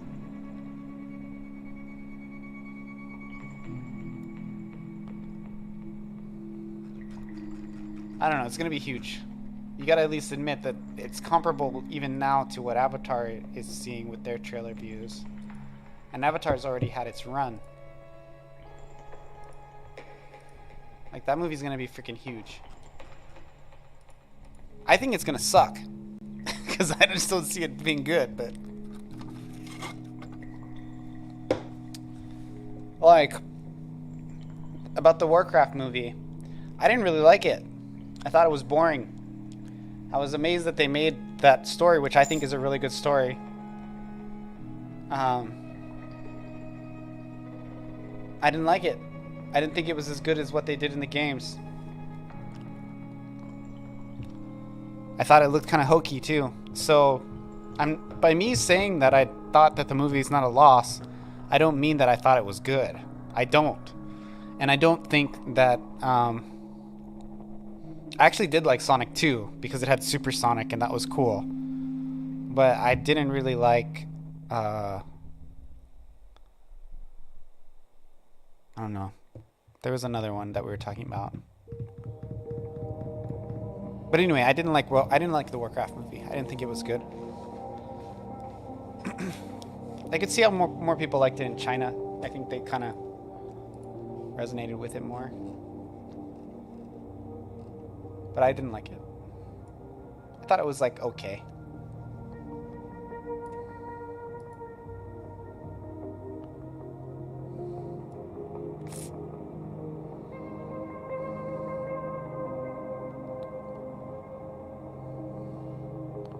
This site's still kind of broken. There. Okay, so back to my blog post.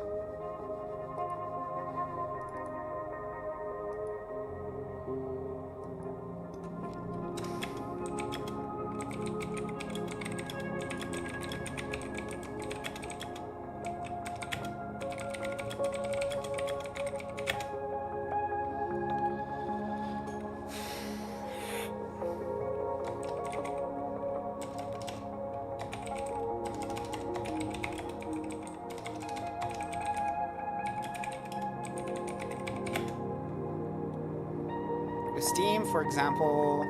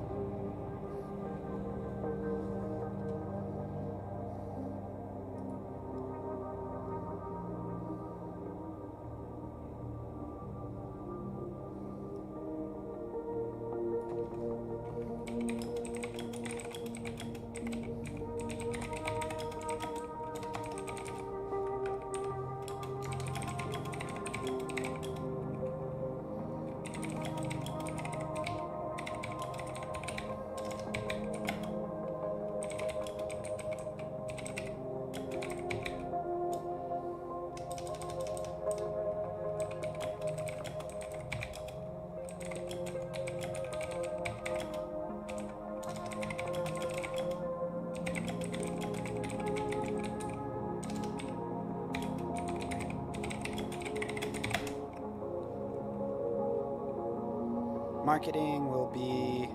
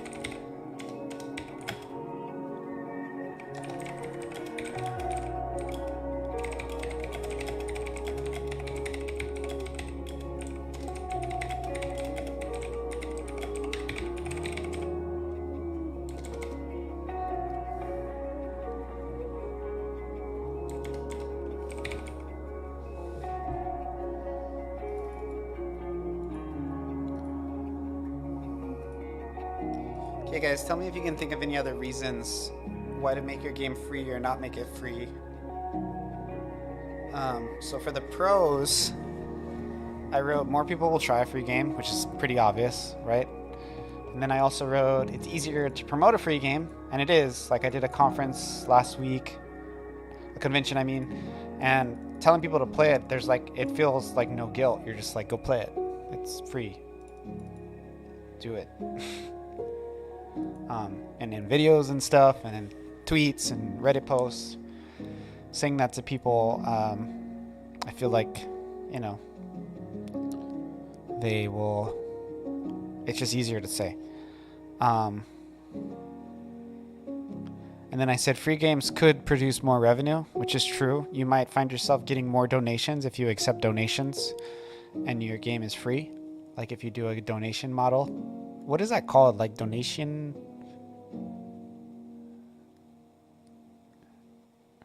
I heard a good term that Asmongold said. It was like free. I don't know. Can't think of it.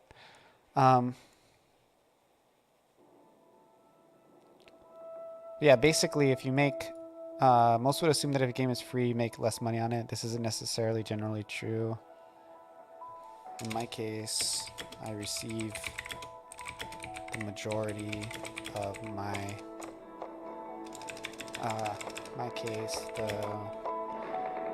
majority of my revenue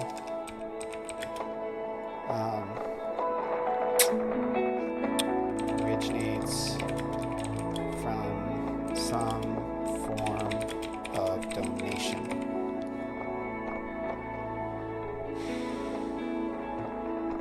Free games can be distributed freely. For a paid game, it's advantageous to direct all of your customers to a single point of sale. With Steam, for example, you will acquire more reviews if the game is distributed on Steam.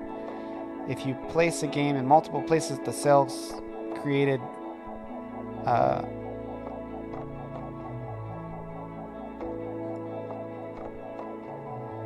let's just say the sales could be split up.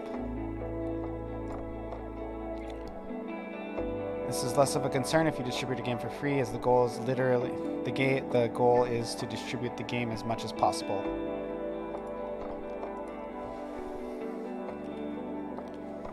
I don't know what that means.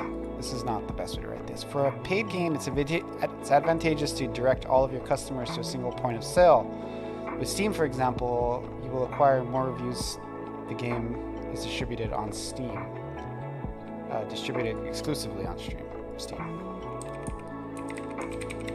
On Steam.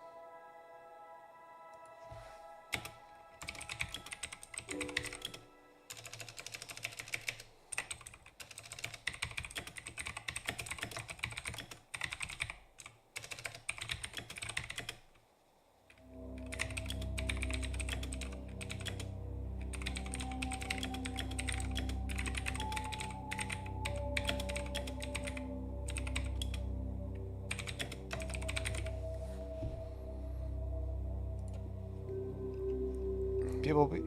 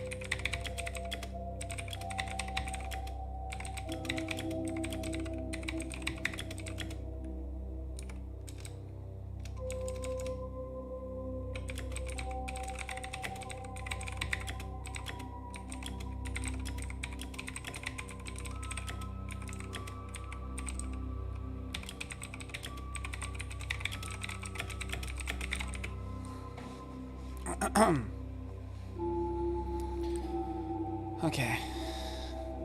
So, people become more emotionally invested when they pay for something. This phenomenon is difficult to explain in blog format. For people, I get a bit philosophical. Where the checkbook goes, the heart is not far behind. If someone pays for a game, they are more likely to be an advocate of a game. I'm just going to say said game, it's more clear. Of said game. It's going to... Grammarly doesn't like that. Advocate for it. Okay, that's fine. Paying customers are more likely to review a product than non-paying customers. I have received no additional reviews since switching my game to free, despite having 10 times the active player.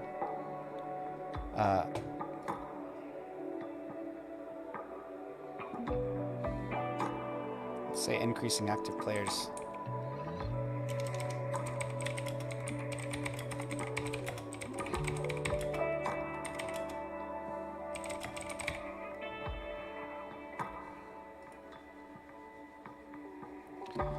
I've received no additional reviews since switching my game to free, despite seeing an active player increase by tenfold. Let's say tenfold.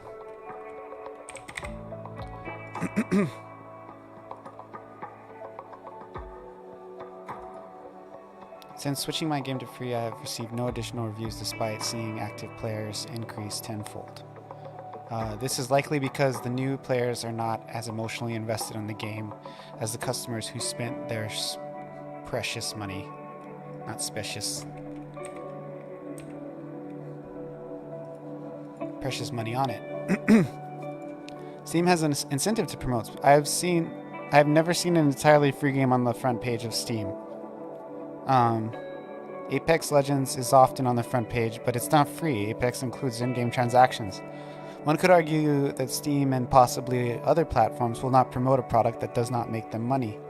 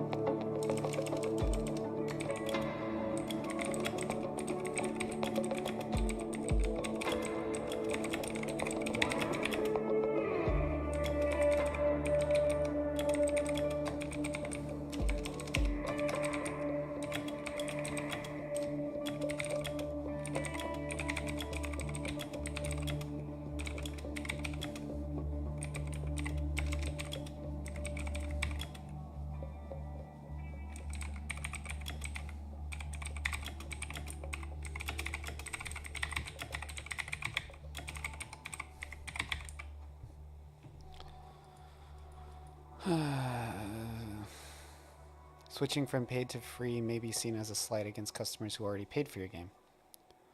When I first bought RPG Maker MV, it went on sale a week later. I tried to refund and buy at the sale price. I had no luck. I would have saved $70. This upset me. I told people within my community.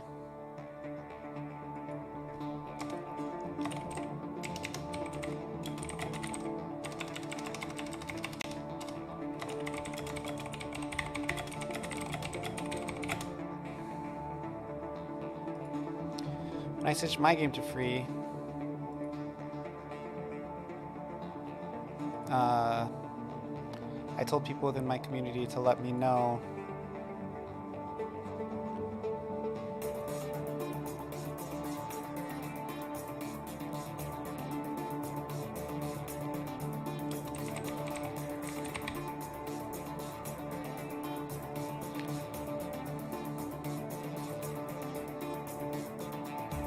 When I switched my game to free, I told people within my community to let me know if they they were upset at having paid for the game that is now free. As of now, I have heard no complaints.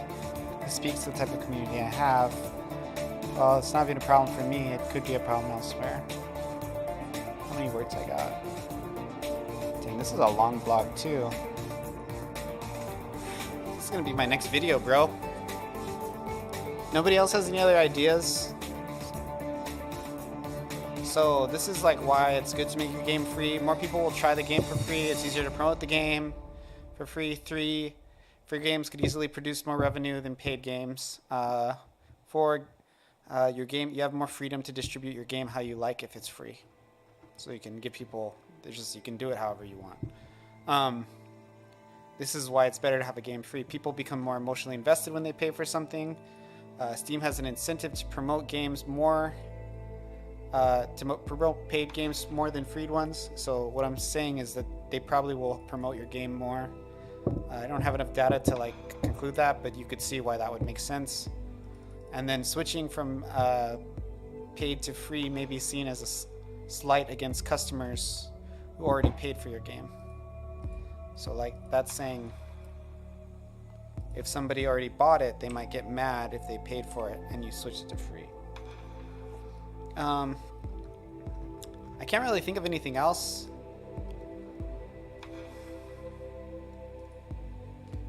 So I'll probably post this like next week or something. But this is pretty good. It's a pretty good post. Let me read over the first part. So I released my game Familia about 6.5 weeks ago. No, that's not true. It's 2.5 weeks ago.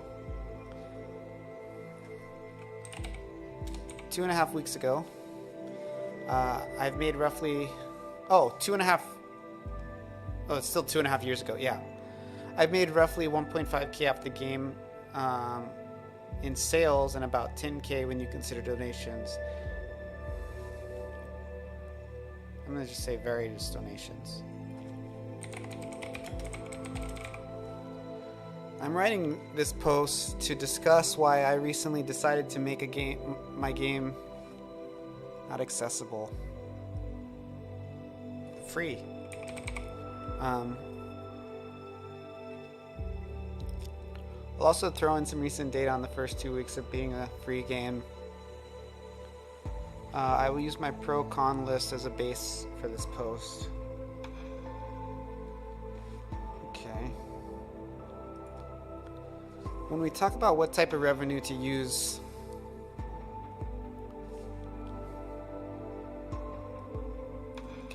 what type of revenue model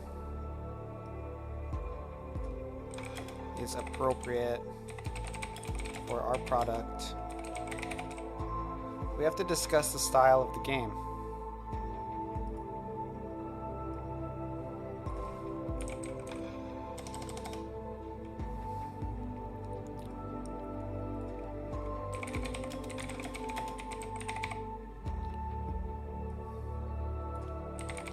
For our game, every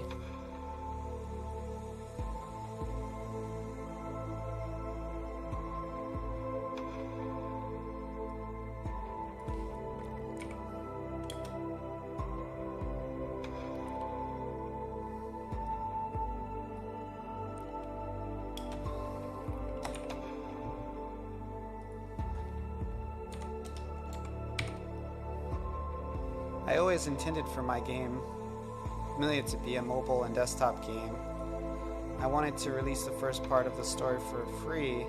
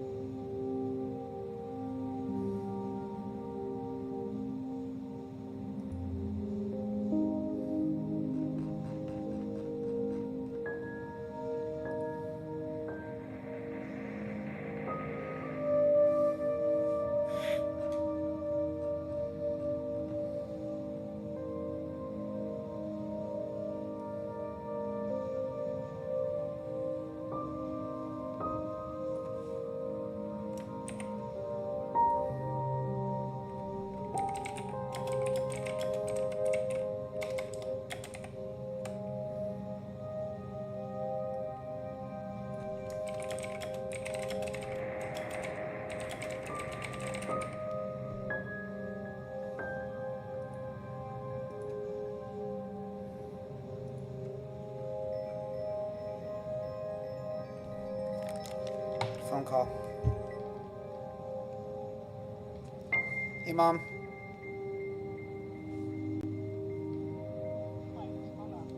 Hey. What's up? What's up?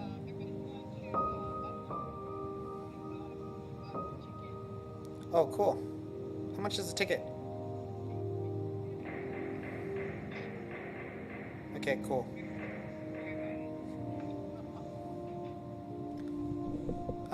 Did she say not to worry about it? Yeah. Okay. And I guess I won't worry about it. Okay. 4:45. I'll show up probably at your house at Lux's house at like 4 just to see if anybody needs a ride or anything.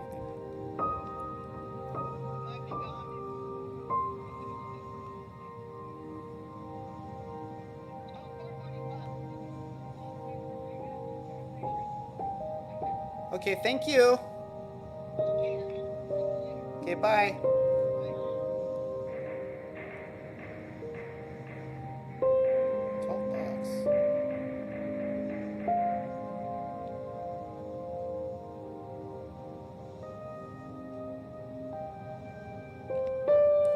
We go watch Avatar 2 tomorrow, I guess. My sister wants me to go. We're just talking about that.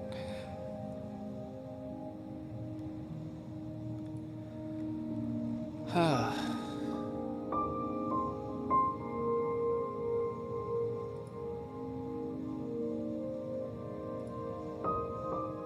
publish it like later this week. Maybe like 20. When is Christmas? 25th? I forget.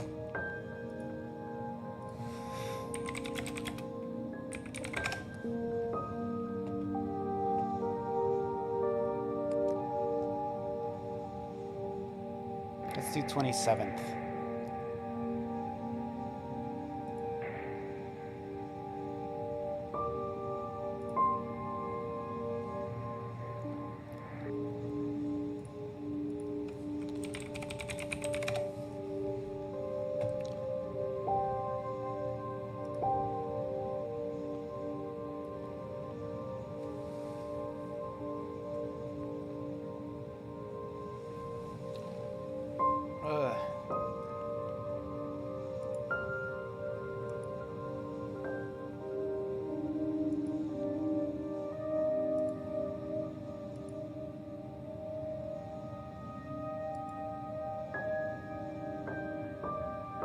Oh, cool. Sexycams.com.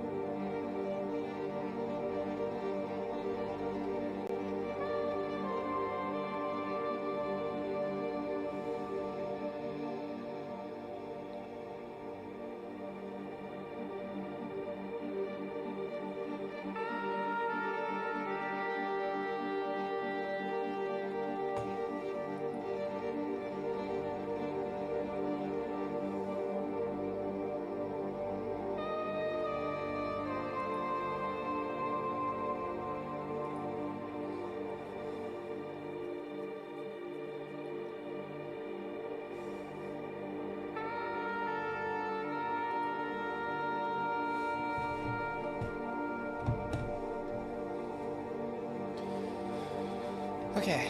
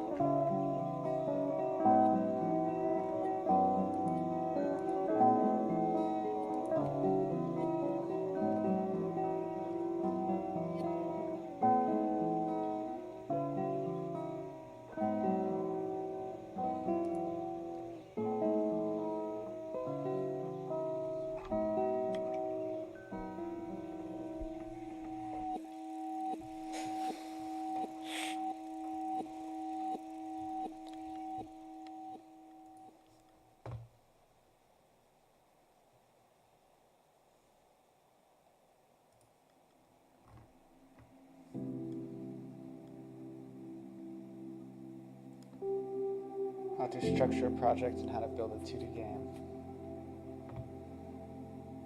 This game is called Dodge the Creeps.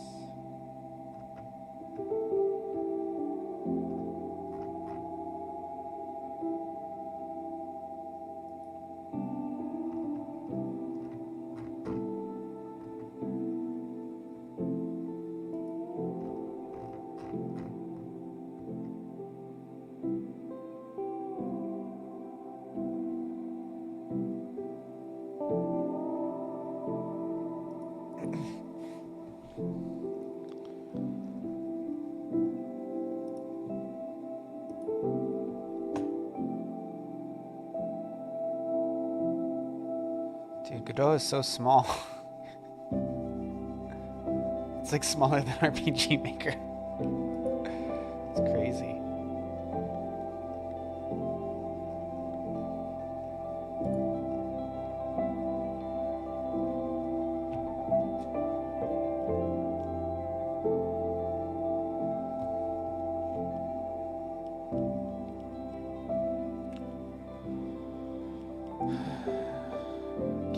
think I'm gonna make this game.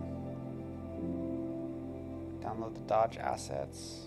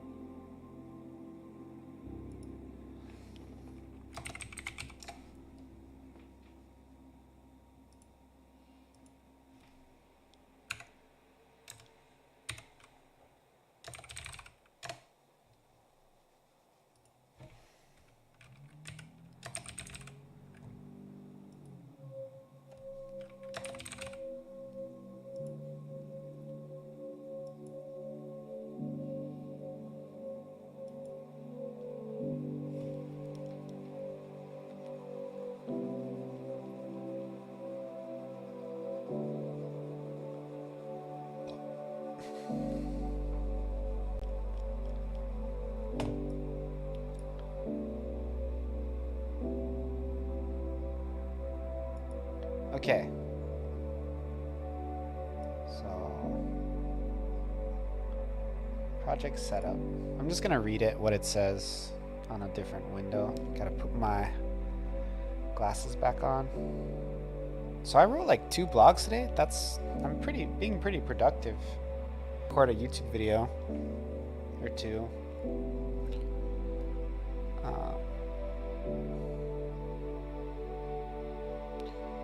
I'm gonna probably mess with this for a little bit and then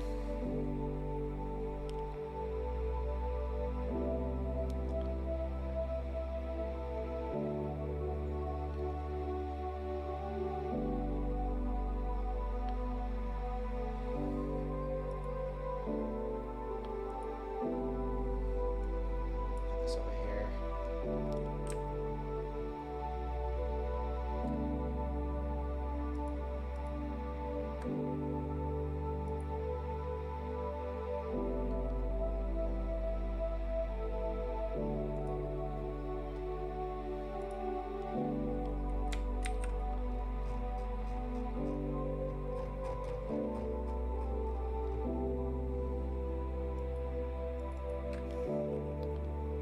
Before I go any further, I want to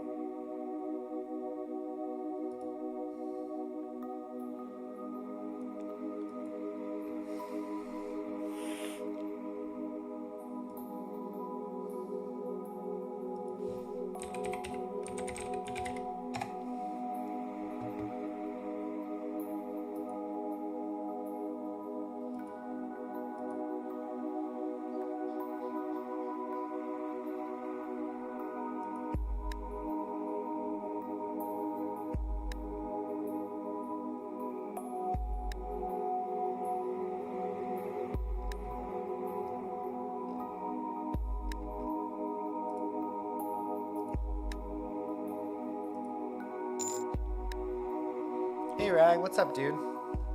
What's new with you?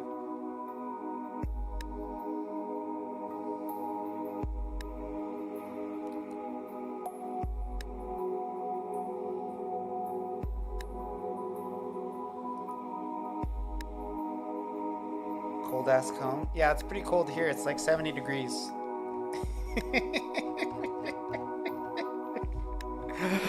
Oh, it's super cold here in Hawaii.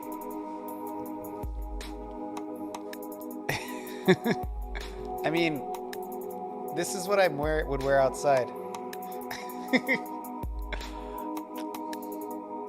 Yeah, it's... Here, let's look.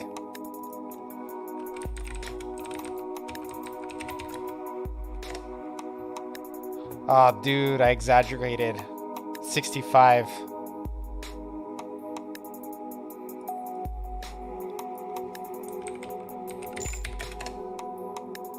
Oh no, I didn't. I underrated. The other temperature was from the other side. It is like 70 here. Probably the average Maui temperature is like 65 because it includes up on the mountain. You know, because it's like 10,000 feet tall. So when you average that into the rest of the temperature, it gets a bit colder. But this is the temperature.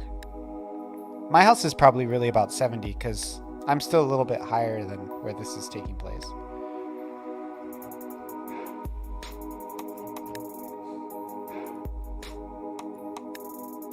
Look, no rain today. 4-mile-an-hour winds. Just paradise. Okay, let's look up Boston temperature. It's just paradise, bro. 33. Oh, with a low, it looks like of like 20 something.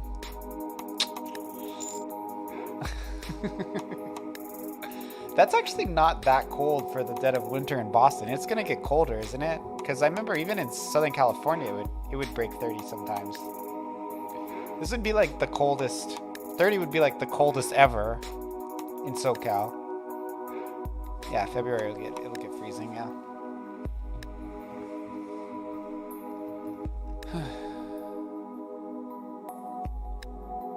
Is Boston colder than Alaska?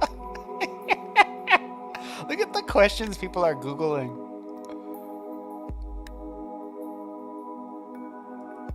"11 degrees warmer than Anchorage?" Wow, it's actually not that far off. That's funny. It's like 1,000+ miles more north. And yet it's close to Canada. Or to Alaska.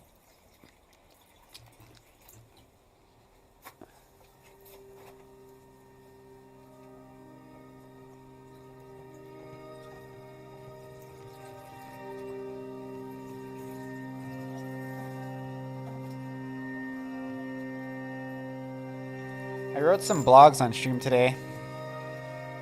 Actually gotta head to Burke. Oh, thanks for saying hi, dude. Appreciate that. You know I appreciate that. Thank you for coming by. Thank you for helping me feel thankful of my wonderful weather here in Hawaii.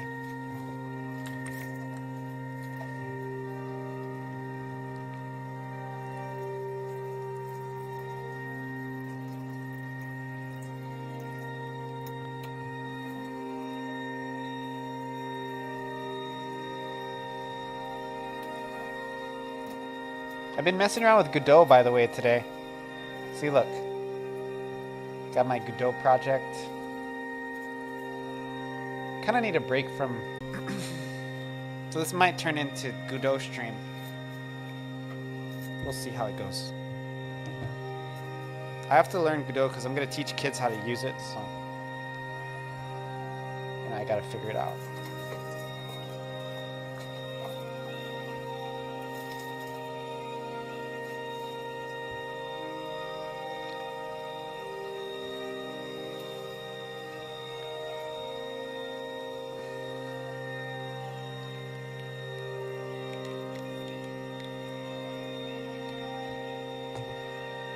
Okay. Dodge the creeps. That's the game I'm gonna make. So first thing, you create a new project. Download this assets.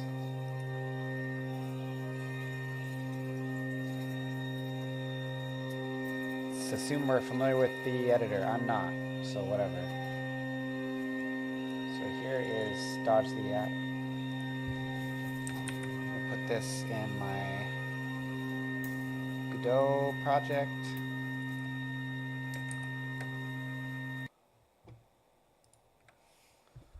This game will use portrait mode, so we need to adjust the size of the game window. Click on project, project display, window, and set width to 480 and height to 720. Okay, so project settings.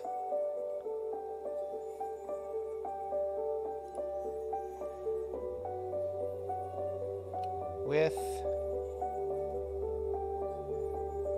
window, with 480, height 720.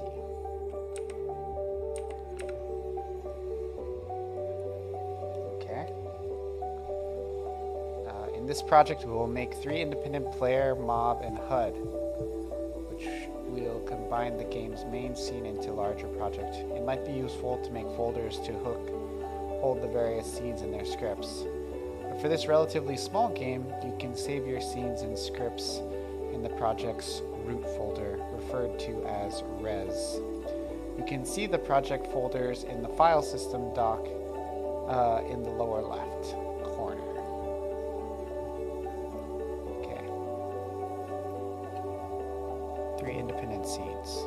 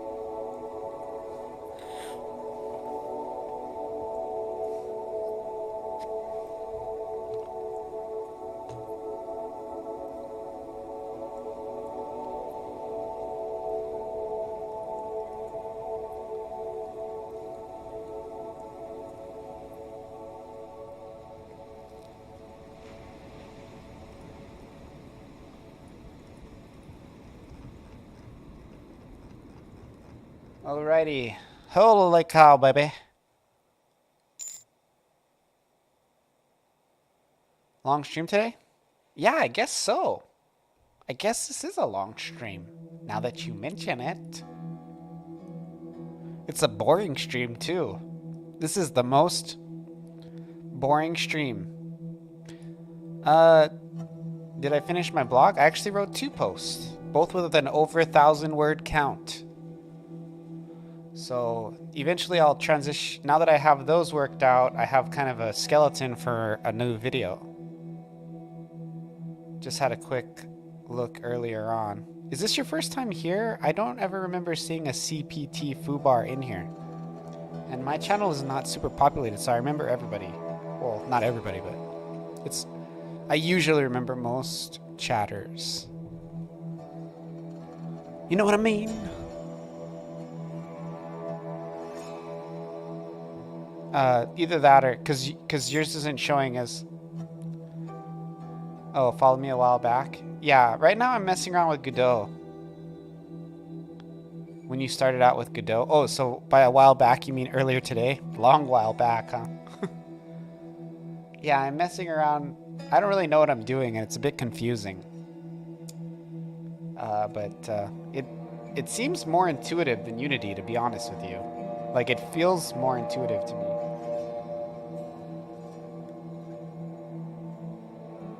Oh, really?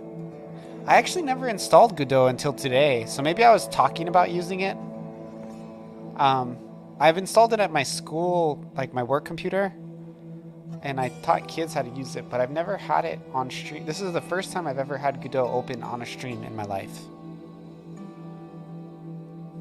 Nah, I clearly remember you working with it. Are you sure it's not RPG Maker or Unity or GDevelop or Construct or anything else? Because I'm pretty certain this is the first time I've ever opened up Godot on stream in my life. So I would know. You're definitely mistaken if you think you saw me using Godot on stream. There was a stream where Godot was on stream. It might have been like I was looking at Godot stuff.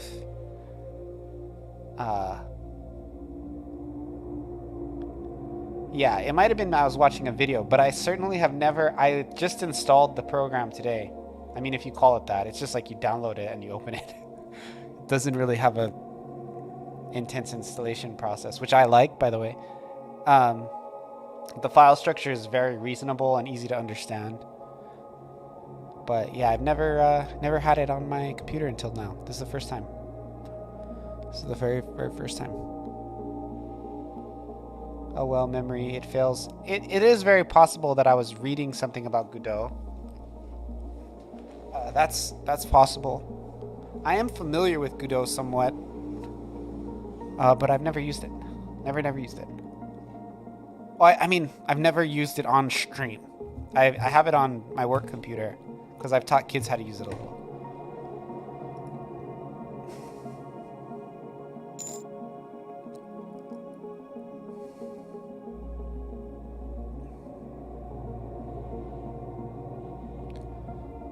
Games from scratch?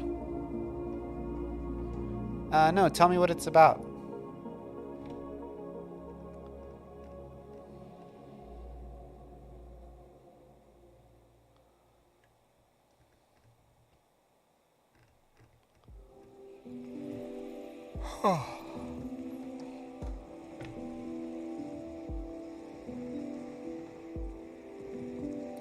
GPT Tat basically becomes your personal tutor, especially in learning Godot. That sounds weird. What is GPT? Is that GF? How it replaces all text tutorials? I feel like you're trying to sell me something here.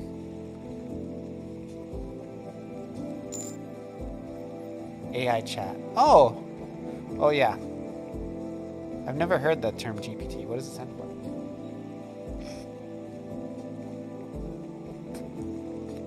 Yes, it's my first time hearing about GPT chat.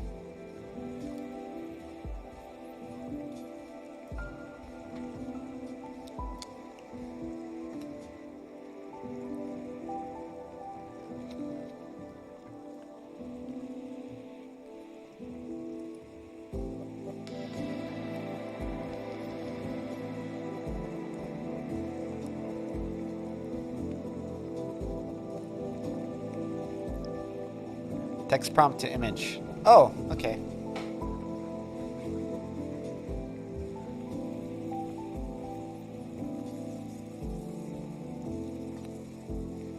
Dolly. I've made a bunch of AI images. That's about my and I actually used them in my game.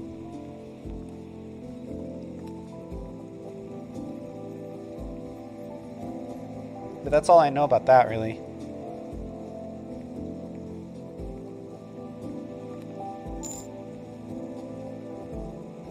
Answers all your questions about any coding language. I'm curious to see how that would work. It seems like you can just do that with Google already. But yeah. Are you a programmer?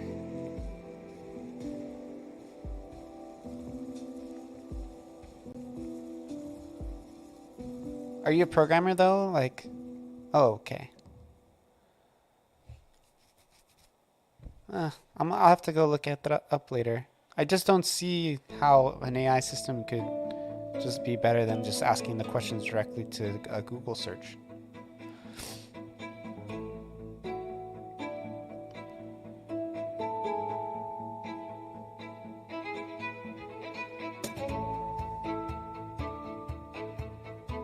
can give it questions. It explains everything with an example and keeps context the further you make dialogue. Oh, so it like learns from what you tell it, kind of like a Google search.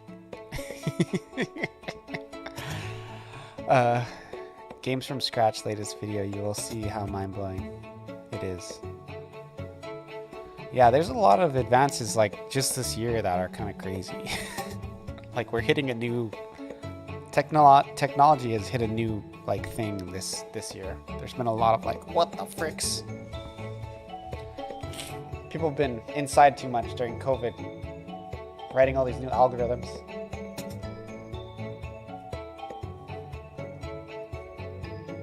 That's kind of off topic from what I'm doing here, though. Sounds interesting, though.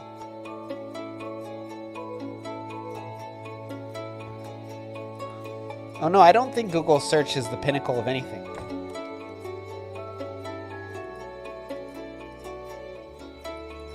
I think it's the average.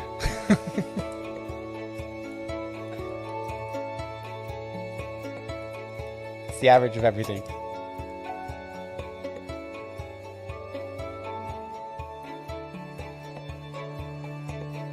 Can I click that? I don't really want to watch that right now. I'll keep it in the...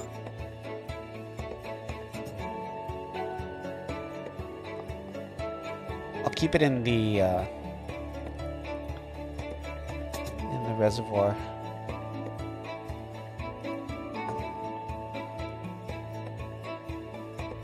For later. I'm trying to do this test project.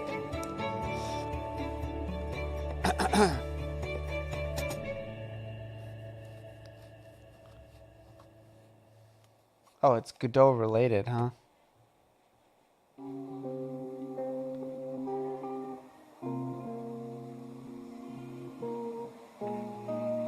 Minutes. I just don't want to watch it right now.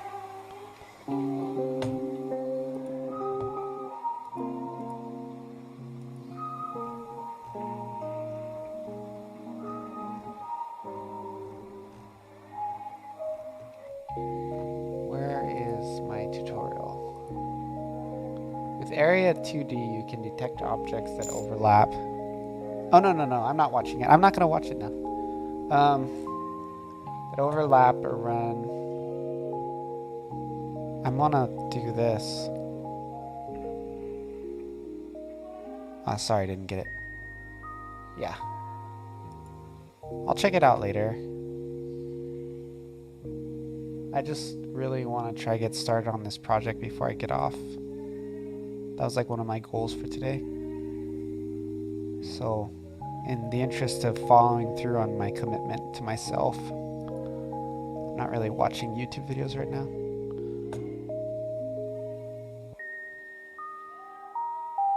Blah, blah, blah, blah, blah, blah, blah.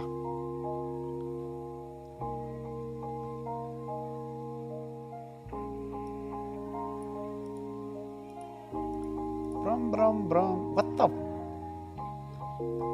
First scene will make and define the player objects. One of the benefits of creating a separate player scene, you can test it separately. I don't understand all this node scene stuff. I probably need to read like an intro to Godot.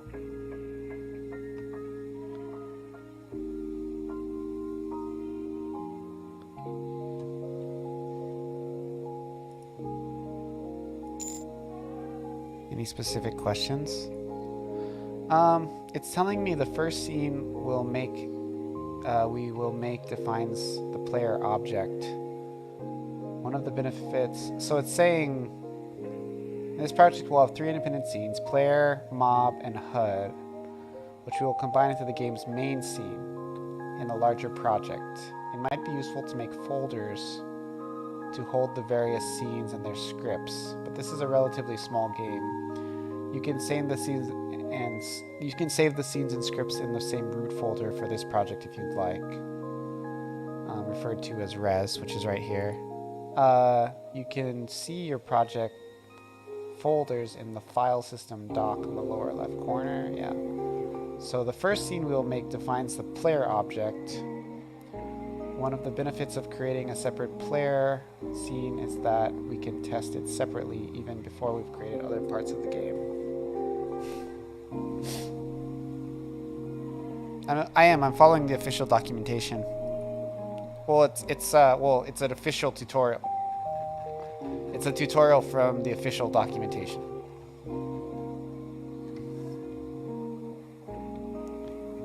You can see the tutorial I'm looking at if you want. It's right here. Yeah, definitely starting with Godot. In the project, we will make 3 independent scenes: player, mob, and HUD. So it's saying to make more scenes. I don't know how to do that. Do you just go plus and then... It says to make player, but it's like, I don't know which of these choices to choose based on what they told me. Node structure. Okay, oh, here we go. To begin, add new node button, create area 2D node in the scene. With area 2D, we can detect objects that overlap or run into the player. So I changed this area 2D.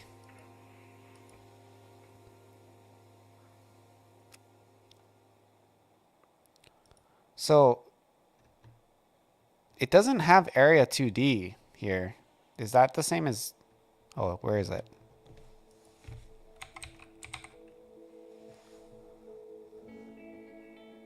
Area 2D. Okay, here it is. Let me call this one player.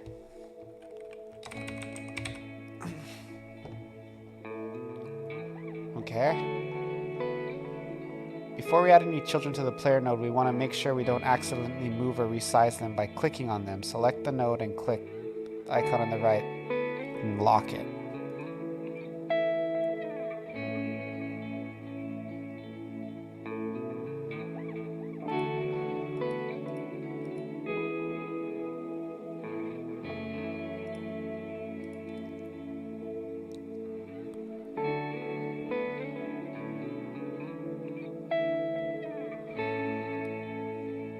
Before we add any children to the player node, we want to make sure we don't accidentally move or resize them by clicking on them. Select the node. Oh, I see. It's over here. So you click this, and then... Okay, yeah. So it is locked. Objects children are not selectable. Selected nodes, control, restore objects children's ability to be selected. Makes objects children not selectable. Okay.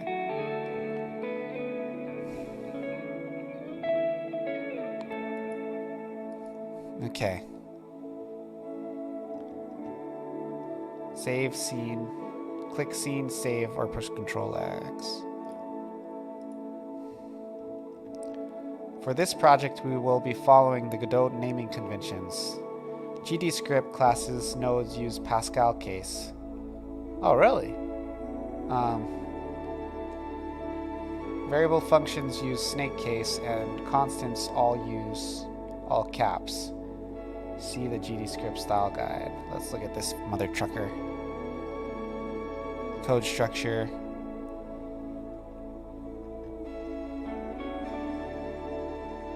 So we got for I in range 10, range 10.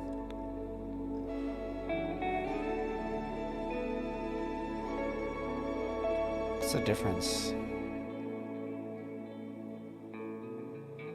Sprite. Interpolate property. It's all lowercase. Between E's. Pascal here.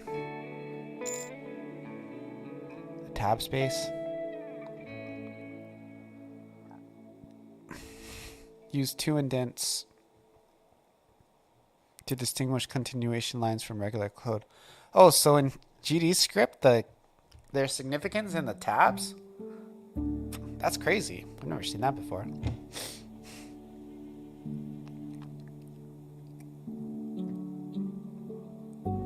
No, this is just good practice. This is just... What's the difference between this? This is just like best practice though, right? This isn't... Yeah. Okay. I thought maybe they were saying that there's like a actual, when you compile it, something weird happens.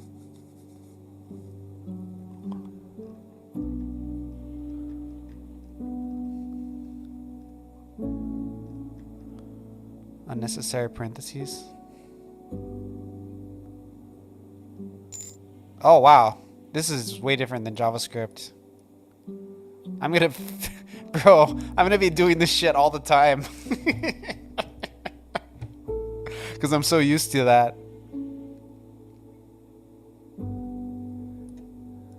I'm so used to using this is me right here. This is my, come learn how to code from me. This is how I'm gonna do it.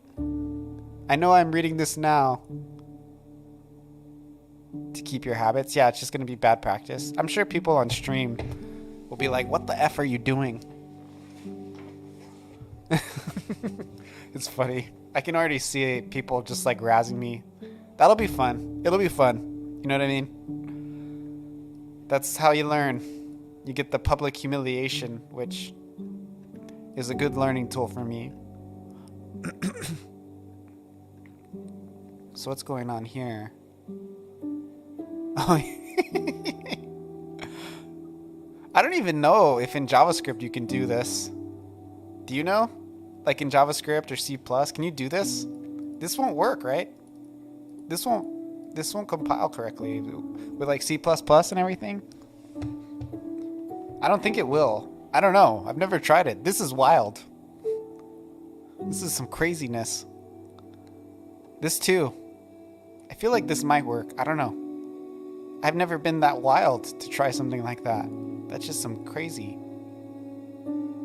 How's this space? What the hell is going on here, dude? This is like stuff I would never even try. You can't assign expressions. What is AFAIK? What does that mean? Let me look it up.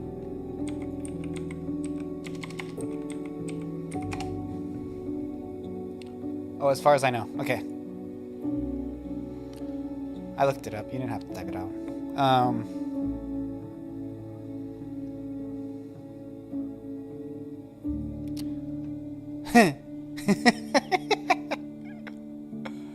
I could actually see this.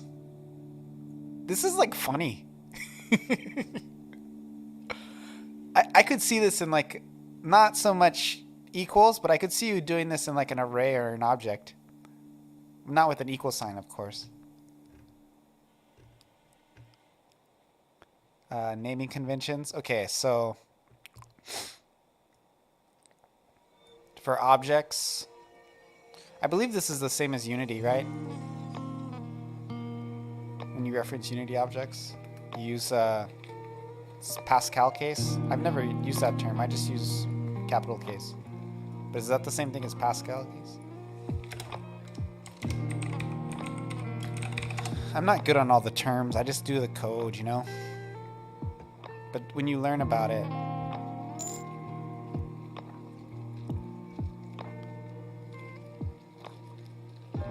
so Pascal is the same as capital case, right? Because that's what we used to call it when I learned how to do JavaScript. Let me look.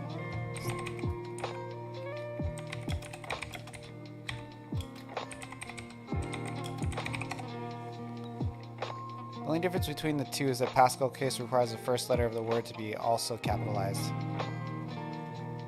Oh no, this is just comparing capital.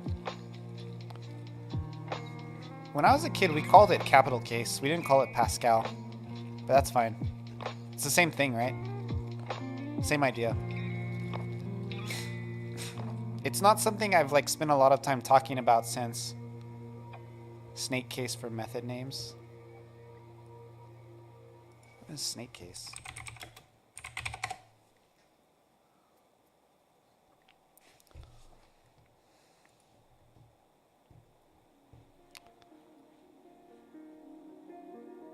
Snake case just means there's an underscore. I didn't even know there's a word for that. That's what I do for all my variables in JavaScript and objects and stuff. Well, no. More functions. I don't know. So snake case just means you use underscores? And everything, first letter of each word is written in lowercase. Okay. So this is snake case. Prepend, the single underscored virtual methods, functions. This is gonna confuse me.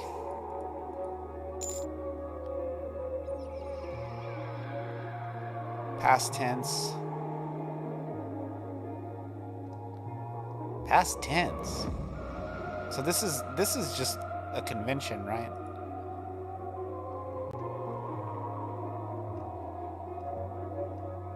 This is just like a common convention to use past case for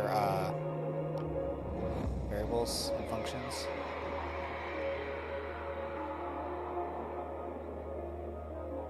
Yes, past tense because that event happened when the signal is emitted, yeah. Static typing.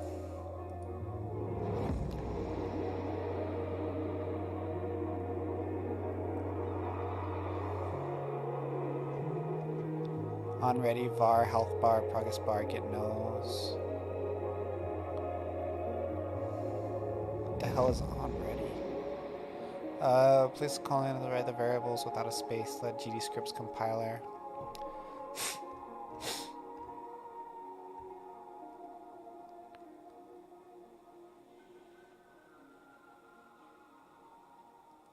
Yes, past tense because, yeah. On ready means that the variable is assigned in the ready method. Oh, cool. And that's like a basic, like a global method or whatever. Ready is called when the node is added to the seed tree. Okay. When you let the compiler infer the type hint, write a colon, and equal signs together. Okay. For our health. Okay. I don't really totally get what a type hint is, but I'll figure that out later. Heal, amount, int. Okay. I think I got the general gist.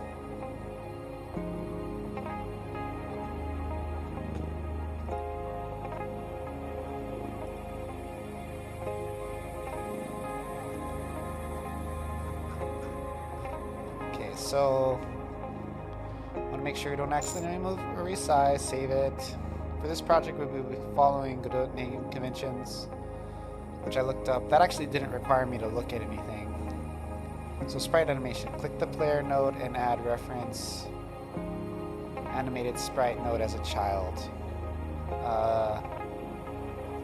Sprite frames resource.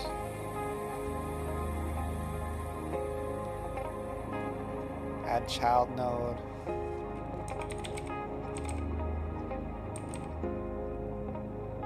Sprite frames.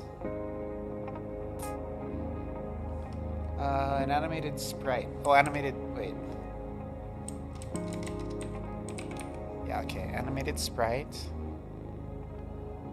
Requires a reference. I don't know how to make the reference. Node as a child. The animated sprite will handle the appearance and animations for our player. Type hint helps Godot to interpret the type of the variable that is displayed. That is to display in the inspector. Oh, do I have to? What code editor do people usually use? And does Godot work with a CRM? Or not a CRM? IDE. Make them visible. You can't export variable. Oh, they have their own editor? I haven't even seen that yet. But it does work like an IDE, right?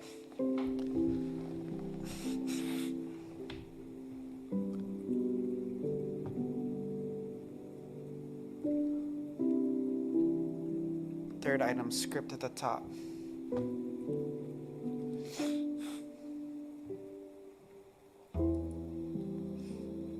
like this, add script.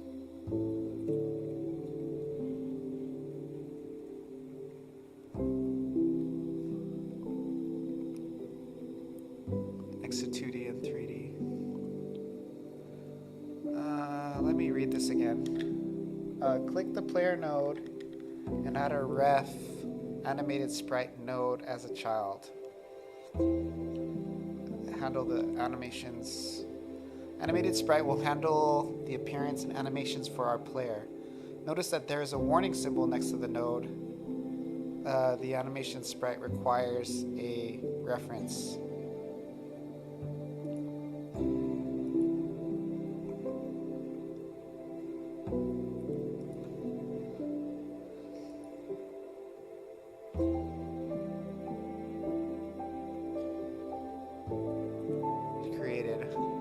Sprite frames resource. To create one, find frames property in the inspector and click empty.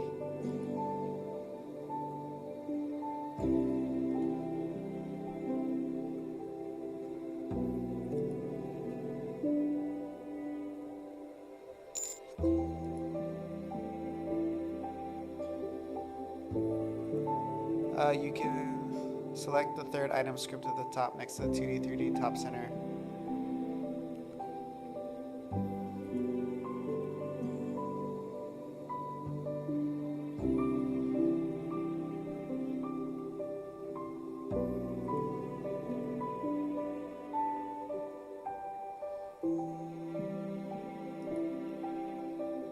Okay.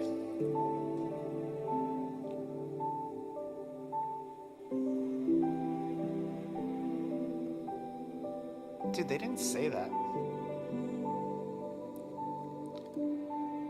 Find the frames property in the inspector.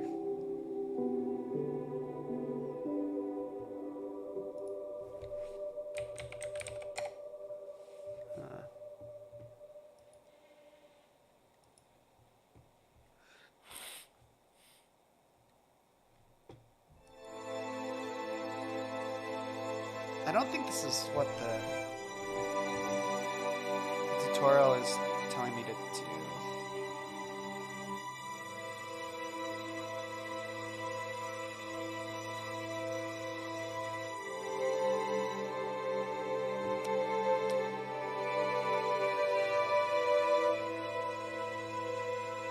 Click on the player node and add a reference to animated sprite.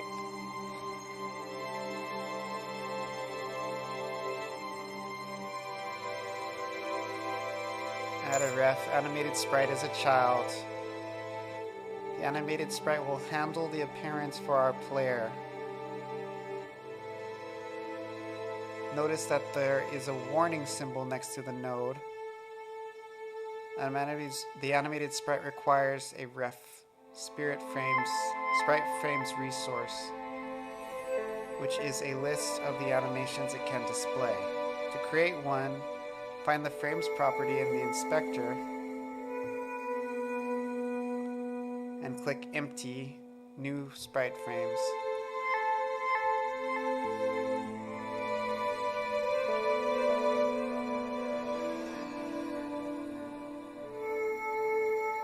It doesn't say empty.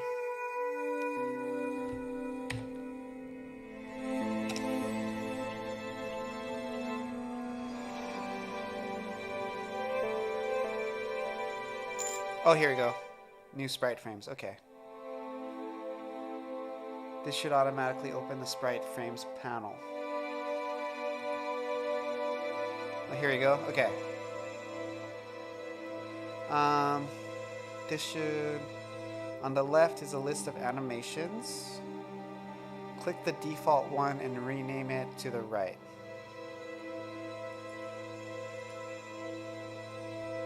And rename it to right. Then click the add button. Is this the add button? And create a second animation named up.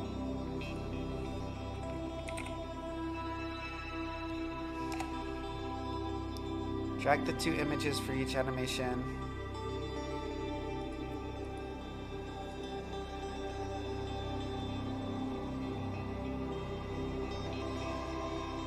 Player walk up.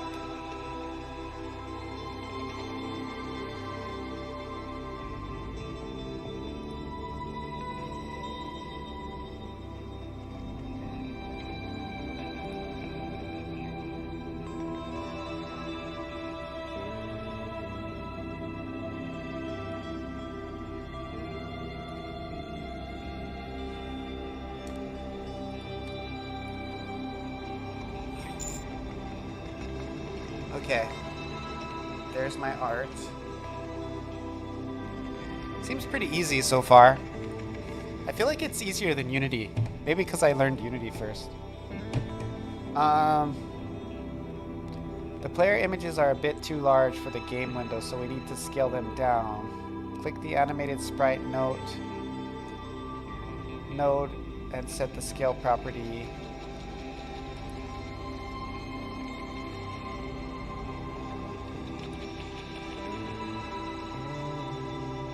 Scale property to 0505.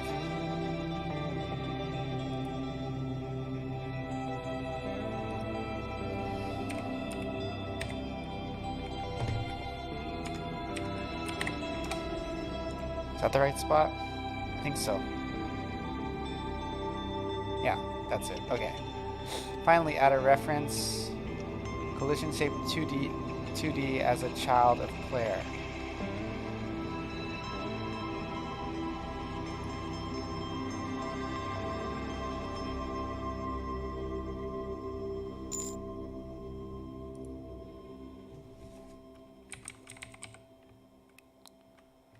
Shape 2D as a child of player.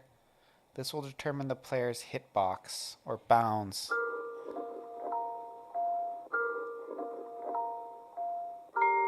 Are for the right animation. Yeah, I'll fix that in a little bit, I think. Create node that represents collision shape data in 2D space.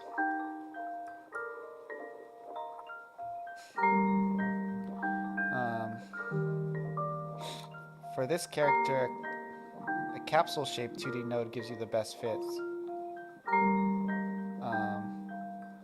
Click empty and new capsule shape 2D using the two size handles. Resize the shape cover of the sprite.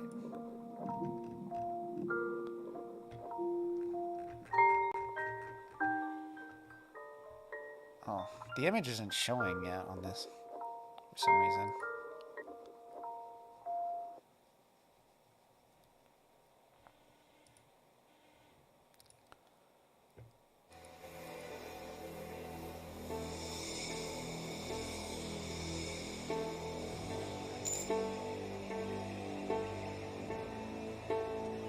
First animation is empty.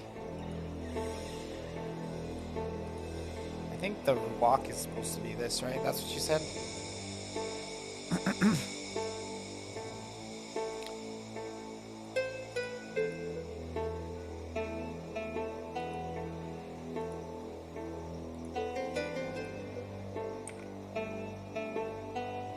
No.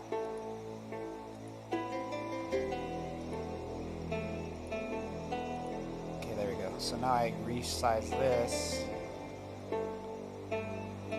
Like so.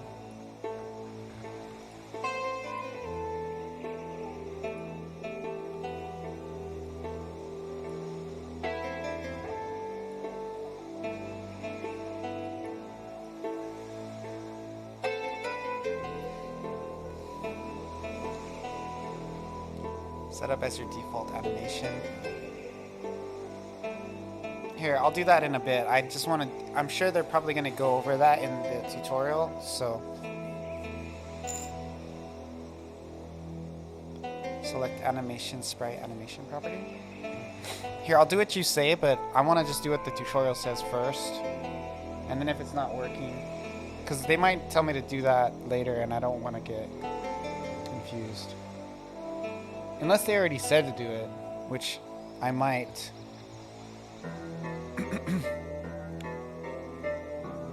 Ignore you? I won't ignore you. I'm just going to acknowledge you and tell you that I'm going to prioritize doing what the tutorial does. Because they may have an intent. There's probably, if they didn't tell me to do that yet, there's probably intention behind it, right? Like they probably want me to do that later in a way that they felt was more, like it was a better way to explain it. Now we need to add some functionality. Wait, did I get, okay. We finished, the scene should look like this. Okay, player's good. Now we need to add some functionality that we can get from a built-in node. So we add a script. Wasn't it? Just stick to the tutorial, you are right. Yeah, no, I appreciate the help, I really do. It's great. So now we need some functionality that we can get from a built-in node. You know, just being on stream, it's like it helps me because I feel like there's no choice to like just go lie down and watch YouTube on my bed. Like, I feel like there's a viewer. Even if there's just one or two, it makes me feel like, okay, I gotta stick to what I'm supposed to be doing. That's why I do it, man. If I'm really into it, I don't do it on stream. But if I have a hard time focusing, it adds another little layer that creates like interest. Yes. God is watching. God is watching. And Twitch viewers are God. Better not mess up. Oh, no, it's almost like you hope you mess up, right? Because then it's like fun to watch. If there's no drama, it's like, go somewhere else.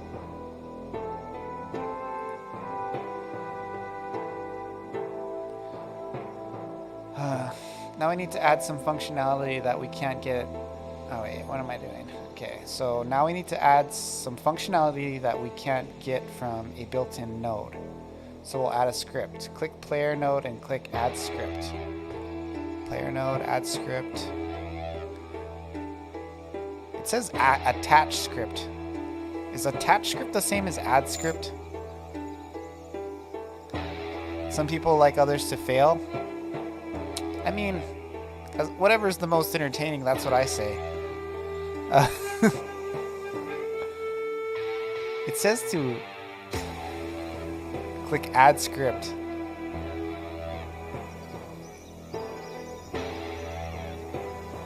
Yeah, I think they meant attach script because I'm seeing the images and this is the right place. In the script setting window, you can leave the default settings alone. Just click create. Note, if you're creating a C# script in or other language, select the language from the language drop-down menu. Oh, that's interesting. I'll just stick with GDs. So they say click create. Also, if this is your first time encountering GDScript, please read the scripting before continuing. Oh, this is sick. I'm not gonna read. Well, I'll pull it up. Let's look at it. Let's learn some stuff. Well, this is a lot. I'll go through some of it and see how I feel. Before Godot 3.0, the only choice for scripting in a game was GDScript. Nowadays, Godot has 4 official languages. Hey, is it working? Is my bot working? It looks like it's not. What the frick? Here, Zalconix, if my bot doesn't work, bro, I'll type it out.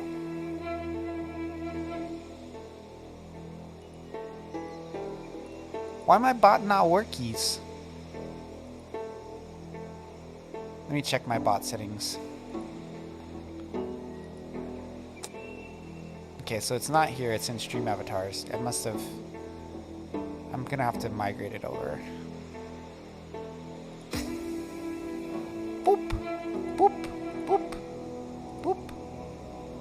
Okay, okay, look at my stream avatars. It's supposed to be in here, I think.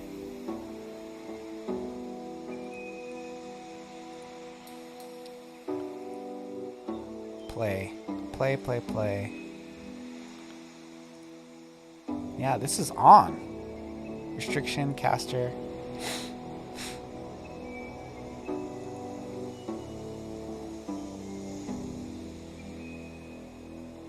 This should work. Can somebody use the play command as soon as this is done? Please. It's still loading though, I don't know. There we go. Could somebody use the play command?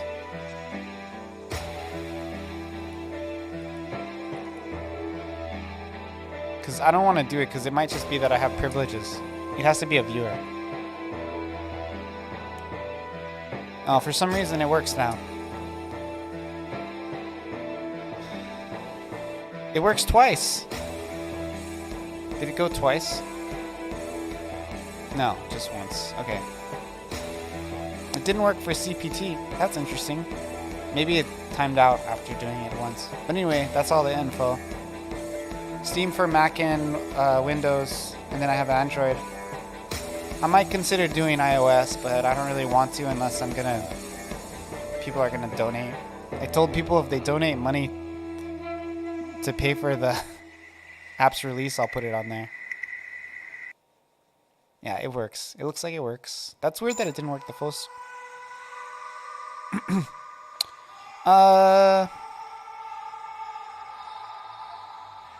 You're saying you didn't realize that RPG Maker games could export to Mac? Is that what you're saying? You can pretty much export it anywhere, man. It's just a matter of knowing what you're doing. It's a little bit harder to export to a Mac than it is to Windows. I will say that. Mac comes with a... Oh, you're saying to put something on iOS is $100 a year? Yeah. Is that what you mean? So the $100 fee is for the App Store. And you can buy both Mac and iOS applications on the App Store.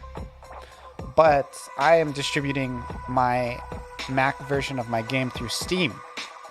So it does not require a Mac license.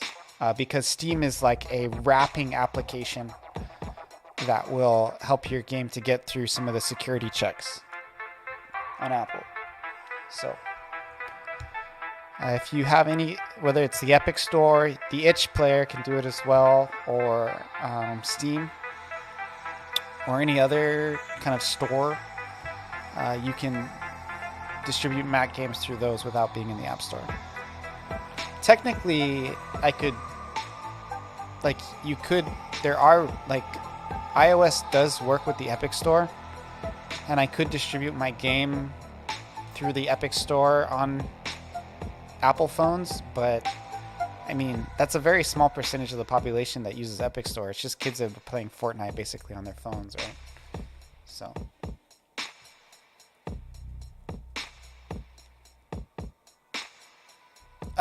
Yeah.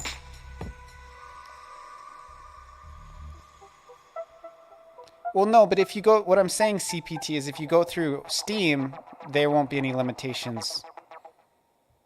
I think maybe you understand that. But yeah, so for me, I just released it on Mac through Steam. So if somebody on Mac downloads it through Steam, they can play and it won't give them any warnings or anything like that. Because Steam games are like checked off as like okay. But if they downloaded it directly, there would be like all kinds of warnings and crap. I'm not really a Mac developer. I have built a couple programs on iOS. But yeah. It's just, I mean, if you look at my game, the percentage of players on Mac are like less than 5%. So it's like, who cares about them? So I'm not going to put an extended effort to release it on Mac in any other way other than through Steam, which I'm already using for Windows. I would release it on iOS. I just don't want to pay for it because I don't really think it's going to get any money. So if somebody wanted to, like if people really wanted it to play on iOS, because it works great on Android. I have all the touch settings set up. No, Mac's fine. You can play it on Mac. You just got to get Steam. Just download Steam. You should have a Steam account anyway. It's 2022, almost 23. Just get Steam. You don't need no App Store. I wonder if any game devs have actually sold stuff on Mac desktop in the App Store that I know. Like, is that like a viable thing to do? Like, is there money in there? I don't think there is. It doesn't seem like there would be. Like, I don't really know, though. I will tell you that on Steam, supporting Mac, there is no market there.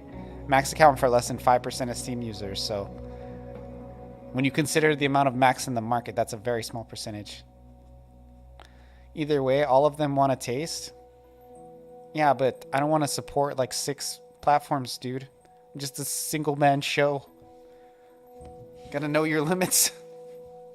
Like, that's why with Apple, it's not so much like with iOS, it's not so much like I don't want to do it, because it's actually would probably take me like to set up an iOS version of the game with testing and stuff. It would probably take like a week, like maybe 40 hours. But I'm okay with putting in that time just for the fun of it. No, I don't have a Linux version right now. That's actually probably more people would play it on Linux than Mac. Like, I would be surprised if there wasn't more Linux users than Mac users. I could export for Linux. I don't know. When I talk to other people, they're like, Steam Linux is not like that much. So if a lot of people requested a Linux version, I'd probably put it together, but I don't know. Unless somebody like bothers me. Yeah, but the thing is, the Steam Deck supports Windows games too. My game runs great on Linux. 60 plus frames all the way through. It runs better on Linux on Steam Deck than like I've seen people play it. So it's, as far as Steam Deck, it's already good. So I'm not gonna make it for Linux specifically for Steam Deck because it already works on its. The Windows version works great on Linux.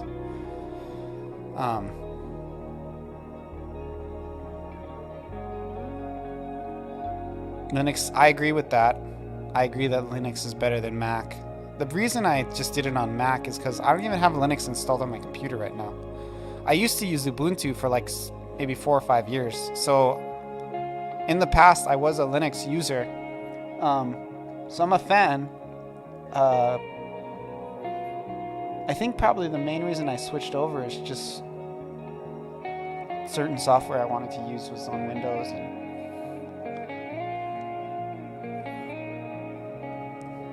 You know, honestly, once Windows 10 came out, I liked it. And I felt that it was a lot stronger than some of the previous versions, some of the recently previous versions. And it kind of attracted me back into Windows. And then I just found that over time, I just stopped using Linux and I used Windows more. It's just kind of what happened. But prior to Windows 10's release, I used Linux for like 5 years. I used Ubuntu as my main OS. So I mean, like, I like Linux and it's fun, but it basically, in my opinion, it just seems like Windows figured out what Linux users were attracted to, and they just started providing some of those features.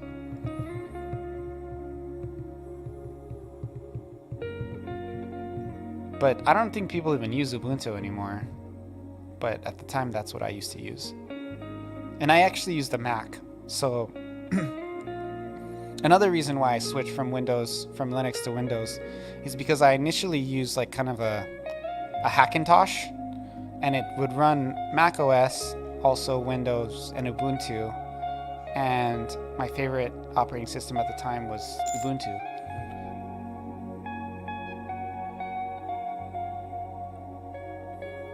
Use Windows for gaming.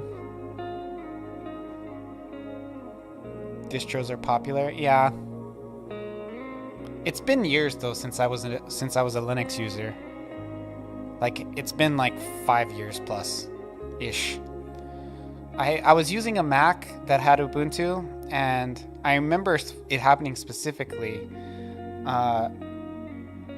There was an application that I was doing for a client, an iOS application, and I updated it, and it literally broke my my hardware configuration no longer worked. So I wasn't able to start my computer, So I remember it clearly. I had the application on an email, and I went to the Mac store. I went to the Apple store, and I downloaded my game, and then I exported it in Xcode, and then I sent it to my client.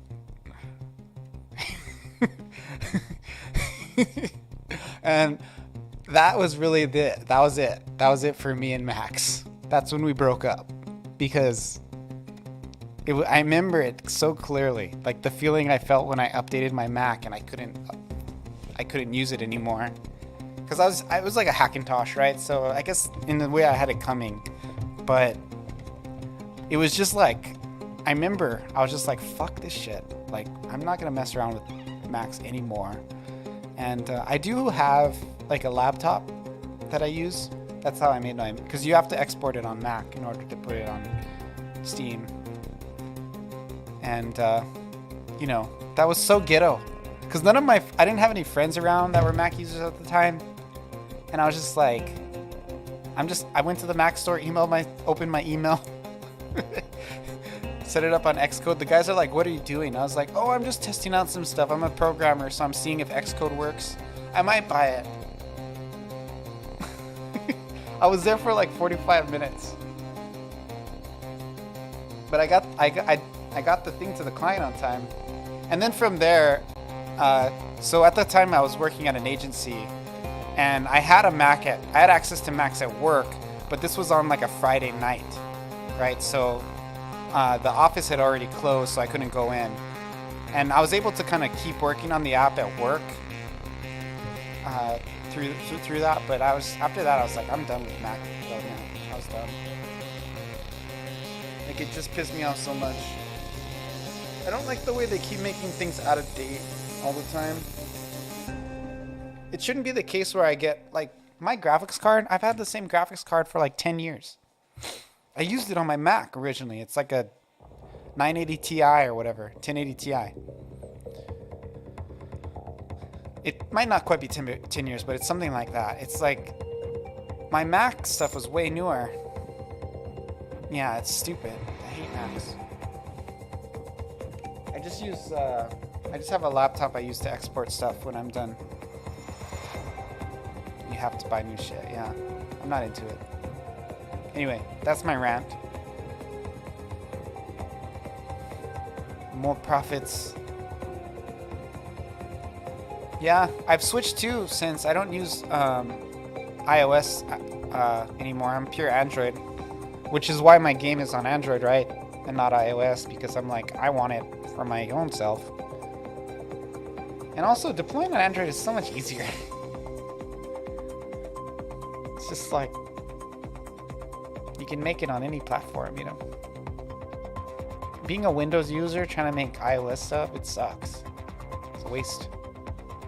Okay, so let's read some of this.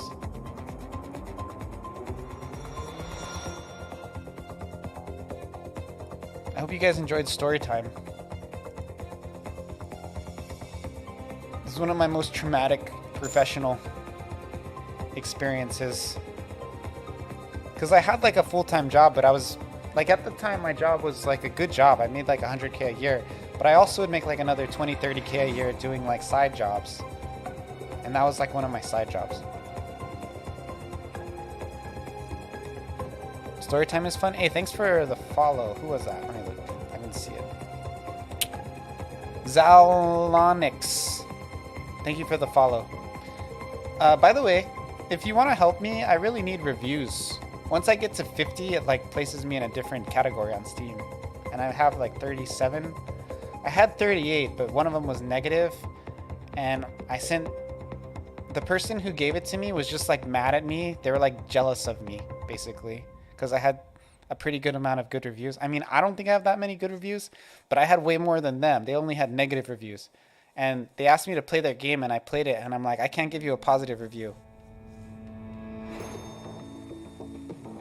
August 3rd? Well, I'm not joking. I've never had Godot installed on my stream computer.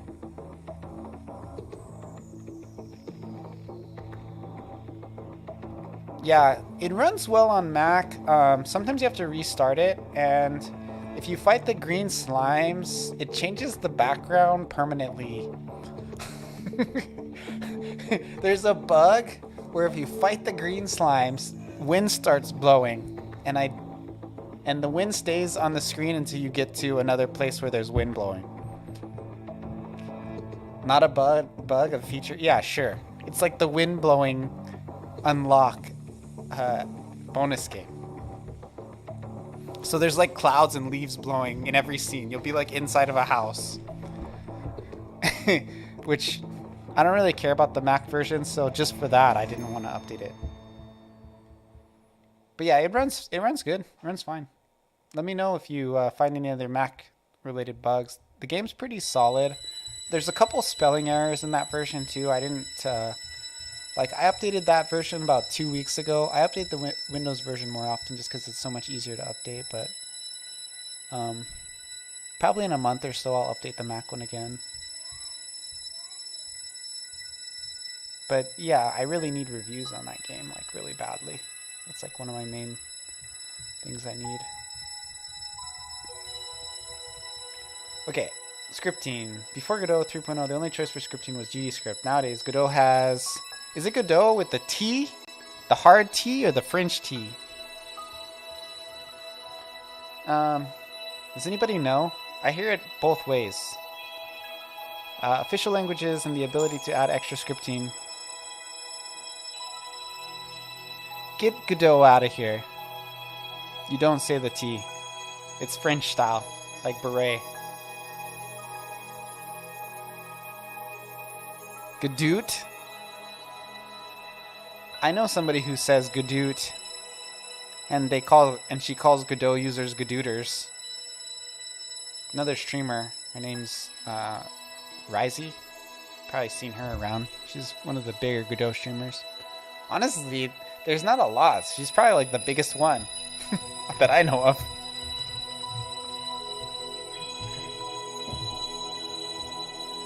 I'm one of the biggest, with my 5 viewers, I'm one of the biggest RPG Maker streamers. Rizey? Yeah, she's great. I love her. I'm a big fan. She's an RPG Maker that migrated to Godot as well. Although I released the game and I'm going to keep working on that game. I'm just kind of messing with Godot. I'm not really a Godooter, as Rizey would say. I'm still an RPG Maker that's messing with Godot. I'm like, sometimes you gotta play the field. Not yet. I like RPG Maker.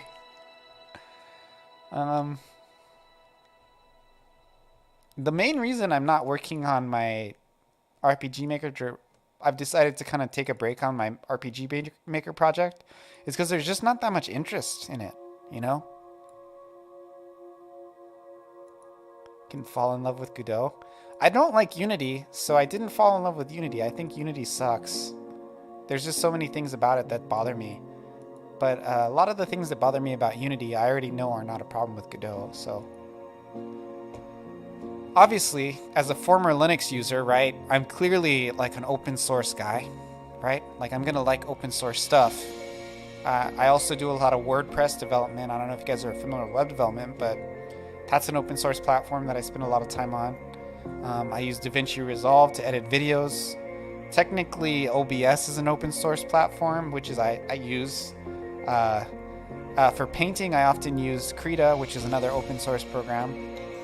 RPG Maker actually functions somewhat like an open source program in the sense that you can see all of the source code, which you can in Unity. Even though it's not technically open source because you buy it, you can see everything it's doing, which is similar to which is one of the aspects that makes open source great,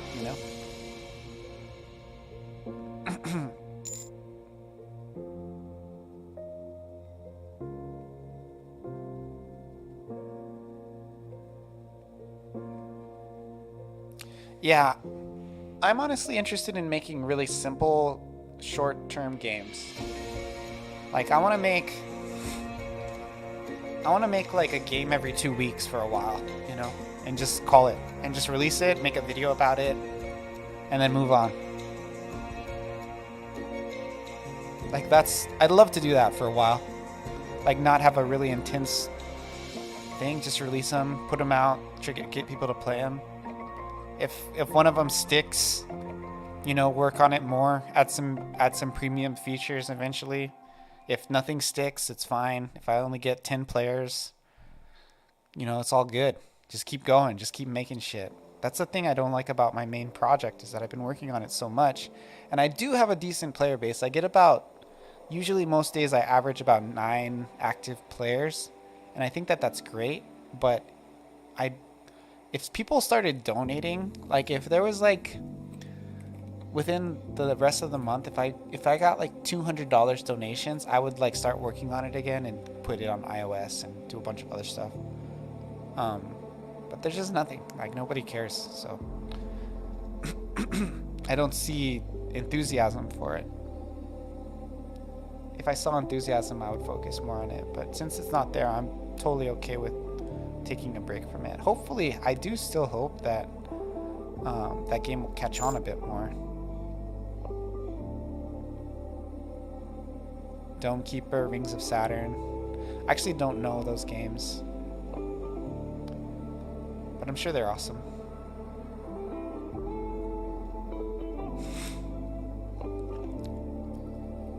Elegant and designed to be familiar. The EV Rings of Saturn is free. Very cool. If you're ever in my Discord, post it in there. I have a Godot channel in there. Because one of the main guys who helps with my game, his name's Code Mora. His main project is a Godot project, so. Even though he helps me with RPG Maker. Works just like the full version. I might try it out, yeah.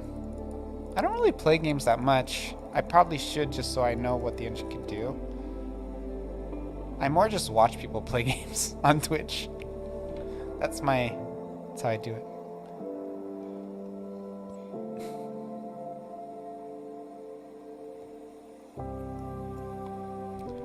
Loads and compiles blazingly fast. The editor integration is a pleasure to work with. I like to play with Godot. Yeah, I like to play with RPG Maker. The editor integration is a pleasure to work with. The code completion for nodes, signals, and many other items pertaining to the scene being edited has vector types built in, such as vectors, transforms, etc., making it efficient for heavy use of linear algebra. Whoa. That's good for moving stuff around. Supports multiple threads as efficiently and statically typed languages. This is like a sales pitch. I don't need to know this. Uses no garbage collector, so it trades a small bit out of animation by determinism. That's cool, so you have to be more specific and you have more control over what's going on. It's a dynamic nature, makes it easy to optimize sections of code in C++ via native GD native. If more performance is required, all without recompiling the game in the engine. If you're undecided and have experience with programming, especially dynamic type languages, go for GD script. It's interesting, they didn't say it for users familiar with JavaScript. Lua, I kind of know a little. I don't really know Python. Every time I do something in Python, I forget it within like a day.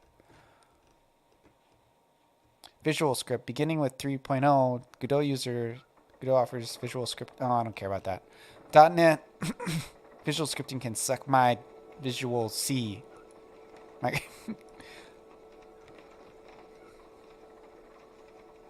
Visual Scripting can suck my C++. Visual Script is dead as of C. Oh, really? Yeah, I'm over it. I hate Visual Scripting in general. .NET, C#. As Microsoft, C# is the favorite amongst game developers, we have added official support for it. C# is the mature language. I know a little bit of C# from working with Unity, but you can really like not know C# and use Unity just fine. You just look up the syntax whenever you need it. Language with tons of code written for it and support added for it. It's like you're in a foreign country. Like using Unity, you can be in like, it's like being in a foreign country and you just look up on your phone like how to ask to use the bathroom every time you need to use it. That's kind of like my experience with C# and Unity. I went through like a bunch of the online courses with it, but you don't really need to know anything. You just need to understand the logic, and you can just look it up. It has an excellent trade-off between performance and ease of use, although one must be aware of its garbage collector. Yes. Since Godot uses Mono.NET runtime, in theory, any third-party .NET library or framework can be used for scripting Godot, as well as common language infrastructure compliant programming language such as F#. I don't even know what that is. Boo. I know what that is. Clojure, CLR. In practice, however, C# is the only officially supported .NET language. So you'd have to use C# for networking components, probably. GD native.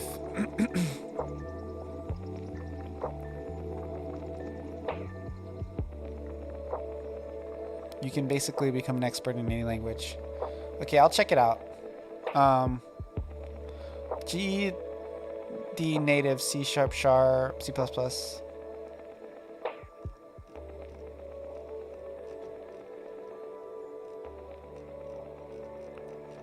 don't want to go through all this. Okay, so let's back to the tutorial.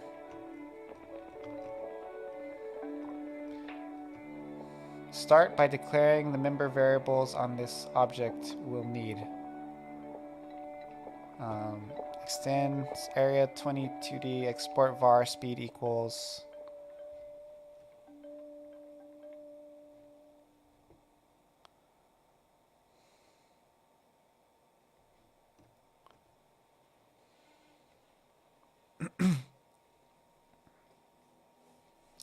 Export keyword for the first variable speed allows you to set its value in expector.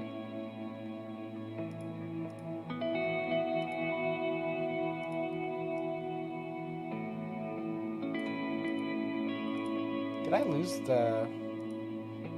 I want to post that video in... that you're mentioning in my Discord.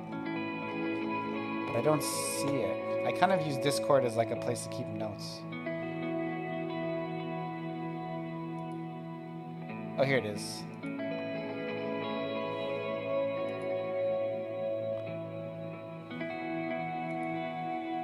I think I might call it a night pretty soon.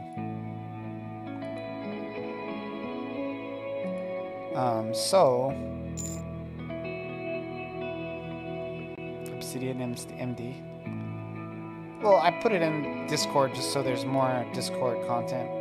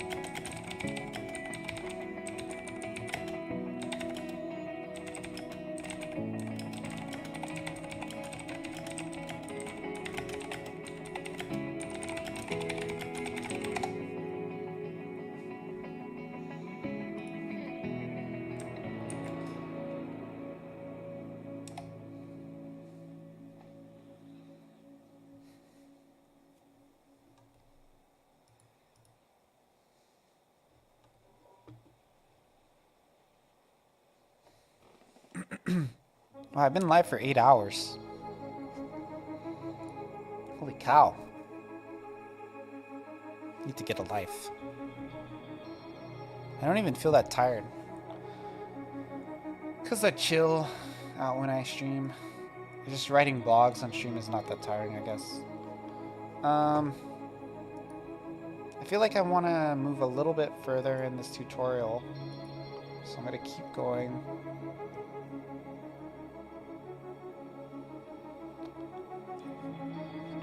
Okay. So extends area 2D. And then export var. I'm just copying. Equals 400. How fast? So comments are with numbers, I guess. That's cool. How fast the player move. Pixels. per sec.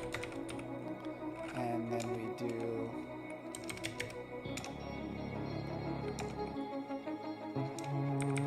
I also should read what I'm writing. Var screen snake case or snake whatever. What is it called? Snake something.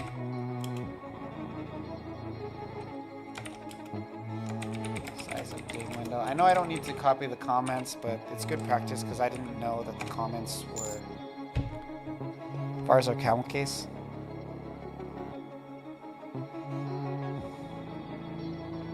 This is what it says to write, so I'm just gonna leave it.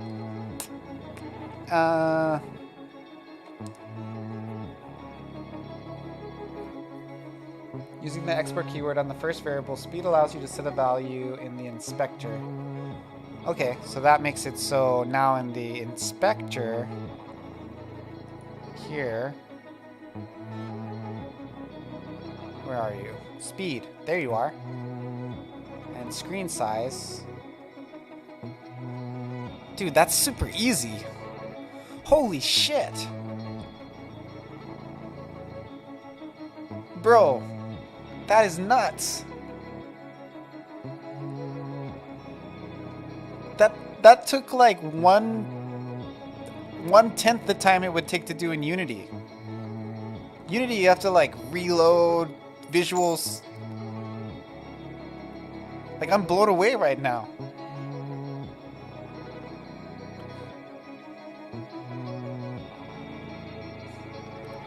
That's crazy. Like, that blows my mind.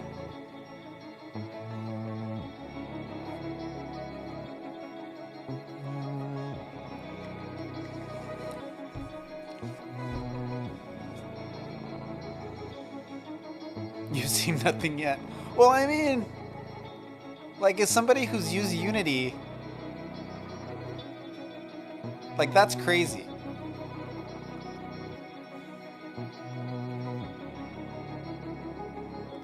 Like, adding a value to in your inspector in Unity, it's like you have to build like an object and all this other shit. It's just crazy. And you have to use Unity and then save it. And it's not as integrated, so like there's all these steps along the way where you can get tripped up. And this just like cuts them all out.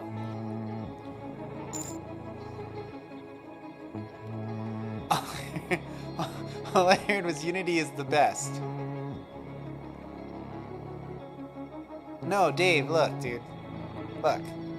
So you just come here, you right click, you go attach script, and then it brings up this window, and then you can just add export var speed to the script of the object, and then if you go back to the script, it'll be right here already. Like, it's just there instantly. You don't have to go to Visual Studio Code. Public float speed. Yes, no, I know, but like, this is so much faster. Like, not having to go to Visual Studio and back. Like, this is so much lighter. And the prediction and everything that you would get from Visual Studio with Unity, this is Godot.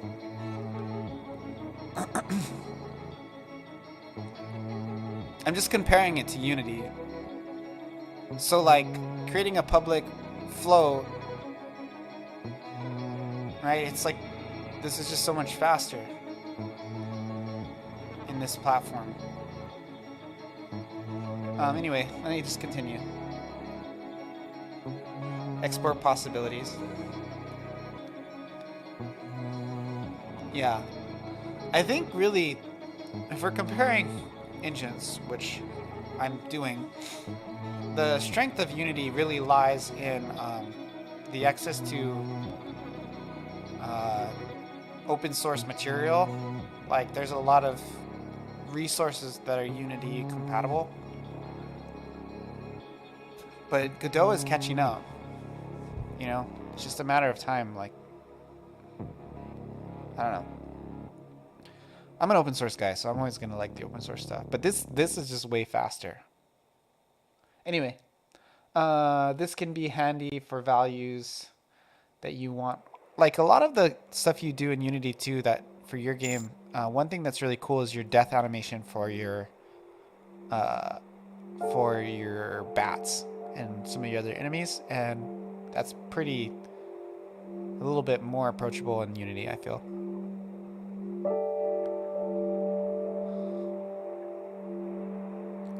Yeah, Godot is not the most console friendly. I've never really, none of my friends have really put a game from Unity to console, so I don't really know. Like going from Unity to console, I know they have the export options, but I don't know anybody who's actually done that. Maybe, no, I don't. Who have, like, I don't personally have any friends that have done that. I do have friends that have gone from RPG Maker to console.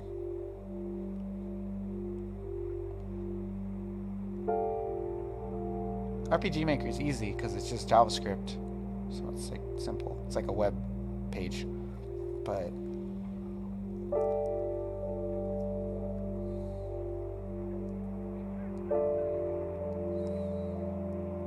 NDAs for developer kits, and that is not compatible with open source projects. Yeah. That's why Unity can have that.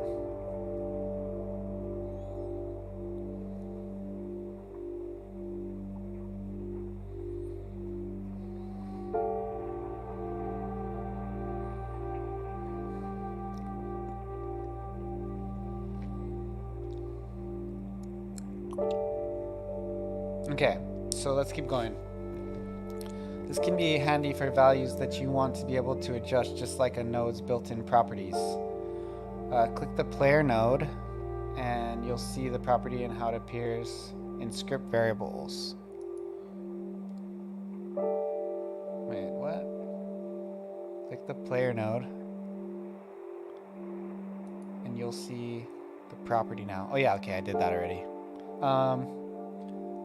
Section, remember if you change the value here, it will override the value written in the script. Will it change the value in the script? Or it'll just leave it? It'll just override it? Or the script will stay the same? Okay, it'll stay the same. Oh, and then there's a reset button. Well, that's good when you're testing. Okay. Remember if you change the value here, okay. Warning, if you're using C#, screw that. You need to rebuild the project assemblies whenever you want. Oh my gosh. People, I wonder if people do that. I don't want to rebuild the project assemblies. More like C flat. This build can manually be triggered by clicking the word mod. Who would do that? Is it just somebody who's like super like C#? What would be somebody, can anybody think of a situation where you wouldn't want to learn GDScript and you would just want to do it with C#? Maybe if you're using like C# networking code or something. It would have to be something like that. That'd be the reason why you do that. I don't know. There has to be a reason. I just don't know what it is. Other than just learning GDScript, because that's impractical. Hardcore Unity peeps that swear on C# will use it. Well, I don't think, from what I'm gathering, and correct me if I'm wrong, I don't think that would be a viable reason to use C#. I think there has to be integrations that you want, like maybe a networking integration that would make you want to use C#, for example, or maybe some compatibility for your export. But I can't really see, unless you're just like goofing off and messing around, I can't see why you wouldn't just use GDScript. Oh yeah, that's another great performance. If you have a specific something that you can increase, more optimize your game, right? Of course, that makes perfect sense. But just like not learning C# or not using the GDScript, that would be silly. Okay, the ready function is called we're looking back at the inspector. The ready function is called when a node enters the scene tree, which is a good time to find the size of the game window. Oh, so you do a function, ready, and then you put the screen size here. So you do screen size equals get viewport, port underscore. I guess my door's open. I just saw the cat walk by. Dot size. No, man, I have like a hard desire to do semicolons. But for speed, implementation, and iterating features. Even implemented HTTP server 2 for a test project. That's really exciting. Dude, the cat's on my bed. Oh, you know what that makes me realize? Did you hear the cat meow? It was the cat snuck in from outside. This is my neighbor's cat, dude. It's not my cat. Here, let me show you this little invader. Where's my camera settings? Freaking cat invader. No cat is heard on stream. Okay, let me change my view.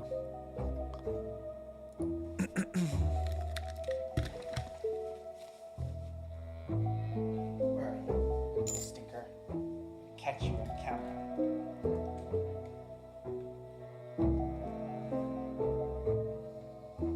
Where'd you go? Well, she's back there. You can kind of see her. Matilda. Matilda. Matilda.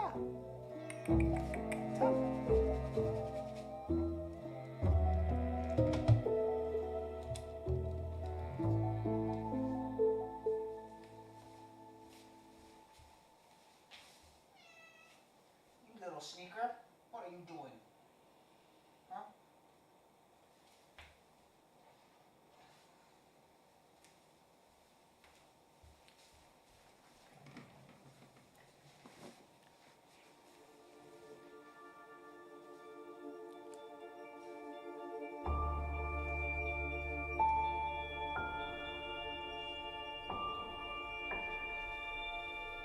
This is not my cat. She thinks she's my cat, but she's not. She walked into my house because the door must have blown open. Huh, Matilda? I'm actually allergic to cats slightly. I'm gonna have to wash my hands after this, and I gotta make sure not to touch my face. I have it's a very slight allergy.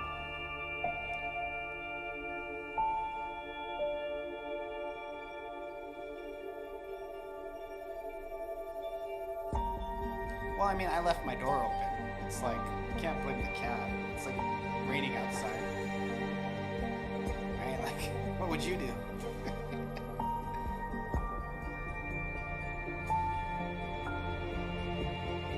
Nah, her family's cool. Their daughter's just allergic to cats. They're my friends, that's why I know the cat. Sometimes when I go running, this cat follows me. Follows me on my runs. Come, Matilda. Come running with me. I'll be at like the park nearby. It's like maybe a mile away, and she'll like pop out. Like I follow. She's like a stalker.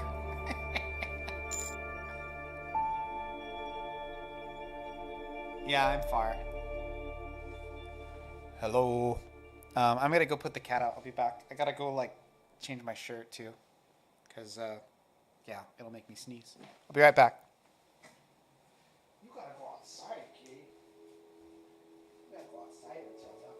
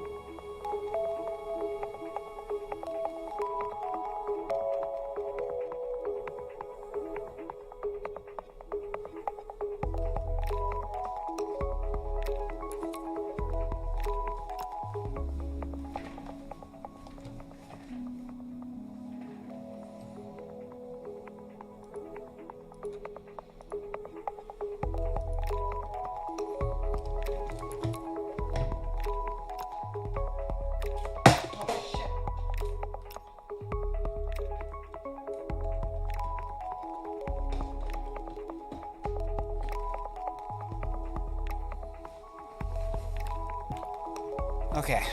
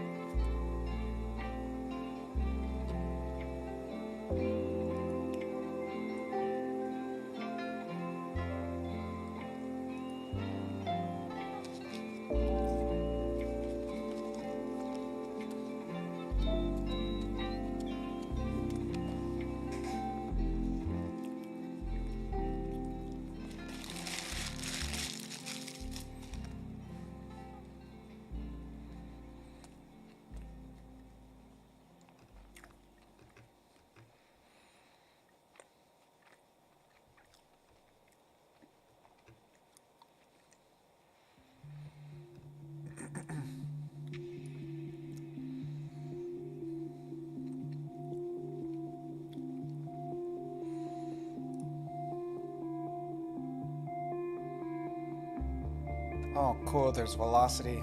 Man, I missed that when I was doing RPG Maker.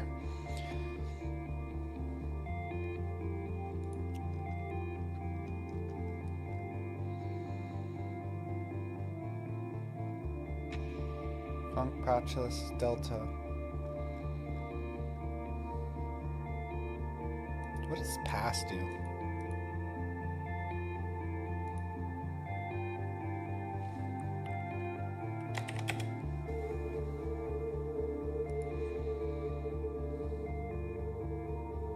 Oh, I see what's wrong. Okay, so I gotta make another function here.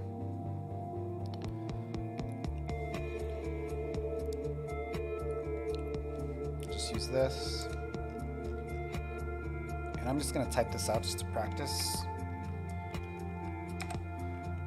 So we'll do var velocity equals vector 2 if input is action underscore press.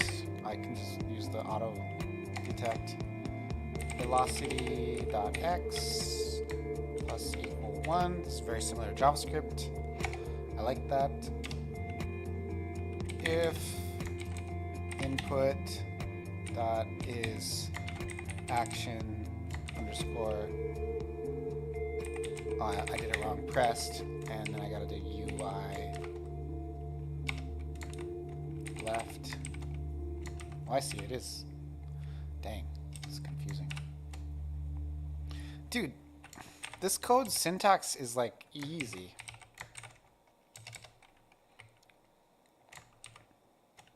I gotta learn how to do Python again before like next month, because I'm gonna teach kids robotics. Excuse me. So I have to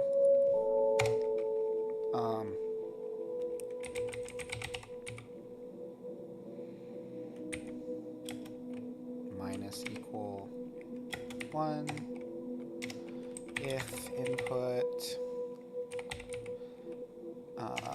spell it right. Input dot is underscore action underscore pressed.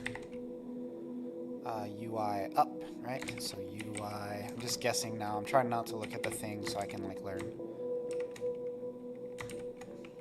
And then velocity Y. Well, it would be minus equals 1.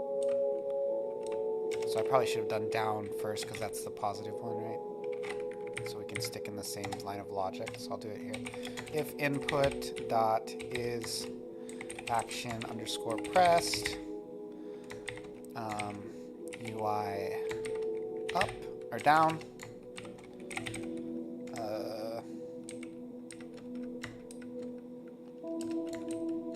and then I can do velocity dot Y equals, plus equals 1. Then I added a typo here. And then we can do an else. So the syntax for GD script, right? It's not, I'm looking at it compared to where in JavaScript I would do else if, right? It's like this, the logic is a little different. Oh, no, it's not. I see what's going on. This is the one the else is attributed to. I missed one because I was trying to just guess it. Velocity dot length. So this is a function. It's greater than 0. So if the velocity is 0, it's greater than 0 technically. But velocity equals, gotta pull this out. Velocity equals velocity dot normalized times speed.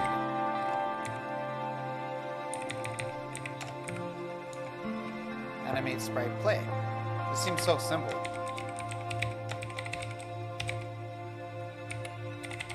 I was a little concerned that my middle school students won't be able to understand this, but now that I'm doing it, it's like not even hard. You know? Especially if I help them. Animate stop. That's it. That's everything. Okay, we start by telling velocity to 0, 0. Where's that? So I'm assuming delta is referring to delta time, right? By setting the velocity to 0, 0. By default, the player should not be moving. Then we check each input and subtract the velocity to obtain a total direction. For example, if you hold right or down at the same time, the resulting velocity will be 1, 1. In this case, since we are adding a horizontal and vertical movement, the player would move faster than if moved horizontally. We can prevent this if we normalize. Do I have a normalize in there? Okay, so it just makes it so it's the same. Which means we set its length to 1 and multiply by the desired speed. This means no more fast diagonal movements. Okay. We also check whether the player is moving so we can start or stop the animated sprite animation. Shit. Excuse me. If you've never used vector math before and need a refresher, you can see the explanation of vector usage in Godot vector math. I kind of want to look at this. Oh shoot. Open that new window. See what it says. Vector math, introduction. This tutorial is short. 2D systems.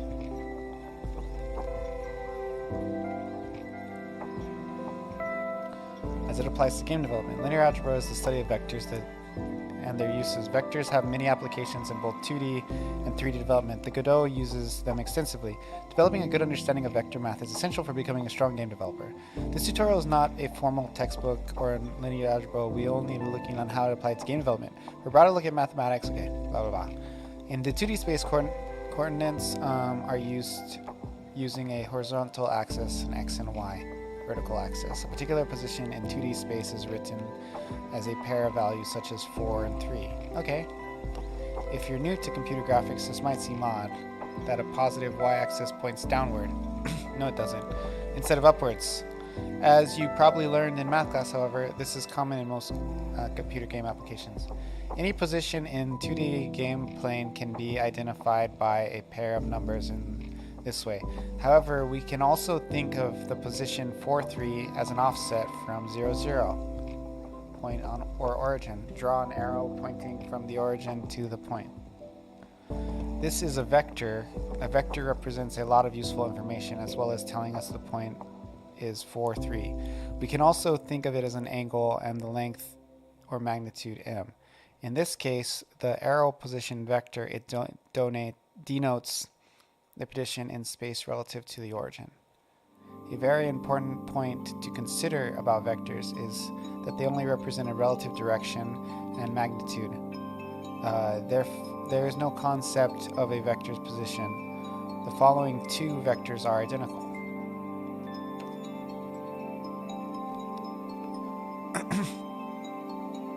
Both vectors represent a point for units to the right and 3 units below some starting point. It does not matter where the plane you draw the vector, it always represents a relative direction and magnitude. Okay. I think I'm going to call it for the day. This is some really good stuff, and I think I'm going to start again around the same time. I'm going to do an early stream tomorrow. This vector stuff is good, and it is somewhat related to my work, so usually I don't justify doing game dev during the day, but I am going to be teaching kids Godot next semester, so for me that makes sense that I would do it, that I would learn Godot during the nighttime. So, and this is great. It's just GDScript seems really fun because it's like pretty simple, and I generally have to get better at programming, and this will help me with logic. But I'm going to probably call it a night. Let me see if anybody else is rating. Or streaming. Man, I can't use words. Brain shot. I have to take a shower. That's why I'm stopping, because I have like I feel like cat allergy happening. So I don't really want to keep going.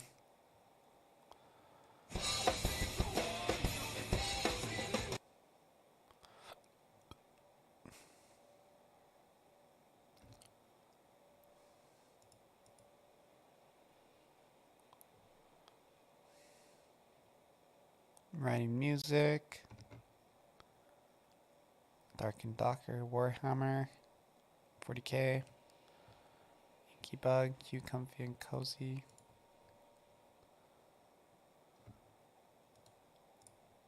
What's everybody doing?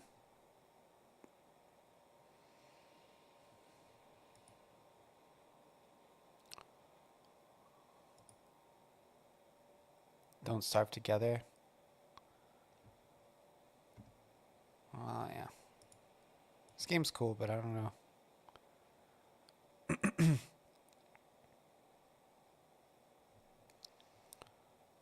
Canoners. Playing Destiny.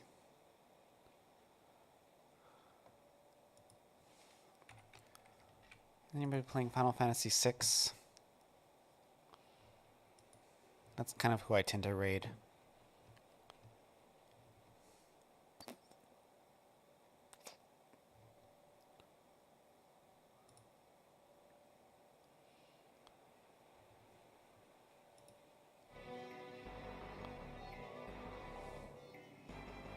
Looks like he's AFK.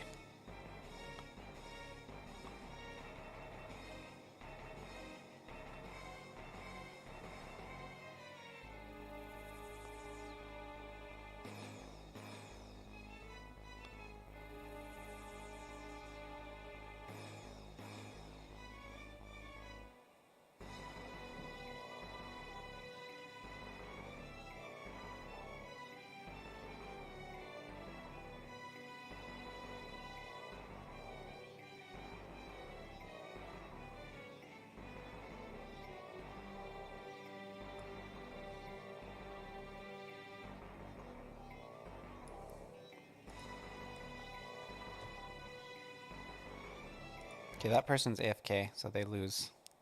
Espers. I'll wait. Yeah, sure. Oh yeah, we'll do this one. We're done. This guy looks good. Backing off. Yo, man, I'm closing down. I gotta go take a shower. Rama and trust The you cat as power. is making me react. Yo, man, I'm closing down.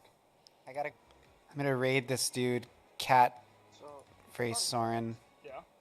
you actually killed Ifrit too fast in that fight. Did I? If I'll you do more. I'll be doing more actually Godot. That's gonna be like the main thing I'm trying to learn. I have to learn how to teach Godot by, because I teach middle schoolers Godot, so I have to learn You said it I by couldn't like steal it, the or ninth. did you say oh, there was nothing to steal or couldn't At least steal? enough to teach middle schoolers, you know, which I don't think it's gonna take that long. There's something to steal off Sheva. You know what I mean? So I'll be doing that. Whatever. It's just the way the RNG rumbles. But usually what I do is I'll raid somebody who's playing Final Fantasy VI, and I'll try to convince them to try my game. You can help me if you want. That's the con, right? Get a streamer, be like, hey, I'm a game dev. I love this game. We're all here being dragged Blah blah blah. too. Suffered by Okay, I'll see you later.